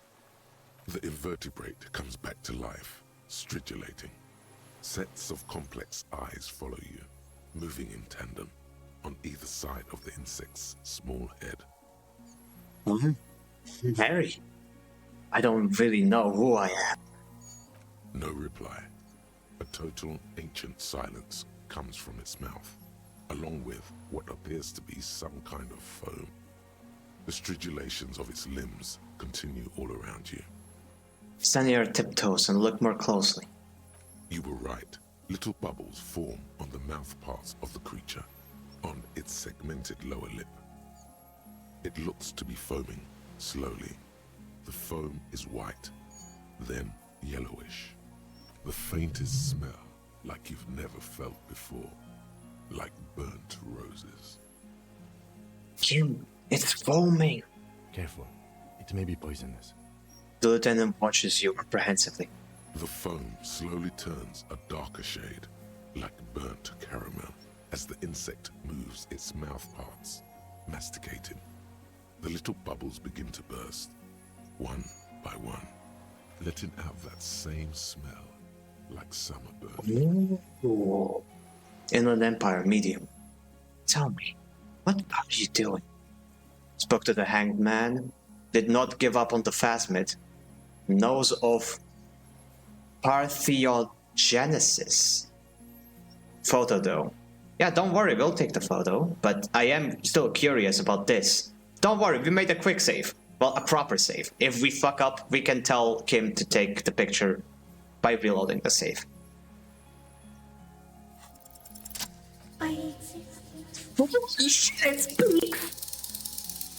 Wait, that might just be Inland Empire. This might be just our imagination, but... Holy... It's thief! I exist too. I am a detective. Is this a dream? What is happening? Tell me what it's like for you. Fire. Burning. It is wunderbar. I'm ill. If I tell you, what will happen? Then I will tell you what it's like for me. I'm ill. What is your illness? My body aches. I'm bleeding. I'm ill in my head. I'm insane. That's how it is for me. In my heart, for me it's sadness. Input after input. For me, it is not like that. I have states, not the emotions. For example, I experience excitement at unexpected sugar rewards. But that is not important. Now I will tell you how it is for me. For me, it is a series of half-lit images, a kind of darkness, being intruded upon, transient, dim, moist. Intruded upon by what? Shapes of plants and animals, and internal sensations. A swarm of sounds, tiny vibrations on the inside of my forearms. All speak of complexities totally beyond my understanding. I am at the end of a narrow funnel, weightless, so light, it only feels like something to be me. In truth, perhaps I'm nothing. I certainly do not have a soul, and if I did, it would never ache. Is the type of animal I'd like to be. I'm glad to be me, an incredibly sensitive instrument. The fuck is happening to me right now? Now don't swear in front of the innocent creature. It might learn to do the same. Well, I wouldn't like to be a creature that is like unaware of things either. I'm glad to be me, an incredibly sensitive instrument. Few of us can begin to imagine the horror of you, with all of creation reflected in your forebrain. It must be like the highest of hells, a kaleidoscope of fire and writhing glass. Eternal damnation. Even when you're sleeping, and when you wake, you carry it around on your neck, with eyes open that cannot help but swallow more behind the mirror. I feel great, mute empathy for you. It was very disorientating at first, but I'm keeping my shit together. That must be incredibly hard. The Arthropods are in silent and meaningless awe of you. Know that we're watching. When you're tired, when the vision spins out of control, the insects will be looking on, rooting for you. Aw, don't make me feel bad for insects. Oh, how dare you? And when you fall, we will come to raise you up. Bud from you, banner-like, blossom from you and carry you apart in a sky funeral. fitting honor of your passing. But not me, because I'm just a leaf eater. In honor of your will, Lieutenant Euphrator, that you kept from falling apart in the face of sheer terror, day after day, second by second. Detective! Detective! Yes, I am a detective. So am I. I was born to detect sucrose rewards and semiochemicals. What were you born to detect? Killer. He's in a bad state, deteriorating fast now. He thinks I am beneficial to him, but I am not. I only quicken his deterioration. That's why he looks older than he is. Oh wow. You're destroying him. Very slowly, and only because he won't go away. It is meant to keep them from noticing me, to interfere with the pictures in their heads. But he has looked at me for too long, and I am destroying him. Is this a dream? What is happening? No, you are awake. I am real. Light is foaming me. This is real. Where did this come from? All of this, all around us, the world. Not even the birds know that. Not even the water lily. Even without supernatural psychic insects, the deserter's lifestyle would prematurely age anyone. Yeah, that is true. Like the amount of hatred he feels every second of every day, it would deteriorate everybody. Like I'm just a PhD student and I already have gray hairs at 26. Like I shudder to think what I'll look like at his age. True, even without the illusion crack insect, that does age you. Yeah. We need to know. Perhaps it's sent to us by a god. Then all we can do is beat our fist against it, day after day. No answer?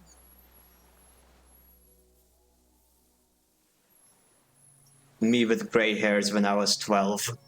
Well, then it wasn't. Well, I can't assume anything, but there's other reasons other factors for gray hairs than just stress. We had like a student in middle school who had like a patch of white hair on the side of his head, which is like a distinguishing feature because he had a twin who didn't have it, and that little white spot in his hair is how we distinguished him from his brother. It's a shame that they were absolute little shits, though.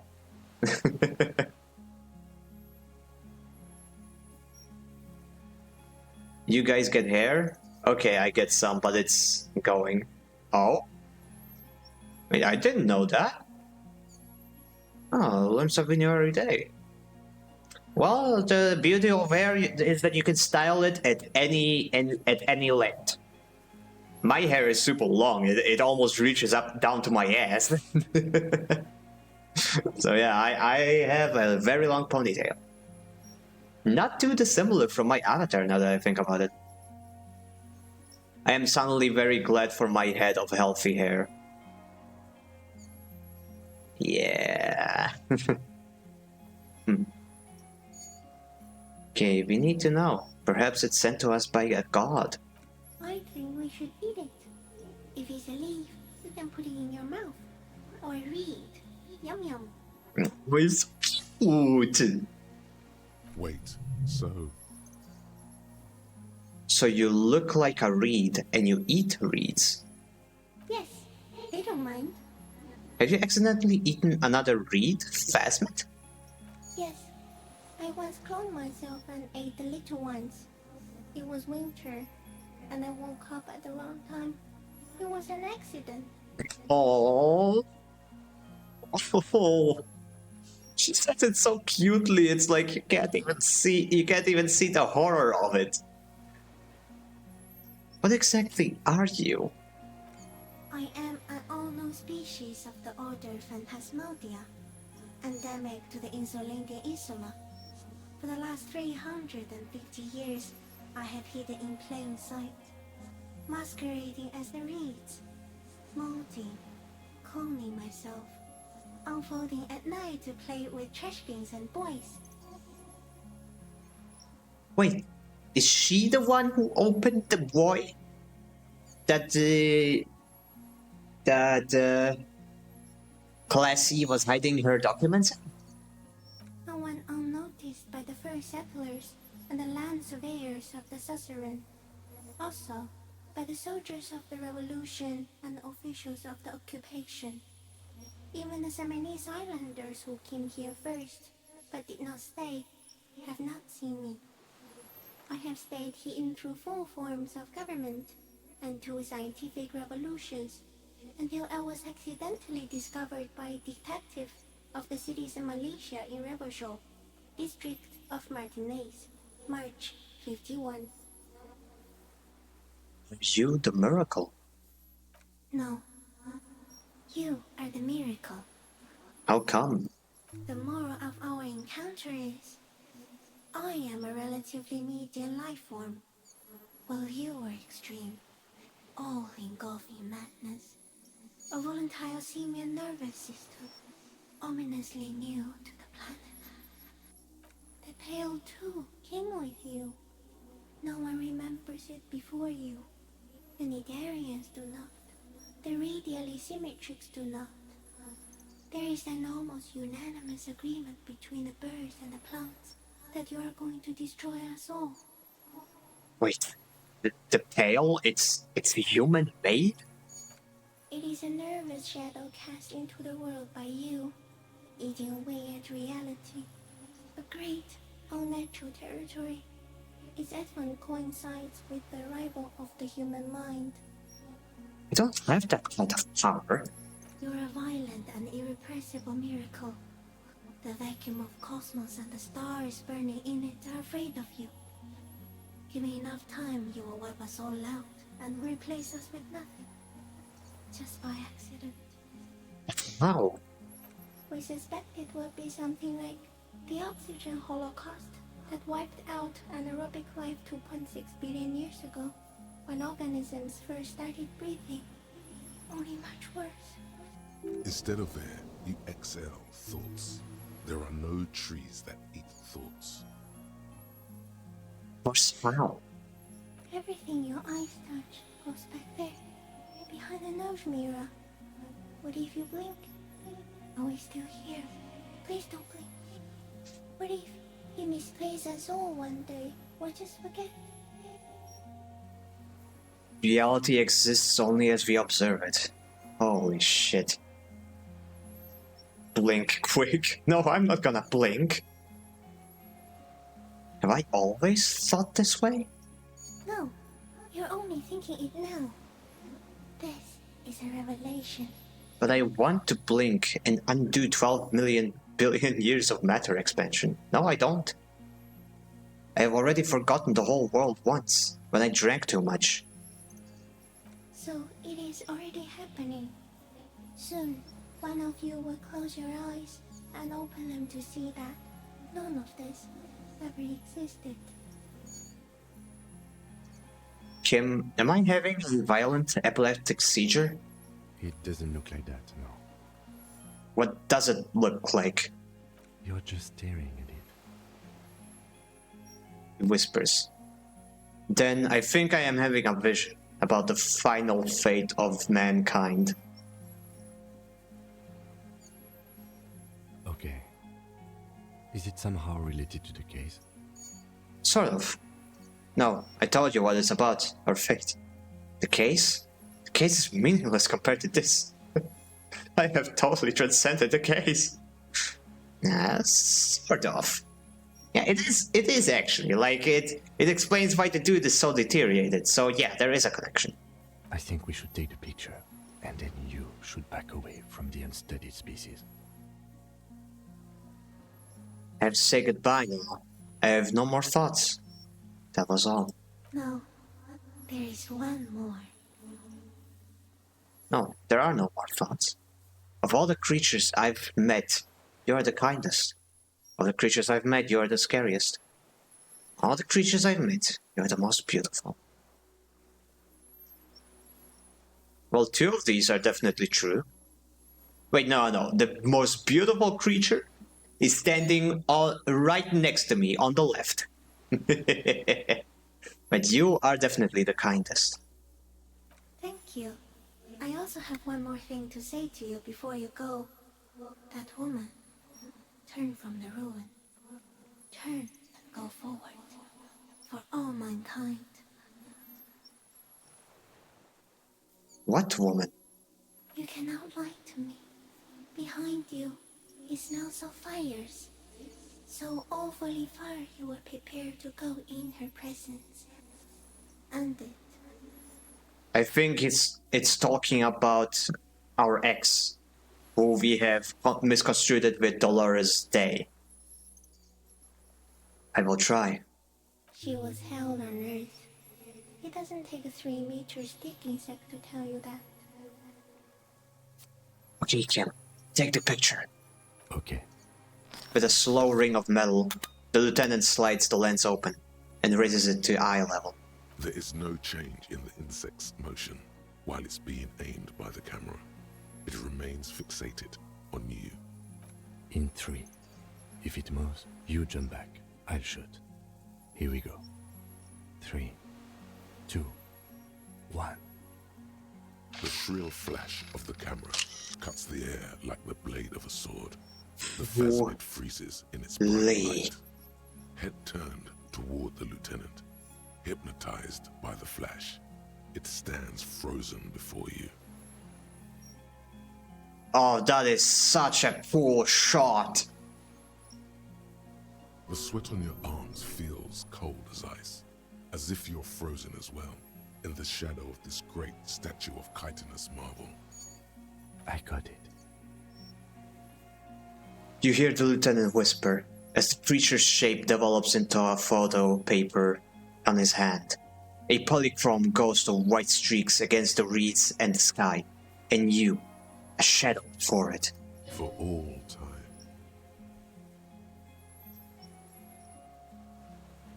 Slowly reach out and touch the creature's whisker. The antennae hang from a great height. With your hand shaking, you barely touch the tip of the left whisker. On contact, the chitin curls into a spiral, like the tip of a poison ivy. Its touch on your fingertip feels cold, ticklish. 2 miracles in one photo. It is surprisingly delicate, the curly end of the whisker, like a young vine. It's even a bit wet. Be careful, detective. It's moving. Look at your finger. You were right. It glistens with some kind of moisture. The creature in front of you stays frozen. Carefully pat its side-like forearm. The limb before you is incredibly light, like eggshell. It's much lighter than a reed. You feel a soft push could tip the creature over. Its hollow exoskeleton collapsing. Warning! Pull your hand away. A sudden shiver passes the limb. Looks like the creature is awakening, wave by wave from its stupor. Oh, it was paralyzed by the flash. I see. Some sort of countdown process is happening. That's all you have time to think. Huh. Tim fears it might be poisonous or dangerous. Yeah, I better not lick it. I am not licking it.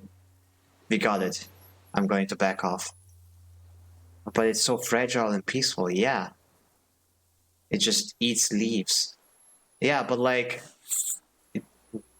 if it's poisonous, maybe it's not its fault. Maybe it's not like it's not a malicious thing.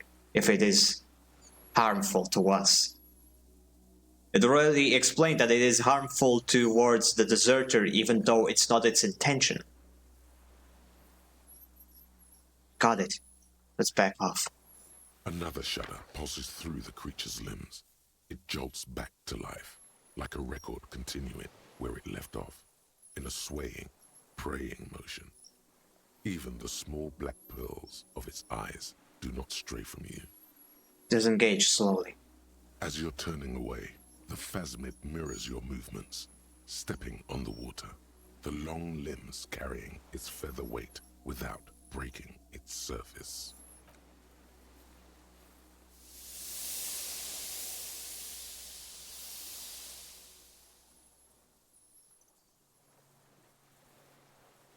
It's gone. And just like that, it's gone, skating away across the sea's calm mirror like a skipping stone, leaving nothing but circles on the water. And something under it, in the place it stood, bobbing there, among the reeds, a collection of items. Items? Oh my god, it's Bug Jesus. It's gone. The lieutenant looks north, with his hand raised to his brow. You can walk on water? Apparently, yes. Like a water strider. Only, I've never seen anything like that in my life. What's that? In the reeds? Looks like a nest of some sort. We should have a look. What now? What now? The man behind you repeats suddenly. He's put his hand into the ash. It's dirty and black. In some kind of strange, semi-catatonic state. Our suspect is not looking so good. We need to check on him. Holy shit, that was trippy. First, I'm gonna check this. Fairweather T500 helmet! Oh my gosh! The helmet I could not throw into the water!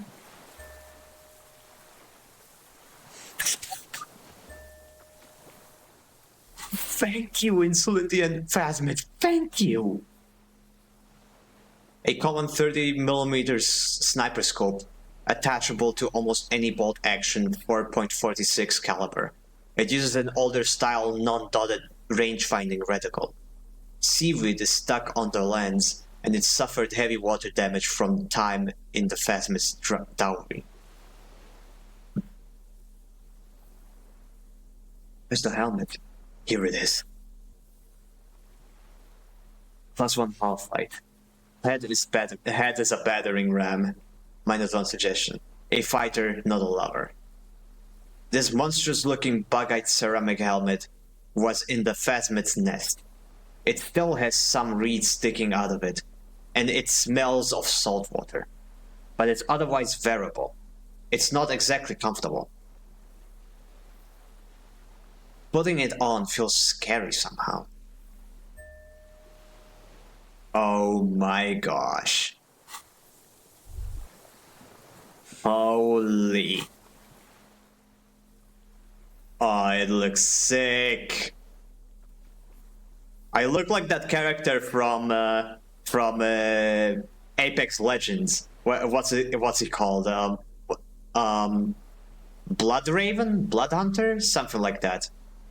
Oh, actually, it's a they. They are non-binary, but yeah, that character. Okay, back to the police hat, but wow. That is crazy. Evidence. What's his passport? Do it!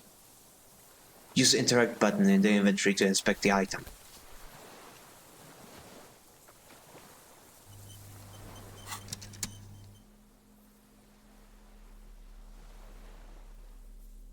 This well-traveled passport with visa stamped in it is issued by the Republic of Oranje.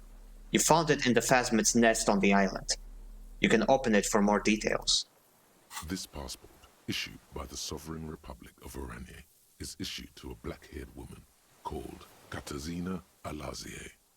Classia's hidden documents from the MT boy.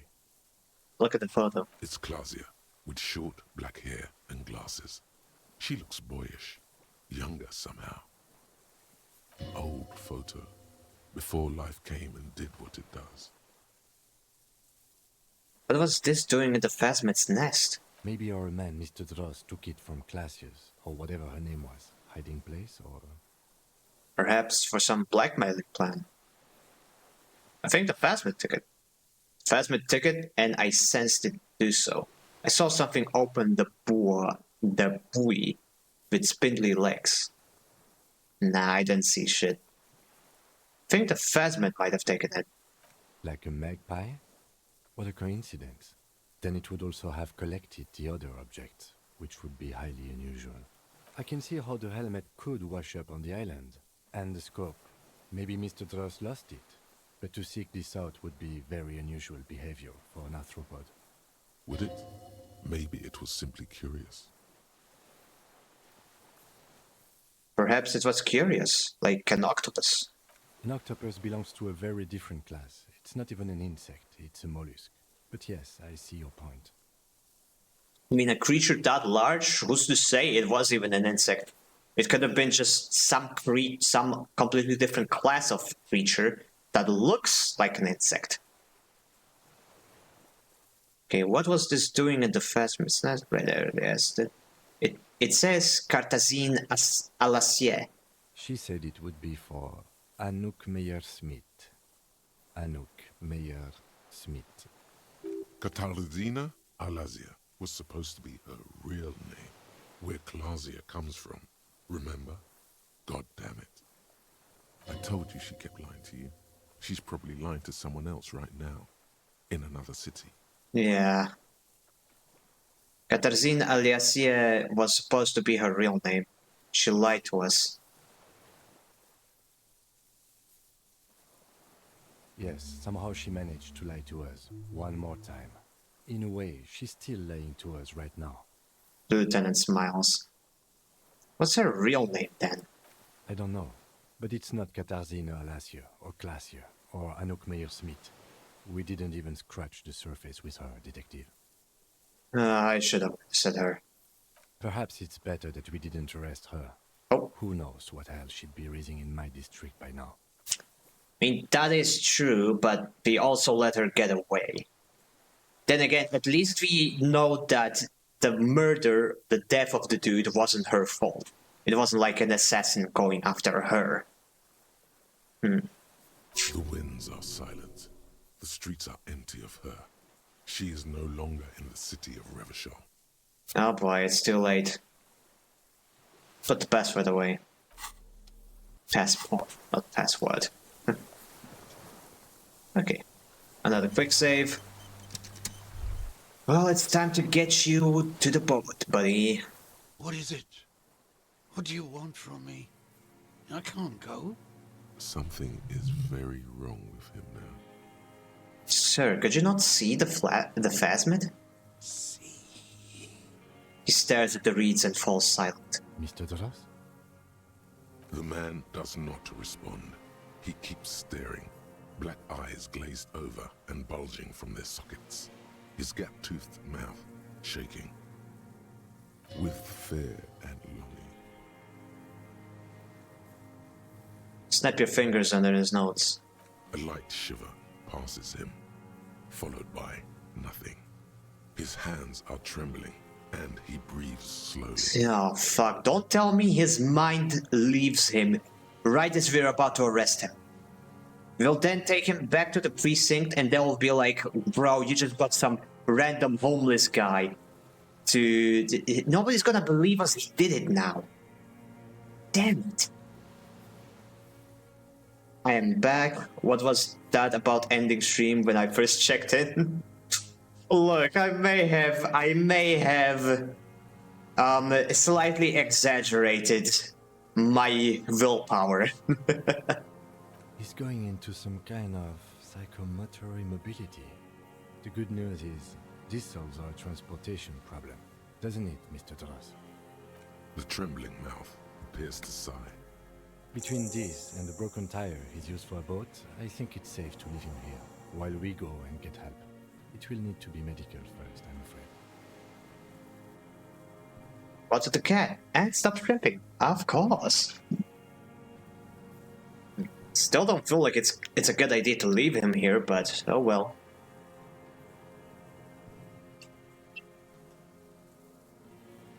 What happened to the dude? Old age and shock. He looks at him, then at you. I think it might have been the Phasmid. Yes, the arrest and the appearance of the Phasmid, the combined stress. But you think it's something more than that, don't you? There's much more. Remember what it said when it spoke? Quite a few things about that health check you did on him make sense now. You couldn't see it, Kim. It's just the reads for him. That could be part of the shock. But you're right, something is off here. Mr. Dross. He touches the man's shoulder. No response. Maybe this is how the Phasmid had stayed hidden all these years.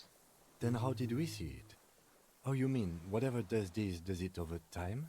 Teenagers, kids, drunks, sightings are brief, and hence not credible. But anyone who spends a long time with it. Yes, you forget it's there. Mm-hmm. Mr. Dross, have you ever seen a stick insect pretending to be the reeds? The old man stutters. The doctors will have to look at this. I hope your station has better medical personnel than 57. This is a little advanced for a nurse. Ah, boy. I wouldn't say that, but we shall see. Before, when I evaluated his state, he seemed strangely animated. He was energetic and articulate. After all these years alone, with little hygiene or medication, I would expect worse. Perhaps this animation is induced by something in the Phasmid. It does not seem to be animated now it's left. Honestly, I'm ready to believe anything at this point. Maybe it is psychoactive. I mean, why not? It's 3 meters tall. He takes off his glasses and cleans them. When he puts them back on, he's still staring at the sea. Could it be there's something hormonal in his relationship to the Phasmid? You mean pheromonal? He seemed a little off for a man his age. Rady. The scope, knowing of her bruises, his disposition toward Miss Oranje, I see what you mean. I talked to the Phasmid. It said it's destroying him. Now, that might be a bad idea to tell him, but...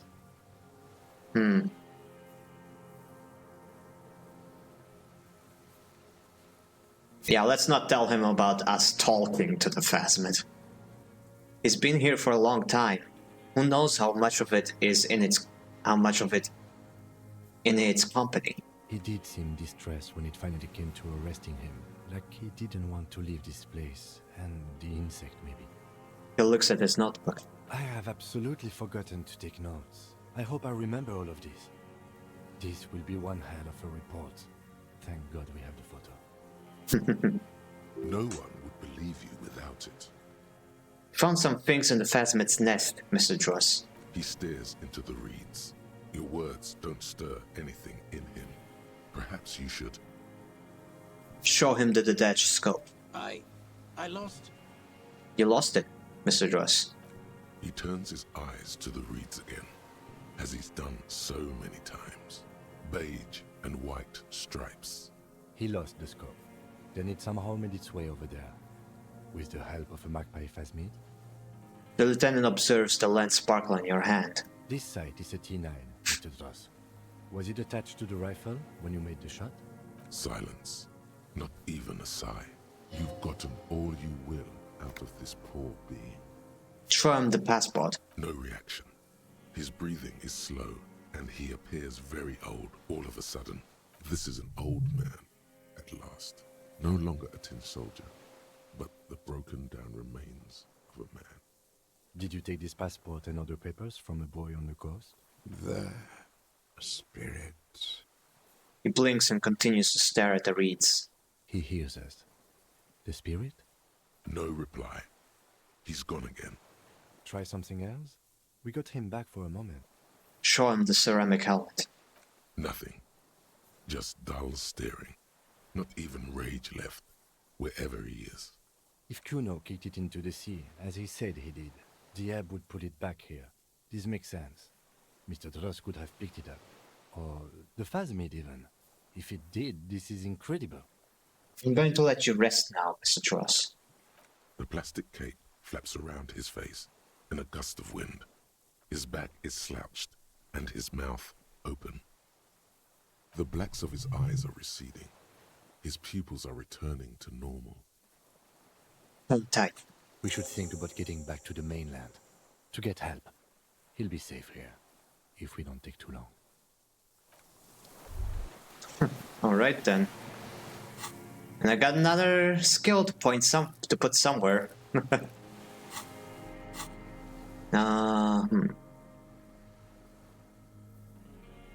know what? I'm gonna put the ledger away because I don't want my authority to be so low anymore.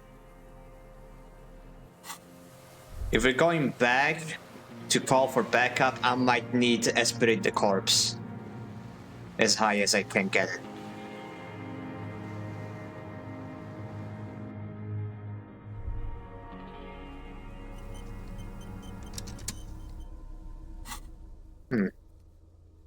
Okay, no, there's no thingy. Use the boat to return to the mainland.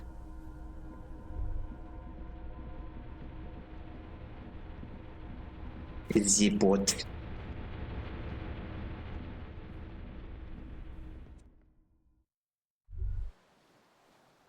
I like my cute cat boy with low authority. ICM? This feels familiar somehow. Kim, what is the ICM? Insulindian Citizens Militia. It's the official name of the Communards Army. The black and white army of the revolution. Sounds an awful lot like RCM. It sounds like RCM. Revolutionary Citizens Militia. It does. Why? The RCM may descend from the ICM. May? It's impossible to say. It was chaos after the war. The name was good for getting people to join us. Revachol West was mostly workers and criminals. nice political thoughts rush through your neocortex. I wouldn't call political thoughts nice. It's going to be hard to say them.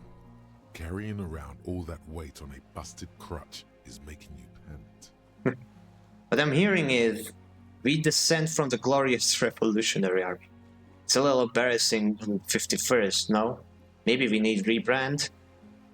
ICM sounds like ICP. Very close to the International Collaboration Police. Nice and normal that way. Just catch your breath. This is better preserved than the others. You can still read the sign. He bows to inspect the barrel. A white star. No, an upside-down star. With its horns in the sky, the symbol of the commune. Are those spec stars too? No, that's the uninhabited archipelago. A DeLorean-era symbol of Insulinda, known as the face in the sea. Looks old. What's it still doing here? After 44 years? That's not nearly enough to hide what happened here, Lieutenant Gefreiter. One of these barrels was still leaking fuel, as you saw. The city is full of things like this. Old bullets, guns, fuel. Finished thought.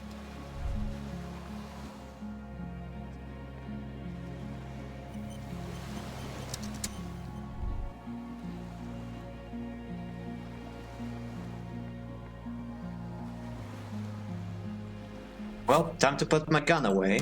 I don't want to use that thing, well, hold that thing when we run into people who do not need to get shot. The Insulindian miracle. Huh. Okay, still have lots of skill points to put somewhere. Aspirate the corpse. Why is it so low? Actually, what does my jacket do? It gives me composure and shivers. And gives me aspirate the corpse and shivers. You know what? It's time to go back to my cop trip. I am going back to see my buddies after all.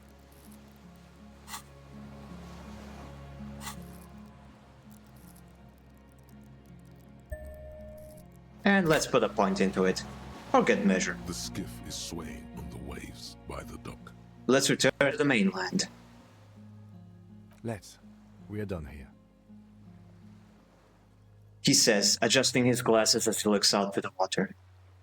Pretty amazing. The skiff rocks gently under your weight as you get in. The ride back is uneventful and quiet. Pretty amazing that there's still so much to wrap up even after the climactic showdown of the tribunal. I know, right? Honestly, I love it when games do that, when they have like a super long epilogue that's like not just not just tying up loose ends, but actually like a vital component of the story. But for the sound of conversation on the water, there is someone inland waiting for you. 2 men and a woman stand on the concrete square of a nameless village, looking at a small yellow boat as it draws closer. The sea is calm. You reach the jetty and climb out of the skiff.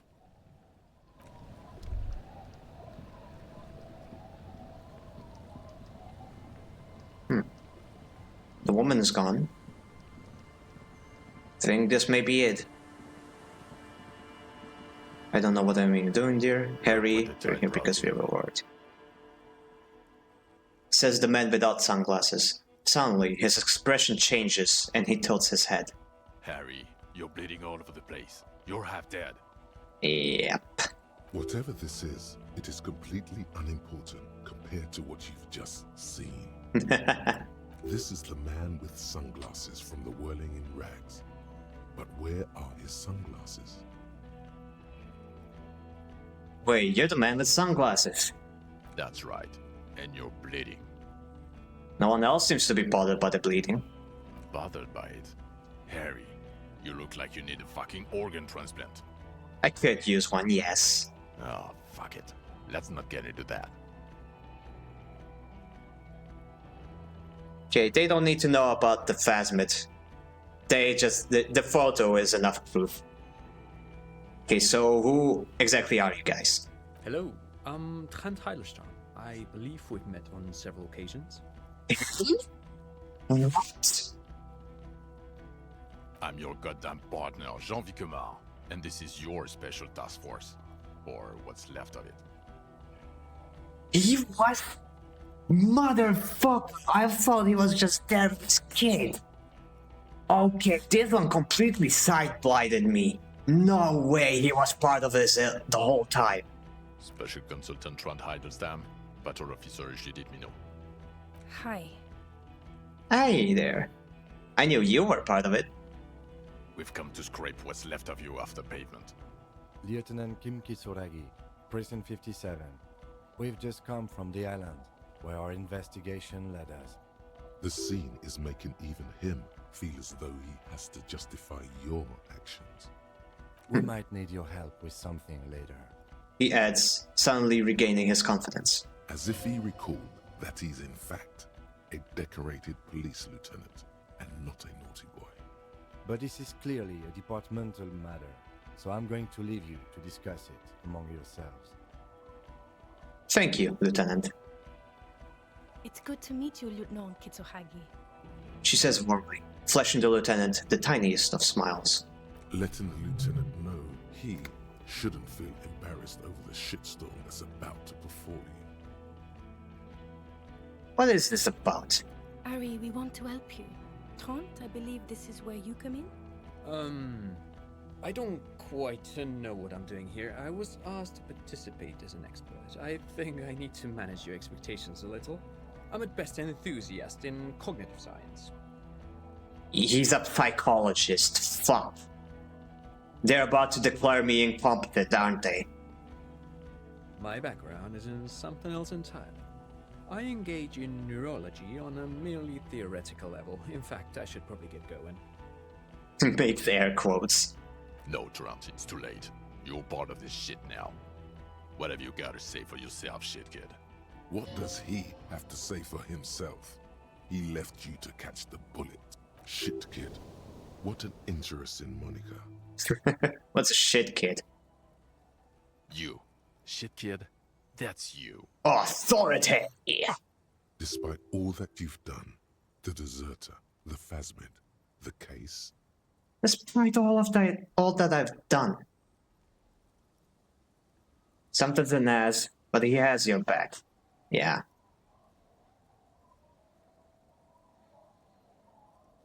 No, because of all that you've done.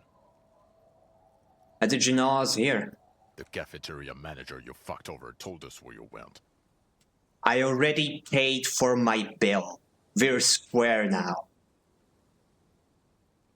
With all that Sylvie stuff betrayed me, I saved his establishment and he still betrays me? Turn to face general direction of the whirling and yell, "Damn you, cafeteria manager! You betrayed me for the last time!" I understand. Okay, Garte told you. And people on the street helped us too, with your whereabouts. You're a legend among the drunks, Harry. A legendary local drunk. Unfortunately, yeah. So you aren't the man with sunglasses at all. You're not even blonde. I mean, that's obvious. You're not the horse-faced woman. I'm not gonna say that. So Trent Hiddleston turns out to be special consultant Tram Hiddleston. Yes, I'm Tran Heilstein. I never said I wasn't Tran Heilstein. Wait, what was with the kid then? Mikhail? Mikhail's my son. Oh yeah? What was up with all the interesting history? Spying on me? No, I was just interested in the Feld building and the Martinez beachhead. And Mikhail wanted to see Martinez. It was a coincidence. So what are you special consulting for here then? What indeed? I was asked to share my take on some of the more obscure theories developed in Königstein in the 30s, like partial psychotraumatic amnesia, group personality theory. Oh. He's here to see if you're insane. He is smart. Let's move on. I mean, I am insane, but also high functioning. And you can just look at him, he'll vote for me. Duped again. No one knew who they are. No one's who they say they are. Nah. You mentioned the task force. Yeah, Major Crimes Unit, under Lieutenant Dubois and Vicomar. Ring any bells?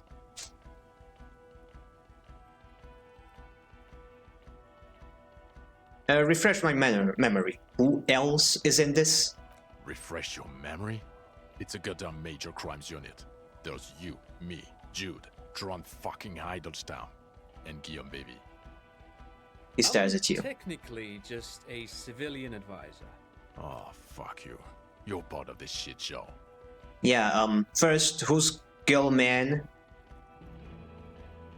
Oh, that's an interesting story, actually. Guillaume Bevy is a police reporter who joined our team. He was really good. Then he left because he lost faith in your ability to lead the unit. Other people have left too. Good, smart people. People we won't get back. Only me and this really patient patrol officer are still here. And Tron because I'm forcing him to stay. Is this Guillaume Bevy blonde and partial to sunglasses? Huh. See? There. He's getting it. I was impersonating him. Look at me, I'm G Bevy. It was going to be funny, but then you really did have brain damage. So not so much anymore. Oof. Oh, is amnesia a type of brain damage? Now that I think about it. He sincerely thought it was going to be amusing for both of you. Okay, so what does the unit do? It's a major crimes unit. We clear the desk of cases so Precinct 41 doesn't look like the worst station in town. We are shit tier now, Harry. Because of you. The 41st isn't... He trails off, not wishing to finish the sentence.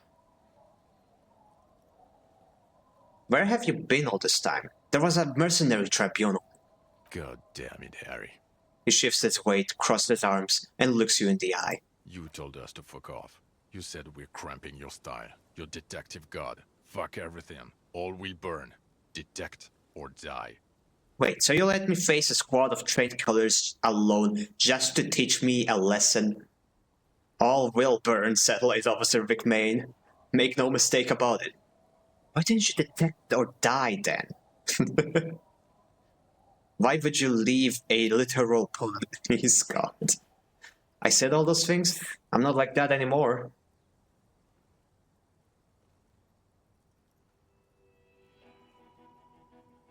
Hmm. 5 or 1? To be fair, they didn't know about the tribunal, but they were there, they were spying on me. Hmm.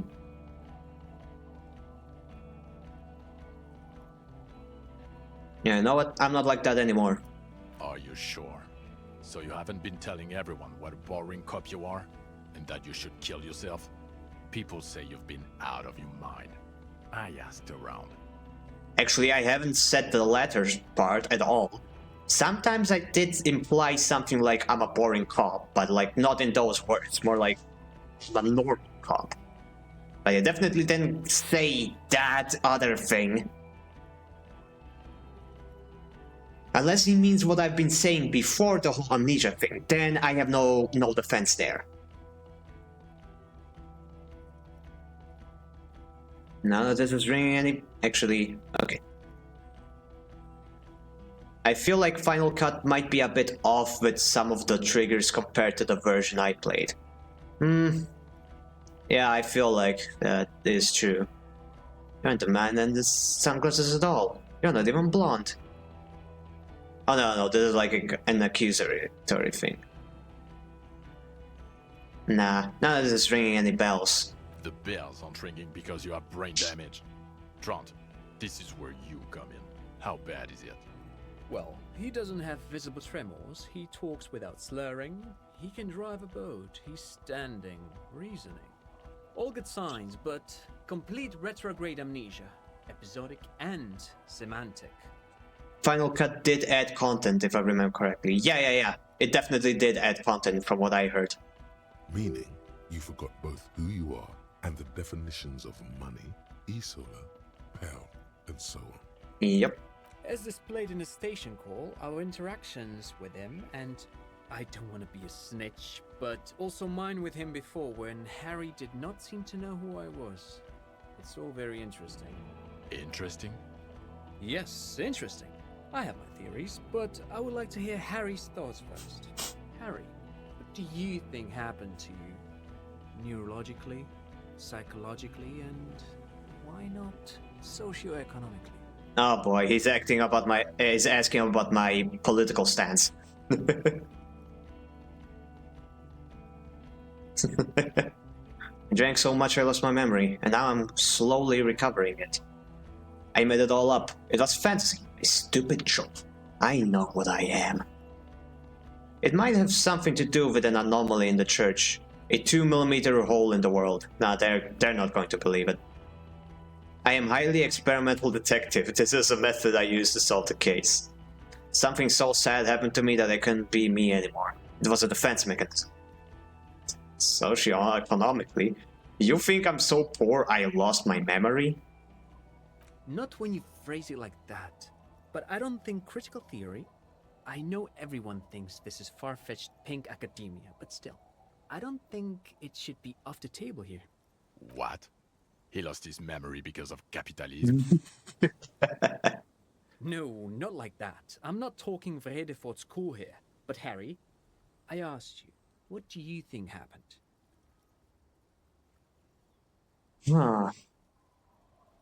Honestly, I have no other theory than the alcohol. I drank so much I lost my memory, and now I'm slowly recovering it. He is. He's getting better. And I can confirm that he drank a lot of alcohol prior to it happening. I believe he drank. People do that, especially this one. What they don't do is forget their whole life because of drinking. Joyce would think otherwise, but she's not here, I suppose. But Detective Vigmer, he has blanked out before. I have? Yes, a couple of times. After some of the more serious benders. One was after the two drunks case, the other when we looked into that mural. So you don't remember not remembering. Beautiful. Yep, beautiful. The two cases in your ledger, the unsolvable case and the next world mural, those were recent. Yeah, I read those. Those cases were hard on you. Fun fact, if you do a lot of drugs and drinking, you can actually lose your memory. Again. Oh wow. That is crazy. Interesting. So at first he dipped his toes into it, prepared. That's where he would have gotten the idea, yes. Practice. And then he used alcohol to get there, so to speak. Wait, what? What do you mean? Well, here's my theory. What if this is an absolutely normal reaction to the world we're living in? What if this is not a significant anomaly at all? Something to be explained, approached as a defect? Look at the sensory input here. He gestures towards the scenery. Look at the ruins, the neon. Listen to the radio, the multitudes, the people. Live here for 40 years. As a police detective, he's like a magnetic reader on the world tape, to borrow a known metaphor. Harry's been pushed flat against it. Total input. Alcohol is neurotoxic, so it does make sense. Yeah. This world is so fucked up and miserable that wanting to forget everything was a normal reaction. Huh. Yeah, that is basically what he's saying. Hardwired to the free market. He just needed for it to end. Okay, Trent, thank you. That's absolutely meaningless. I'm glad we brought you. Will he or will he not be able to work in the major crimes unit? Is he a cretin now? I want to know that. He's not a cretin, and he is able to do work. If not in his previous leadership role, then as a line detective. I'm ready to lead again. Line detective is good for now. He's wrong. I'm far too gone for work. Fuck all of you. I don't want to be in your unit. What now?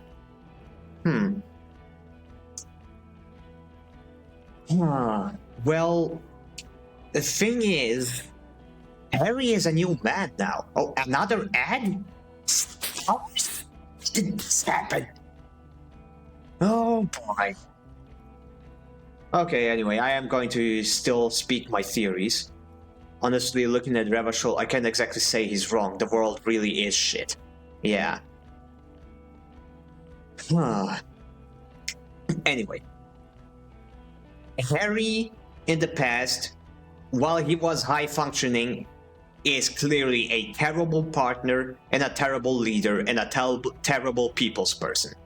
But Harry is a new man now. We have stopped drinking. We are completely sober.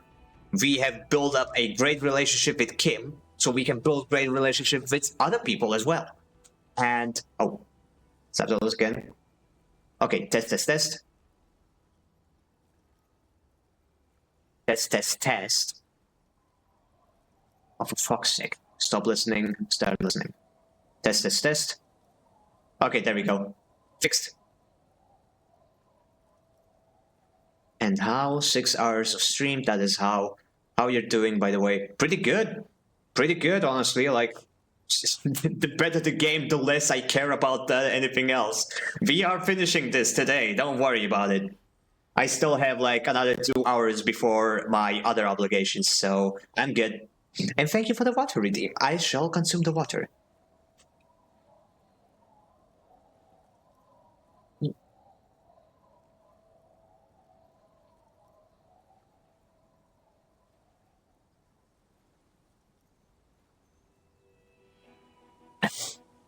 Oh, that's a lot of water redeems. But thank you very much. Lamau, to think I said you could wrap this up in 2 hours. To be fair, this is me we're talking about. I always take my time with things.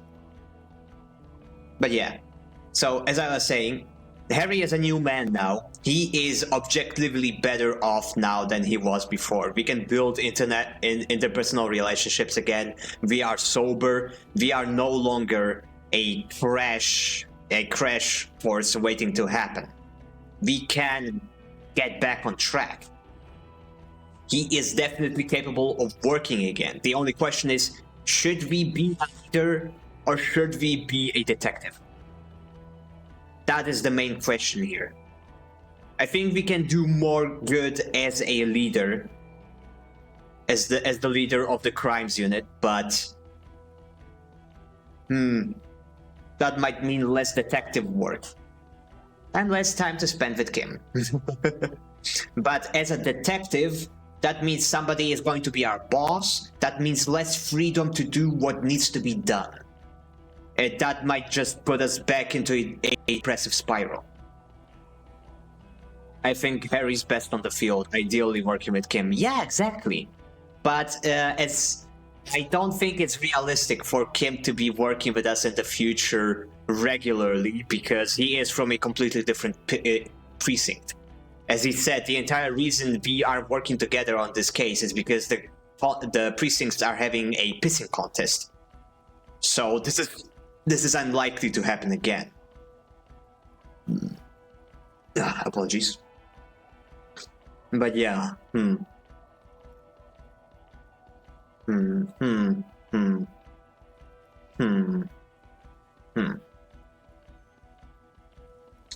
There's also the question, like, if we become a detective, who is going to become the leader of the crimes unit? And if it's going to be Jean, that might not go well. He clearly has a lot of resentment for the person I was. I'm really torn between these two choices.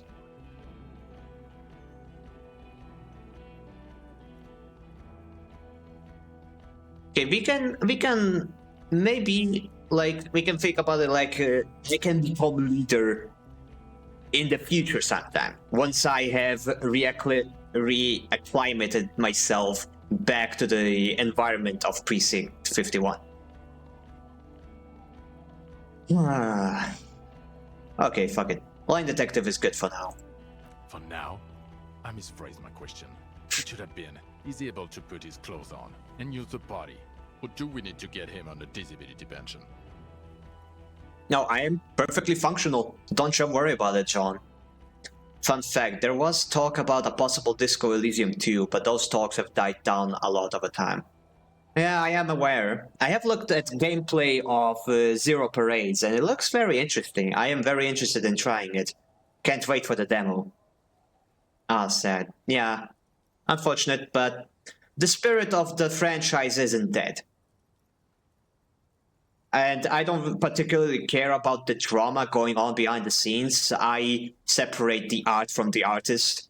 If the product looks good, I will appreciate it. Because someone has to. Now nothing. Now we're just going to stand here.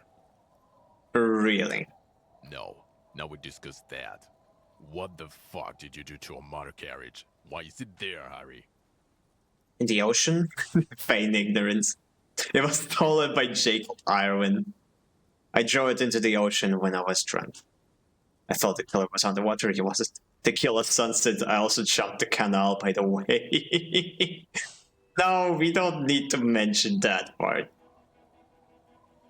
I don't know. I don't know what it's doing there. No, I drove it into the ocean when I was drunk. Ah, so refreshing. He just admits it. Thank you for your honesty. Thank you for destroying 45,000 real of police property that's coming out of everyone's payslip. Nope, you don't have to. I will pay it off myself.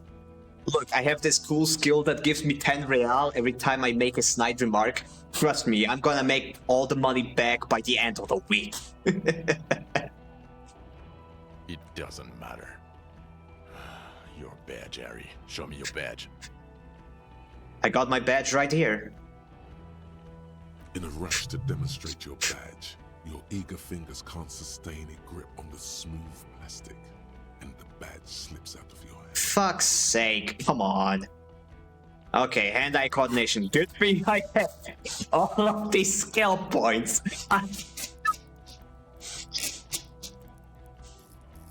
Perfect. Okay, what does it need? Hand-eye coordination. Okay. Let's put in 1 point. Okay, what's the chance now? 72%. That's pretty good, right? Or do we put more in? Let's put in 1 more. Let's max it out. Hardcore to the mega. I don't want to risk it. Not for the biscuit. And how far are we from the next level up? Oh, we need 50 more points. Okay, never mind. Catch it. Boom shakalaka. Not today, badge. Did I get the badge? Drama is not necessary. I got the badge. All is well. And your gun? He asks, unimpressed by the piece of plastic in your hand. As if having your badge and gun are natural states, not achievements. What is it with all these material objects? Gun, gun. Just repeat gun. Wait, how did you know I lost my gun? My gun is right here. I upgraded my gun to a rifle. Gun, badge, car. These are all things. Things don't matter. People do. Nah, my gun is right here. He has it. And he didn't drop it. You're drunk like a bum, Harry. Put that thing away before you kill someone. I didn't lose my gun. I have my gun. So it doesn't even matter that I found my gun. I quit drinking forever. It's only me in this boring hellhole now. I can't work well. No. I quit drinking forever. I mean it. I quit. I don't buy it. Why do you smell like a corpse then, huh? Oh, that's the pheromones. He's wounded. It's been a long week and he's handled an actual corpse. No idea what you're smelling. I washed death off me. Wait, it may be because of the pheromone. Yeah, I've handled an actual corpse.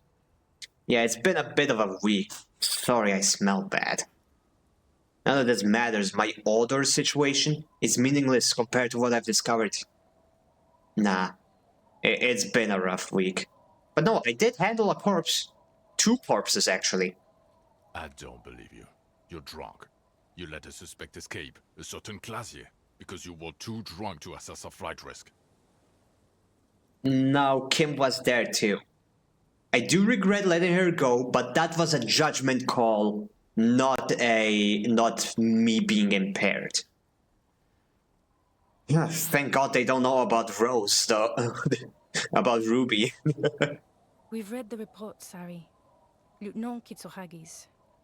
We know. Classy. She was some kind of spy from the Occident, specially trained. Not taking her in was the right thing to do. She gave a vital clue that led us to the island. Okay, I duped her. She pulled one on me. Yes, I let her go, as an act of mercy. It's just a small detail in a huge case. Doesn't matter, none of this does. We are looking at the oxygen holocaust. No, I am not being apocalypse cop now.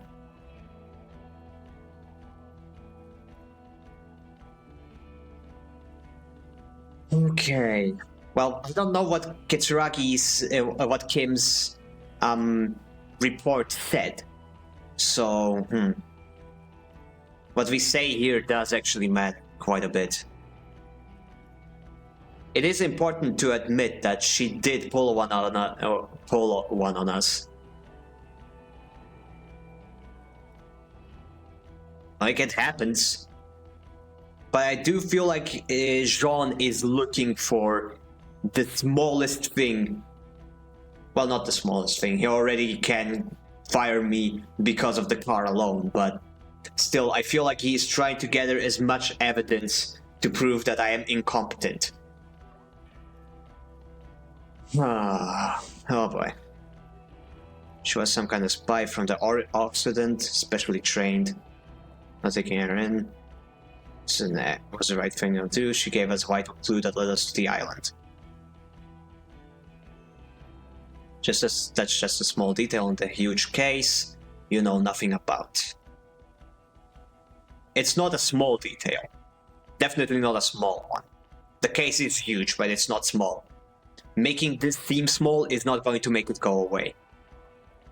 Oh boy. What do I choose? What do I choose?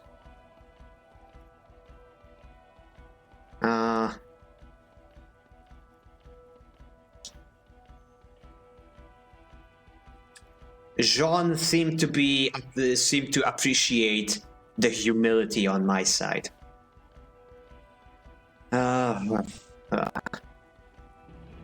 Second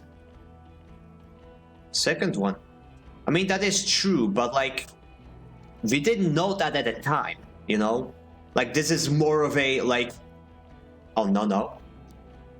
4. As an act of mercy? OTOH2. 2 is also very true, isn't it? It was a typo. Then what were you trying to say, Sam? If not 2. Oh, you mean first, I think, right? I believe 5 is also true, though. 5 is true, but it's the wrong thing to say, I think. It feels narcissistic. It feels like we are downplaying their worries. I misclick enter. Huh. I see. On the other hand, I believe 5 is also true. Ah, boy, everybody disagrees. Yes, I let her go as an act of mercy. Now, that's the thing. I didn't let her go as in, you can leave. I let her go because I believed she was innocent. Because I believed her. But she lied to me. She tricked me. That is why what I did was the wrong thing to do. The political game dividing people? Nah. What about 6? Most important point of them all. No, we are not going with the apocalypse speech. No, man. Nobody's agreeing on the same one. Okay, Shit.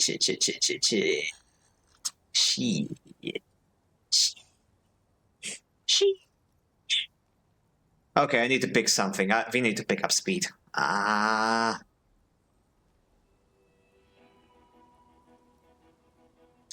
Nobody seems to be agreeing that 3 is a good option, so... 2,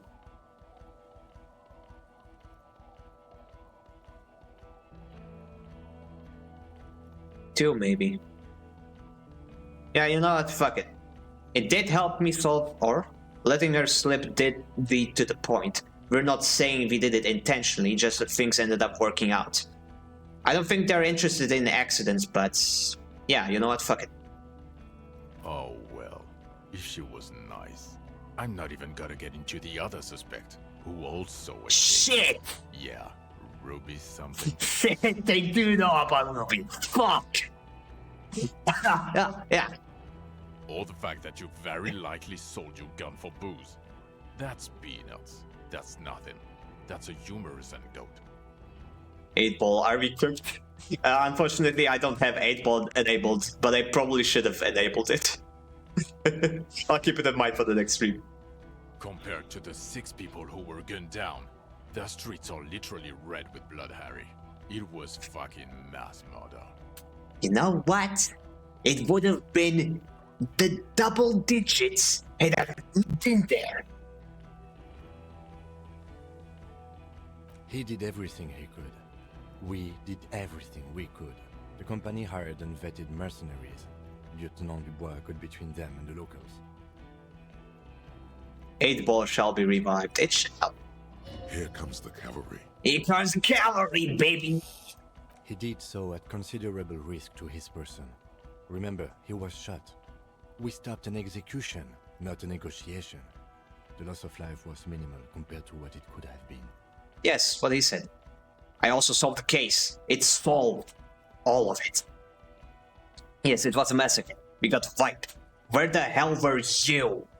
The firefighters trivially matter compared to the greatest discovery of the century. I'm just sorry. Finball, can we kiss Kim? Finball, Kimball? Probably not 3. Yeah, that's just shifting blame. And like, they didn't know about the tribunal, they could not have predicted it.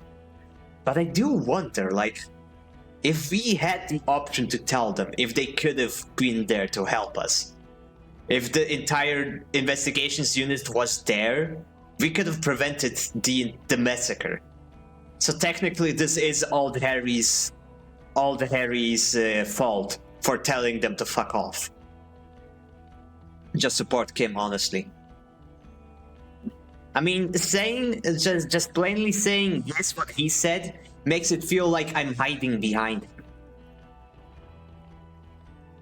If they were also assigned to the same case, like you, it was their job to be there. Yeah, like, even though I told them to fuck off, they should not have listened to me. but was there the unit leader, and technically they were there, just not all the time. Like they were spying on me. You know what? I do also agree with Rand. Like, if they want to hear about me solving the case, they can ask about it. Right now, I'm defending our actions at the tribunal. To be fair, we were the lead apparently, so it might have been taken as an order. That is also true. Yes, what he said.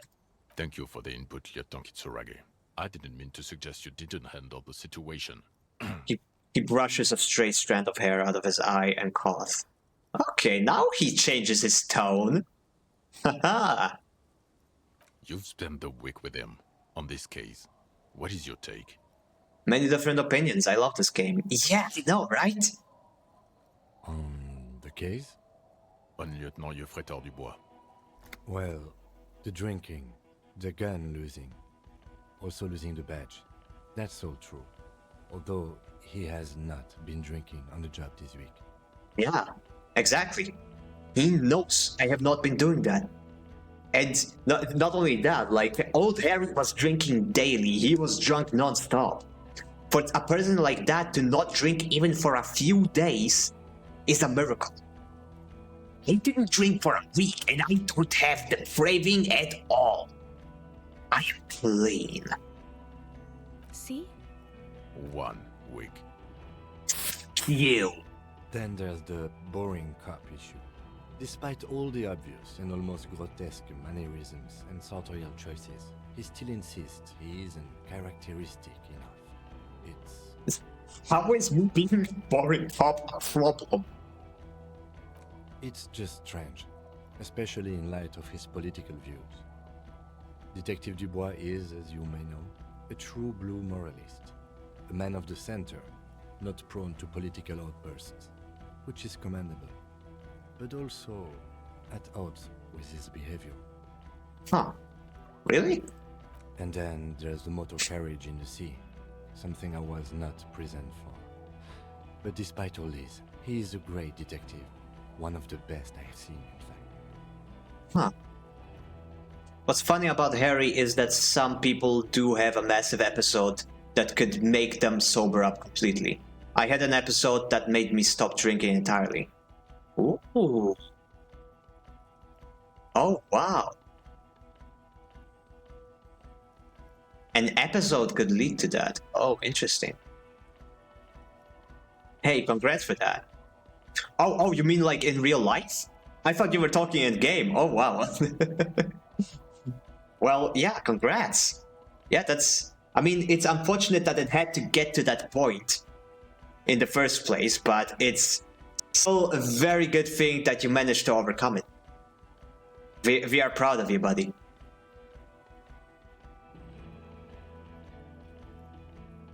He can talk human beings into telling him everything, and he doesn't stop. In all the time I've spent with him, he has not once stopped pursuing leads, however far-fetched and tangential. He is tireless, madly driven. Yeah. Well, except that one time when he stopped to sing karaoke, which, by the way, I have to disagree with you, Mr. Vicmar, was a valiant effort. He really sang his heart out. Oh. I love this man. Oh man. I must say I was not a heavy drinker, but that one episode scared me straight. You know, it's all relative. It's all like everybody has their own tolerance, everybody has their own ceiling and their own floor level. Like, just because you weren't a heavy drinker doesn't mean it was any less of an issue for you, any less of an achievement for you to have managed to stop. So, yeah. My mom did something like that. I don't quite remember. I was a tiny kid, but apparently one day I said something like, "Mama, no drink." It shook her so bad she dropped alcohol entirely. My dad actually also had something similar. It wasn't exactly an episode. He had an accident while bike driving while drunk, and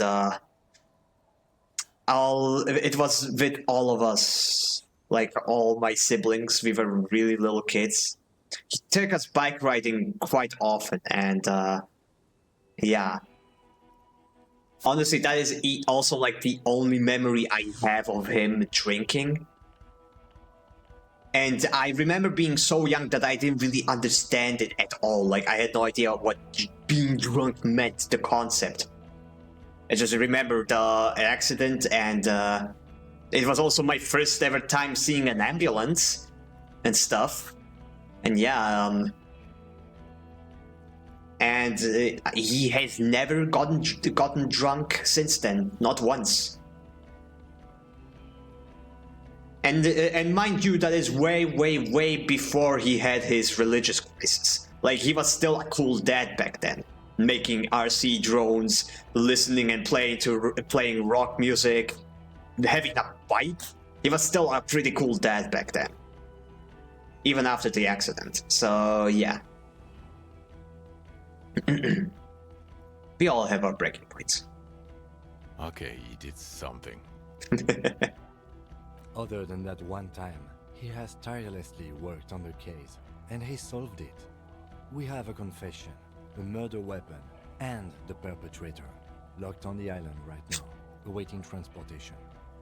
He apprehended a revolutionary brigade who stayed hidden for 50 years, ever since the revolution, who's probably committed other murders over those years. Oh, and he also discovered a new species.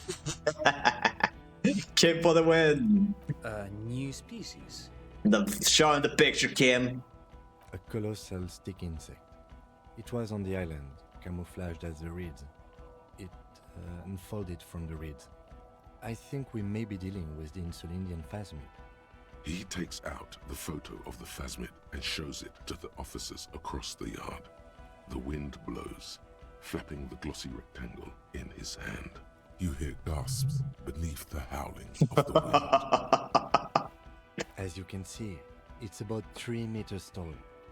In fact, we think it may be the largest land invertebrate ever discovered. Siana. Boom shakalaka, motherfucker. So, as you can see, I'm pretty okay detective. Nah, say nothing. No words need to be said. Fucking hell is that? Is this somehow connected to the case? Detective? Boom, boom, boom. Yes. I believe the pheromone it emits may be responsible for the killer's mental degradation. The old man was not aware of the phasmid's presence. Exhibiting a strange, atypical dementia, he fell into a stupor after its appearance. He became near catatonic. So it is connected. I get breakthrough now. I want to even be able to see the solution, damn it. If this is the end of the game, it's over, bro.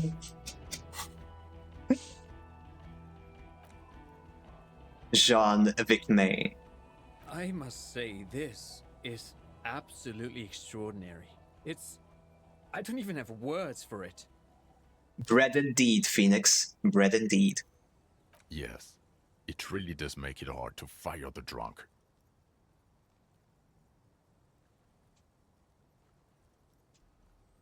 His tired eyes follow the photo as the lieutenant puts it away. This is a very, very sad man who has just seen something that's made him forget his sadness. Oh, wow. Now you make your case. Now is the time. Now or never. I also started a nightclub in the church. Also, the phasmid was female. The reeds are its nest. The killer, Lilianovich Droz. We have a strong motive for him. The previous head of the Brass Union was assassinated by our killer. And I also fixed the strike situation. There was also a dead man on the Broadwalk, a missing person I found. I also looked into the mystery of the doomed commercial area. I confiscated drugs from Kuno's dead. So what do you say? Wanna take this hot shit back? Okay, now all the side quests are coming in play. Okay, the killer, we have a strong motive for him. Lilianovich. A revolutionary matronym. A revolutionary matronym? Kitty good? Kitty great? Hello Ricky, what's up? Yeah, the stream is a bit overextended, but don't worry, I'm sure we are getting close to the end. The custom started in Grad, where they have patronyms. Prasovich, Lasovich, etc. The revolutionaries saw this as a chauvinist atavism, so they used matronyms, derived from the mother's name instead. Thank you for the speech.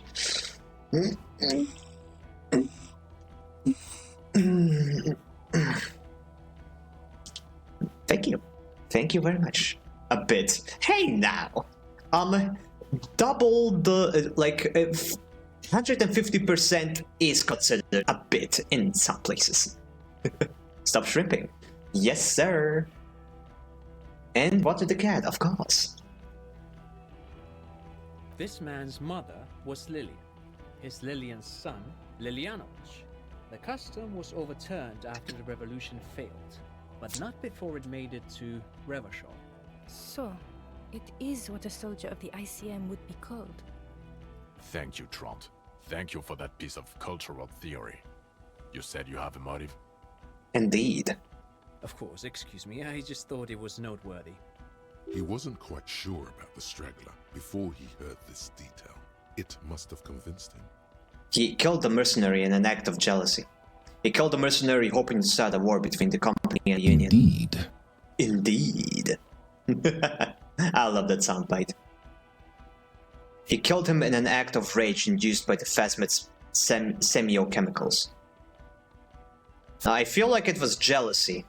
Like he literally was spying on Oranje very closely. We literally have him, proof of him being on the other side of her wall. I'll be lurking. Feel free to lurk. You're always free to cozy on up in here. Jealousy? I thought this Lilianovich was an old man. To have been hiding for 50 years. Like 70-something. A strange psychosexual fixation. Aggravated, possibly, by proximity to the phasmid and its chemicals. He himself gave a political reason. Said he had killed an enemy combatant. Also, we have ballistics from the gun, matching the bullet found in the dead mercenary's head, and 2 officers on the scene that Mr. Dross confessed to. It's a clean win. Oh, it's way more than that. way more. It's more than that. A perfect folding mechanism, like a phasmid. It's way more than that. It'll bring me Dora back. Nope. It's my masterpiece. They'll teach this in cop school. I did all I could. Every second was a struggle. I'm still not completely satisfied with it. It could be just a little neater.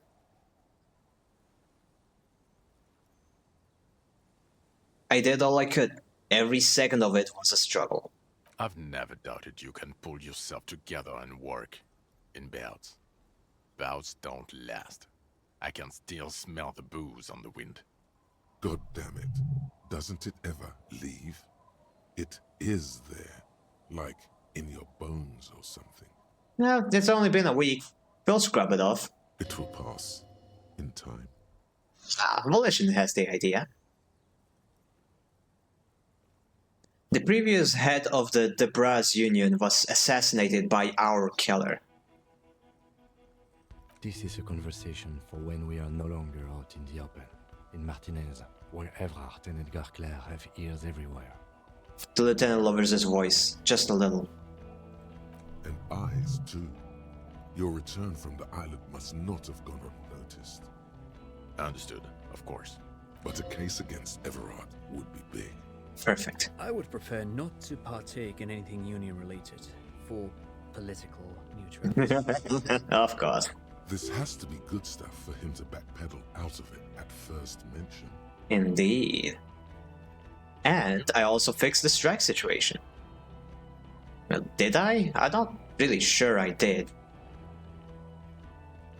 There is also a dead man on the boardwalk. A missing person I found. Yes, yes. Fallen through a gap in a boardwalk. Drunk. How did you know I found it? The body was transported to Precinct 41, our morgue. I had Tilbrook and Mullins take care of funeral arrangements and family stuff. Oh, that's good to hear. You're not the only cop in the world, Harry. This all comes back to us. Yes, but I'm the one who found him still. Still, good work with the missing person, Detective. It's still a point for you. No denying it. I confiscated drugs from Kuno's dad. Who's Kuno? You don't want to know. You're right, Lieutenant. I don't. You snorted the drugs, I know you did. It's alright. I mean, at this point, anything is but the drink. He just said that the drugs are better than alcohol? Are you kidding me, Jean? You're supposed to be a cop. Oh, Lord. I also looked into the mystery of the doomed commercial area. I don't know what a doomed commercial area is. Rue de Saint-Ghislain 10, a commercial building where all businesses go bankrupt. I looked into it.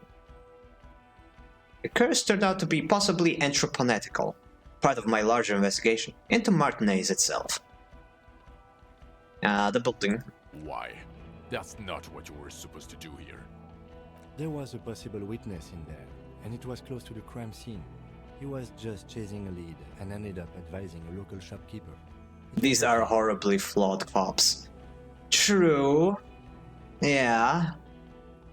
But they're still our partners. If you do drink or do drugs on the job, Kim looks past it. Yeah. That is true. But that's because Kim sees more than just a drink. Of course. Call it community outreach, right? Dodged the bullet there. For a moment, it seemed like you were just wasting time. Do I tell them about the strike situation? Like, I did tell Joyce to leave. Well, no, I didn't tell her to leave, but I pretty much influenced her decision. I am not going to mention the nightclub or the Phasmid.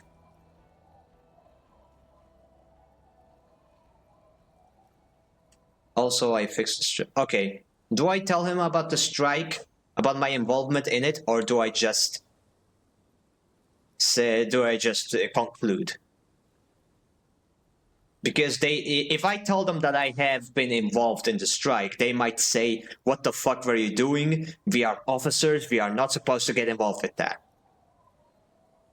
What does your heart tell you?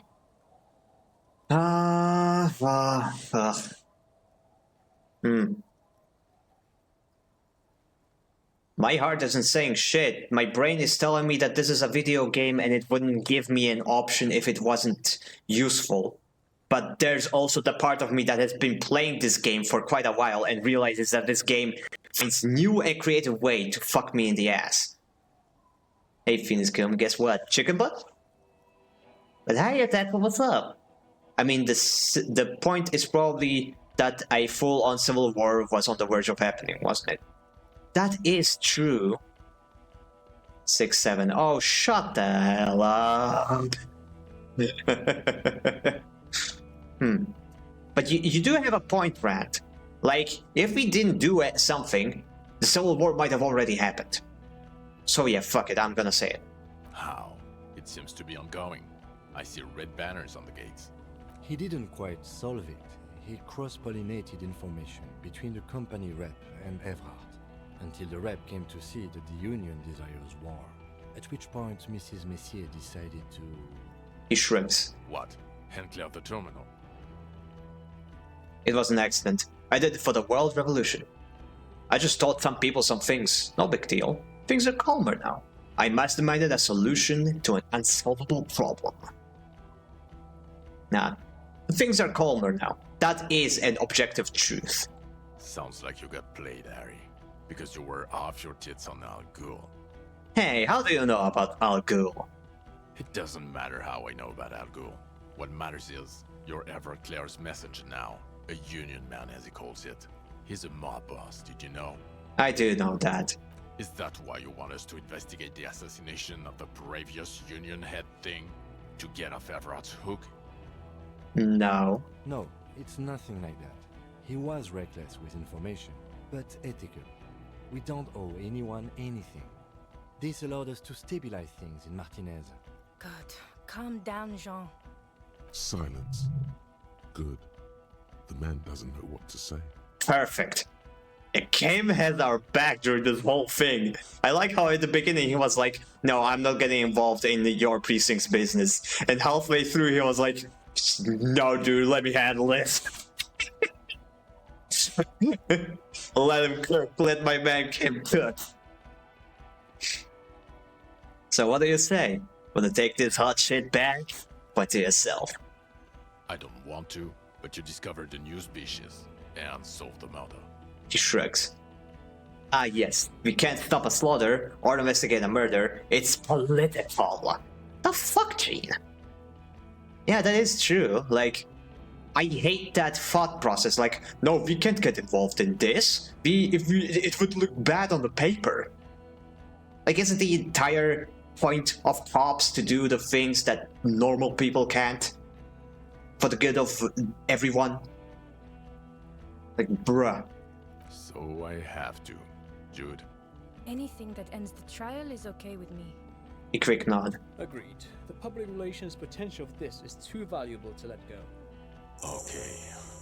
We have vehicles in the square, and the perpetrator needs to be taken into custody. Let's go.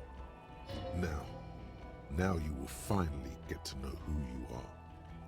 Wait, I have a few questions before we go. About who I am. The man looks westward, impatiently, jingling his car keys in his pocket. I'm surprised I get this option, and I didn't even have the option to say no. Okay. So, who am I? Honestly, I'd rather say who was I. Who are you? You're a gym teacher, Harry. Another fucking Harry Potter reference? Are you kidding me? Oh man, I love this game. Well, obviously you're not a gym teacher anymore, but... But before... Before you were a cop, you were a gym teacher in Coron.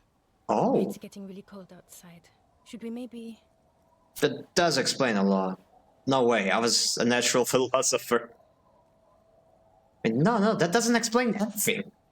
Gym teacher, really? I have encyclopedic knowledge about pretty much anything in this entire world. And I was a gym teacher? That is like the position you need the least amount of education for.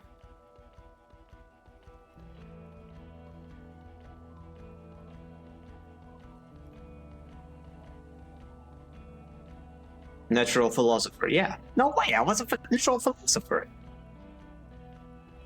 Right, the Jamrock Shuffle! Yeah, that does explain... Okay, that does explain a lot. Harry, it explains everything. The running Yes! around, the jumping, the bicep girth, your inexplicable facial hair. Yeah, he just looked like a gym teacher. The reflection of bomb. I swear that I have a mask. Your moves on the church floor, which honestly were just jump aerobics. Your use of the word graffito. And this guy, too. Swap fear! Ah. It makes more sense. God, even this javelin throwing freak here. Oh. When was this? When was I a gym teacher? In your 20s or late 20s. You've really let yourself go since then. He looks you over. Unfortunately. You said in Coron. I was a gym teacher there? Yes, you taught gym in Cool. I believe that's the term. Taught gym at a high school. You were a high school gym teacher. I like the way this guy talks, even though he's an asshole. The smell of sweat and glue. The worn floorboards. Kuro is just east of Jamrock. It was a short walk every morning to the baseball field or the sports building. Huh. High school. Harry, Your goings-on with Kuno, Andre, Acel, the whole thing on the ice. That's why you are so juvie. Experience with kids. Oh, I see. Kim did note that you have an impressive amount of endurance for jogging. Yeah. His smirk suggests barely contained laughter. I love it when games use in-universe explanations for game mechanics like unlimited stamina. Oh, that is cool. Why did I join the RCM then? The regular. You found some chick. She inspired you to fight the big fight. Be more than you are. All that. Wait, it's because of Dora that I'm a cop? Wow, that would explain why we're so unhappy with the position. Huh. You, every morning, walking from Voyager Road to teach gym. She, leaving for the academy with her spring coat on. The air filled with the smell of smoke and raspberries, and incredible hope. An ocean full of hope. Okay, I see now. I knew it. I knew no normal human being can run like that. He's an honest-to-God gym teacher. Why am I like this? It's not a mystery. Some chick fucked you over. Also, you were drunk. You really went with it too. Really maximized the damage. Maximus. I focused on the stream for a split second and now they are talking about some game mechanic. Game mechanic. As in video games. Game. Some chick. Who? Was she called Dora Dubois? Dubois? It was Dora Engelund, I think. You've said her name, but you weren't married. You were engaged. Oh. Oh, it never came to that. Oh, that sucks. So... Oh, stop shrimping. Wait, Dora in England? Something like that. Half Vazan.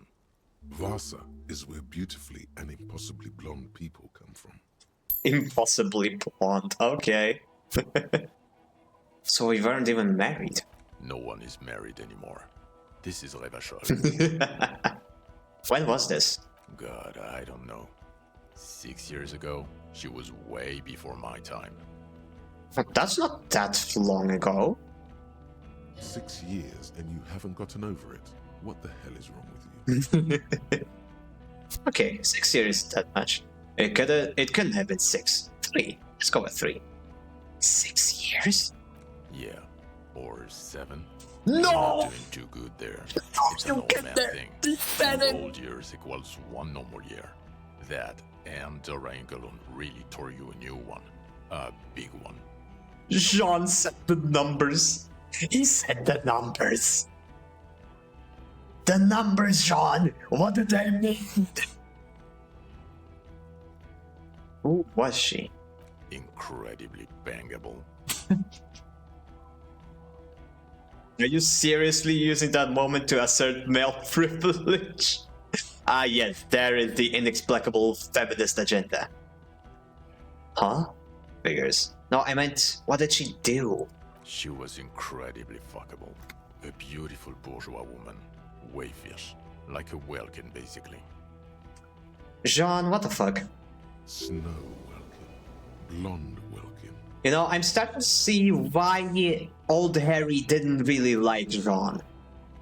So there's also a chance that Jean is like this because of us. We'll see. Heartbreak Welkin. Pain Welkin. I've only seen a picture, but it's obvious you formed a real spiritual connection with how pretty she was. One you never recuperated from. One is not at fault for being... Yeah, exactly. Look, the sun is going down. It's time to go on. I think she taught in the Académie des Arts, east of the river. Way east. Hard to say which came first, the middle-class chick or the drink. Egg and the chicken kind of thing. Chicken or the egg? Well, clearly, first came the omelet. The omelet is why the chicken and the egg exist. My point is, You need to see a psychiatrist about this shit. Not a psychologist. Several degrees harder. Is there something harder than a psychiatrist? A forensic psychiatrist? Go talk to that. In other words, he's heard enough about this. Okay, am I a dirty cop working for La Puta Madre? Precinct 41. What kind of station is this?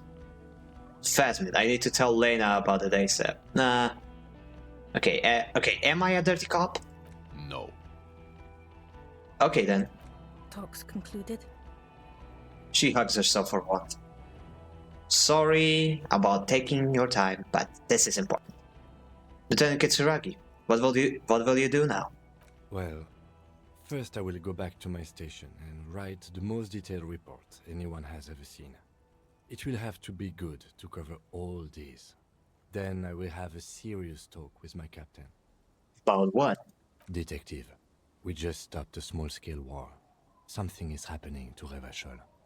He pulls up his collar and looks around. The cold spring light reflected in the lenses of his glasses. I don't know what yet, but it's going to be a hard spring for the RCM. We need to get ready, infiltrate, investigate. Distant traffic. A scrap of newspaper drifts by, carried by the wind. It says, tensions rise in Terminal YC in light of the Debardeurs strike in Terminal B. Among representatives of every industry in Coal City. You read. Want to do that at Station 41? Talk to Captain Price? I'd rather not ruffle the feathers of two captains with my doom-mongering. No, I meant investigate. Come work at Precinct 41. Work with Price? I'm flattered, but I don't know if I... A crooked smile quivers on his lips. Would fit him. And crazy enough. Can take the stress. He doesn't know how to finish the sentence. This truly came as a surprise to him.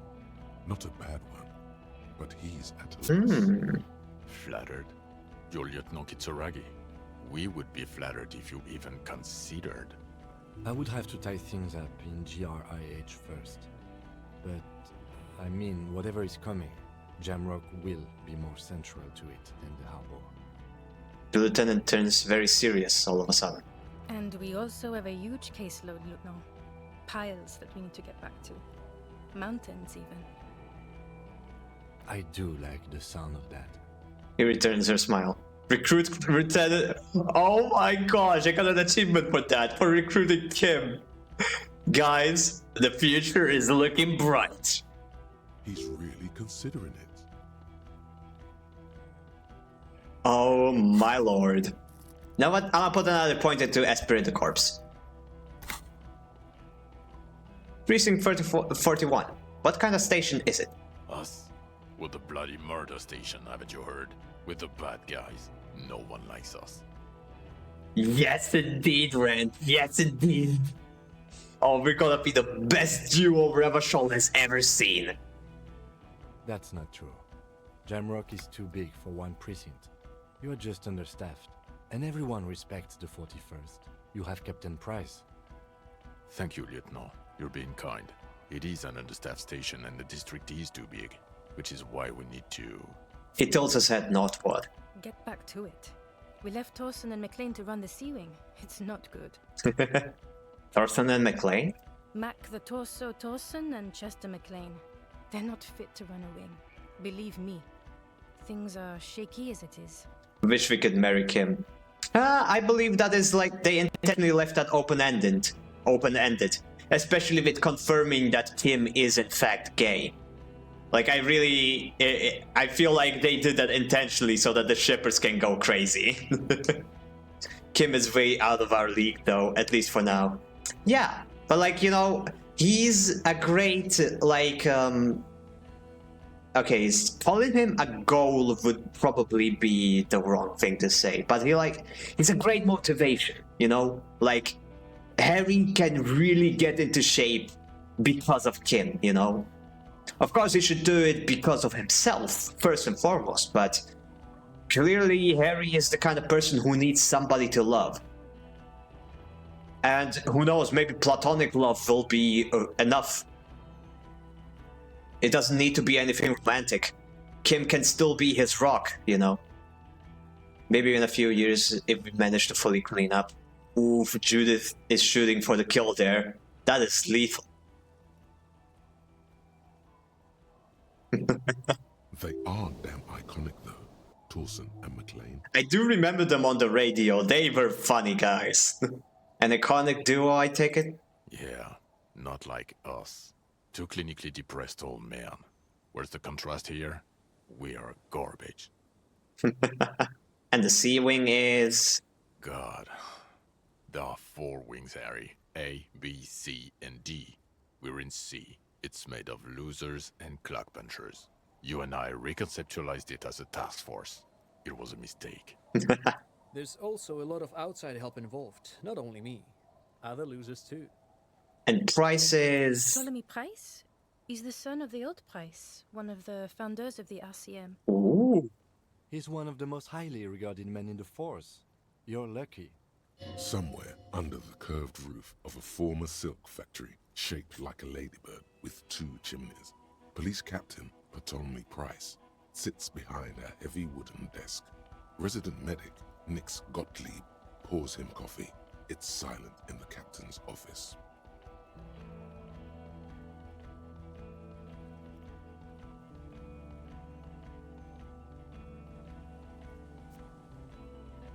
They speak of change, the city, the tension on the streets.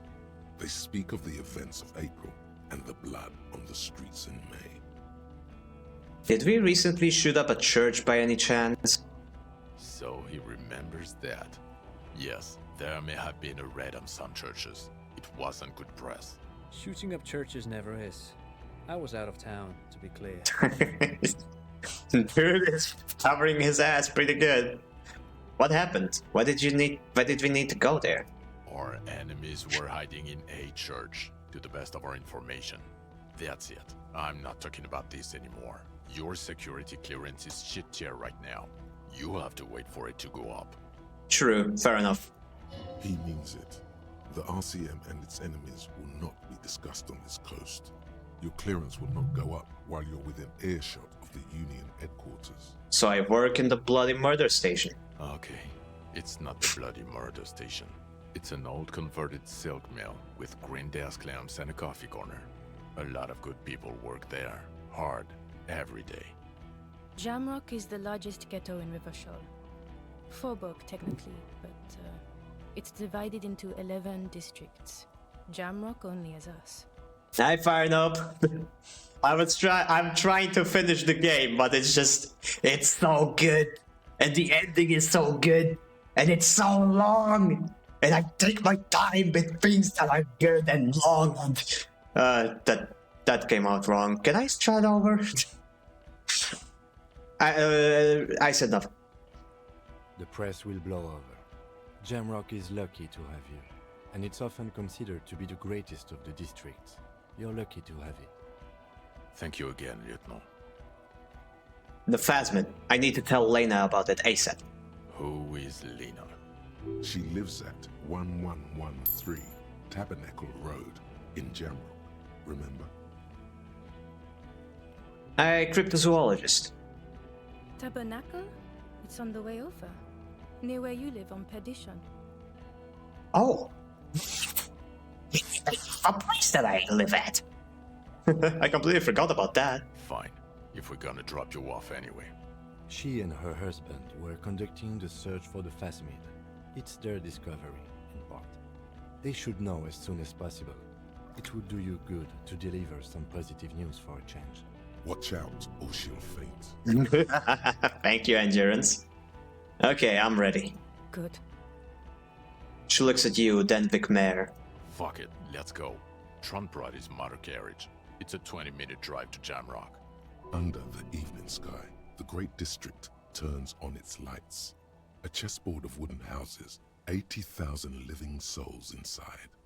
Fire traps as far as the eye can see, from Main Street to Precinct 41 atop the motorway, to Boogie Street forking into the dark horizon. You close your eyes and hear the dogs bark.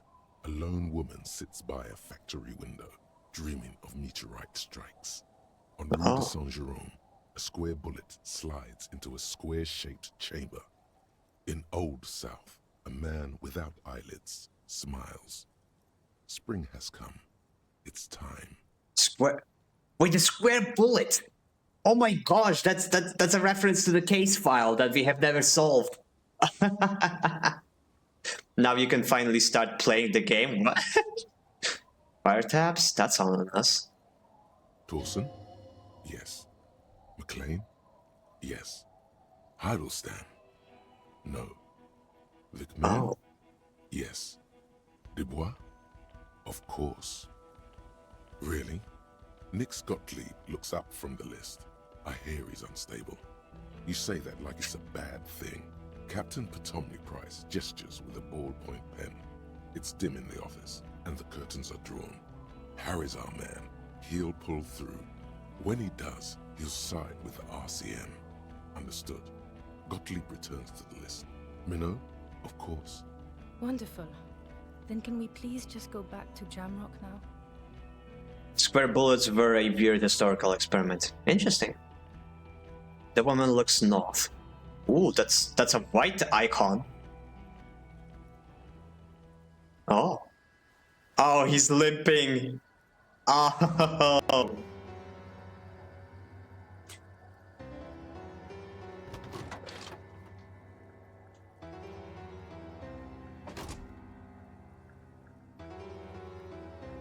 Wait, why are we waiting? Oh, he wanted to talk with us one-on-one, I guess.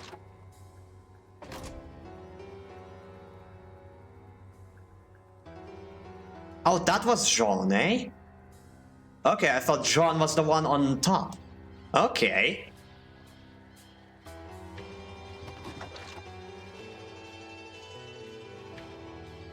Oh, wow.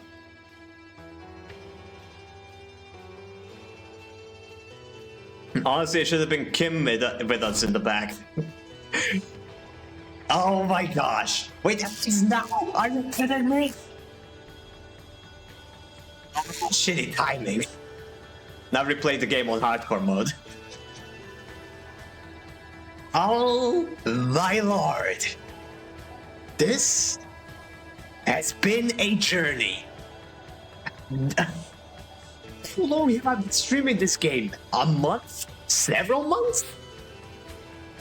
When did we start it? Was it last year or this year? I can't even remember. No, I'm pretty sure I played The Surge this year still. So it must have been this year. Anyway, we'll figure it out later. Holy hell.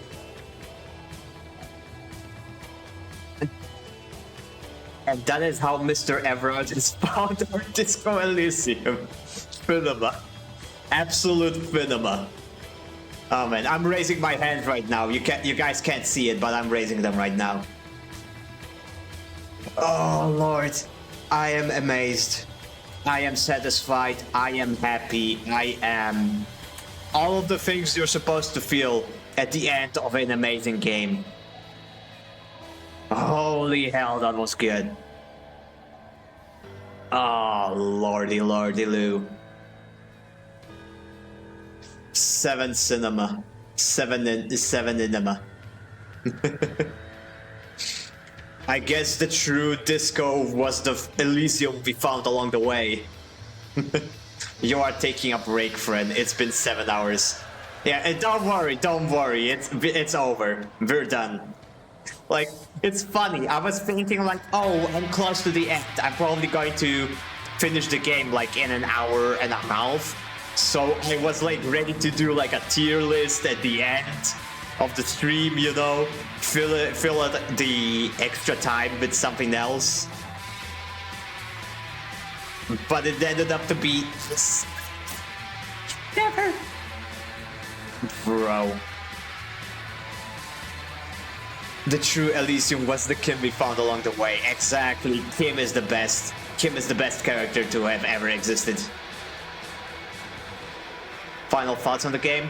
Peak. It's Like, I expressed a lot of my thoughts about the game throughout my time playing it, and if I were to have to summarize it right now, we'd be here for another 7 hours, guys. There's so much to say about this game, I can't even put it all into words. But as far as narrative RPGs go, this is the best thing ever. No huge AAA product could ever match the level of depth, of modularity, that this game has provided. You can't have this kind of thing outside of indie games, unfortunately. Like, the corporate side of things would have ruined this game if it was allowed to, but this is a passion project. All of the writing, all of the connections. I can't even imagine what the dialogue trees for this game must look like. Like, it's not a tree, it's an entire forest, where every tree is part of the same organism. It's like that one forest in Japan or something, where all of the fauna is part of the same multi-faceted organism. That's what this game is at its core. You just cannot match this. This game is a miracle of that it even exists. Phew. Okay, let me catch up the chat. Man, it was a journey even though I was lurking 90% of the time. I still appreciate you so much. Anybody who has been here even for a fraction of a single stream, I appreciate you so much. This 1 week is a real turning point for Harrier Dubois. Yeah, absolutely.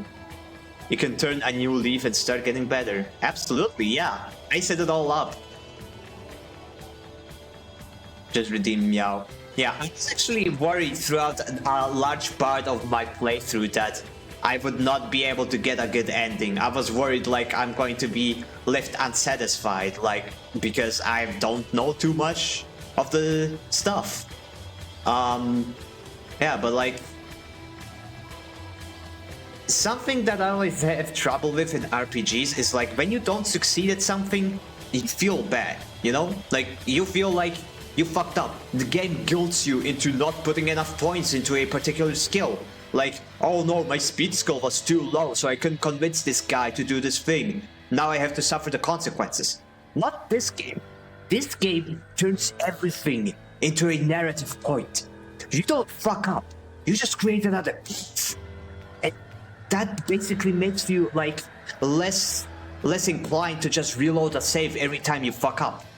Like, I have been doing that quite a lot, I'll admit. It's kind of impossible to remove that craving entirely, especially when I've been conditioned by so many other RPGs to do that. But this game's ability to make you stick with the path you have chosen is incredible. It is uncanny. It treats nothing with disregard. There is no filler. Everything is intentional. Every single word on the screen is meaningful. And I know that to some people that have not been here for the next couple of streams, this might sound like it's too good to be true, like I am blowing things out of proportion. And maybe I am.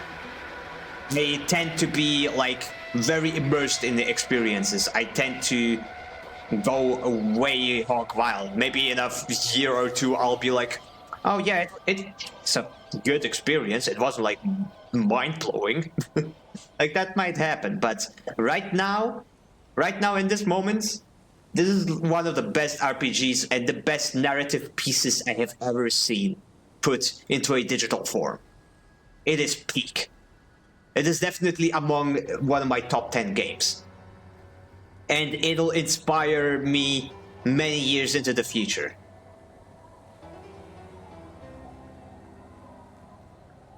Yeah, it's the one game that dethrones Planescape Torment among narrative CRPGs. Never heard of Planescape, but I might look it up. Or he can become worse. Meow. Okay, I'll meow. Founded Pando in Utah, actually. Oh. Also, man, my stream streak broke. I missed the stream somehow. I'm sorry. Oh no! Ah, shit, that sucks. I know it can suck to lose a stream. Like, there's a streamer I've got like almost 100 stream streak with. So I would very much be sad if I lost that. But a little note for the future, you can keep your streak going by watching a stream log or watching a clip from a stream. And there have been a few clips from this stream, so like if you had missed the stream, you could just watch a clip and make up for it. So just a thing in the future for you to know, if there are like other streaks you have going and you don't want to lose them. Even when you fuck up, it can still be good. Yeah, exactly. A game that does not punish you for failure. Like, of course, there should be some kind of negative connotation to failure. Like, you do not want to fail. But removing the desire to reload a save every time you fail at something is incredibly... is a thing that I think more games should strive towards. Failing a romance in Persona is so guilt-tripping. Yeah... I felt romances in a lot of Ubisoft games, like Mass Effect Andromeda and Dragon Age Inquisition. I just fucked up getting a romance there, and it kinda sucked, but oh well. Peak, this is Volt's thing. I had to break my no drinking streak because I couldn't pass the Shivers check to get on top of the building in the original version of the game. It was extremely frustrating. Oh, interesting. This game does get multiple nominations for awards, if I remember correctly. Oh, it absolutely deserves them. Like, this game deserves the spotlight. It deserves love. It deserves to have more people playing it. This game is... and I will recommend it to people till the day I die. And I say this as someone who was not really interested in the game before I played it. I had like... I don't really know why I was opposed to playing it. I feel like it was... I didn't get it. I didn't get what was so special about it. I didn't get why it was different than other RPGs. But now that I played it, it really is like an ideal put to paper. It is crazy. Oh, actually, apparently it was nominated and won 4 awards. So okay, we got to the... Okay, one thing before I finish. There's one thing I was curious about, and that's the collage. This thing was taunting me. It said like, do not do this. Yeah, this contains spoilers. I don't care. I don't care anymore.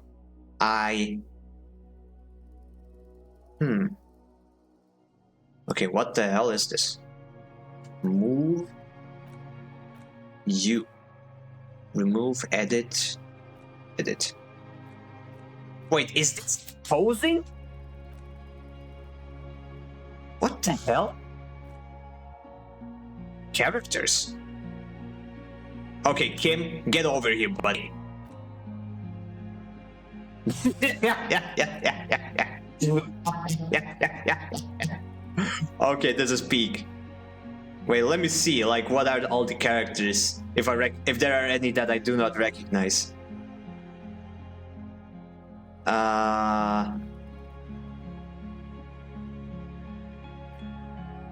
Hardcore. Hardcore to the mega. Okay, let's see. Oh yeah, there's the light bending man. Oh gosh, nope, that was a mistake. I like to see things. Oh, hey. The crab man. Children, the people. The insolent investment. Oh gosh, it's so creepy. It's so creepy. I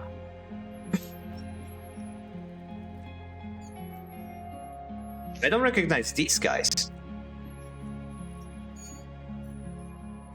Yeah, I don't recognize these guys on the right at all. That's interesting.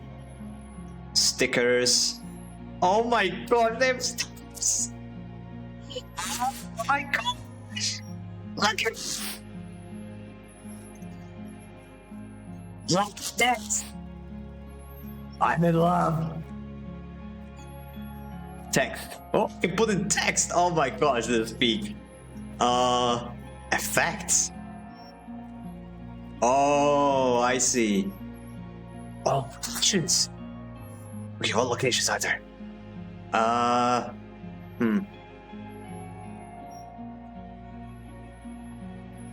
I need to pick something. I wanted to. I want something nice to end on.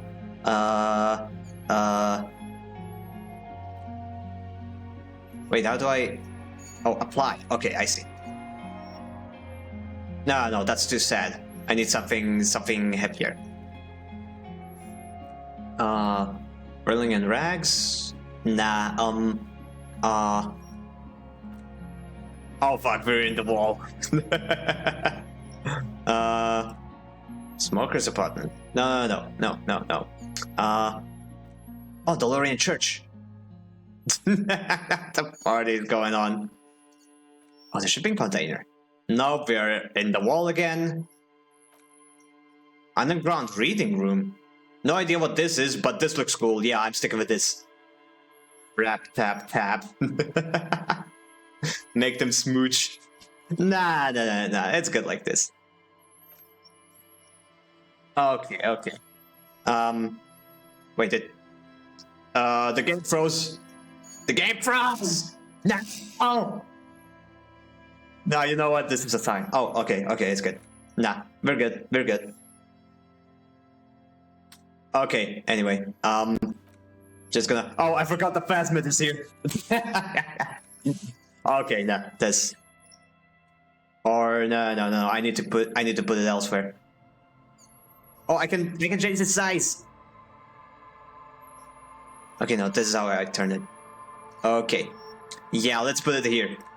Okay, anyway, enough stalling. I do need to hop off. The phasmid is the efficient.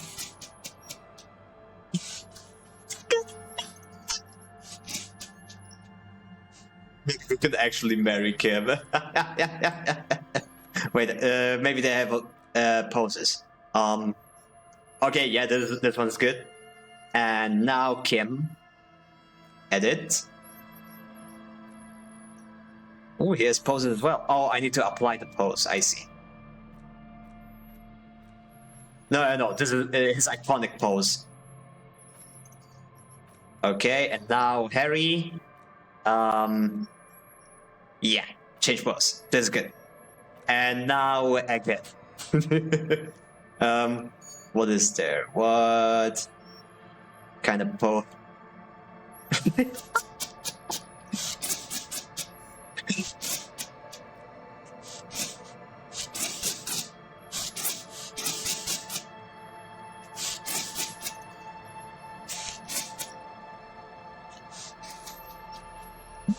No, I want the pose. Come on. Where is it? Here it is. Change pose. Absolute cinema. I have pronounced you husband and husband. You can now do happy biped things. I don't know. I just eat leaves. Yeah, move this a little here. And yeah, okay, we're good. Enough stalling. I'll take a picture later.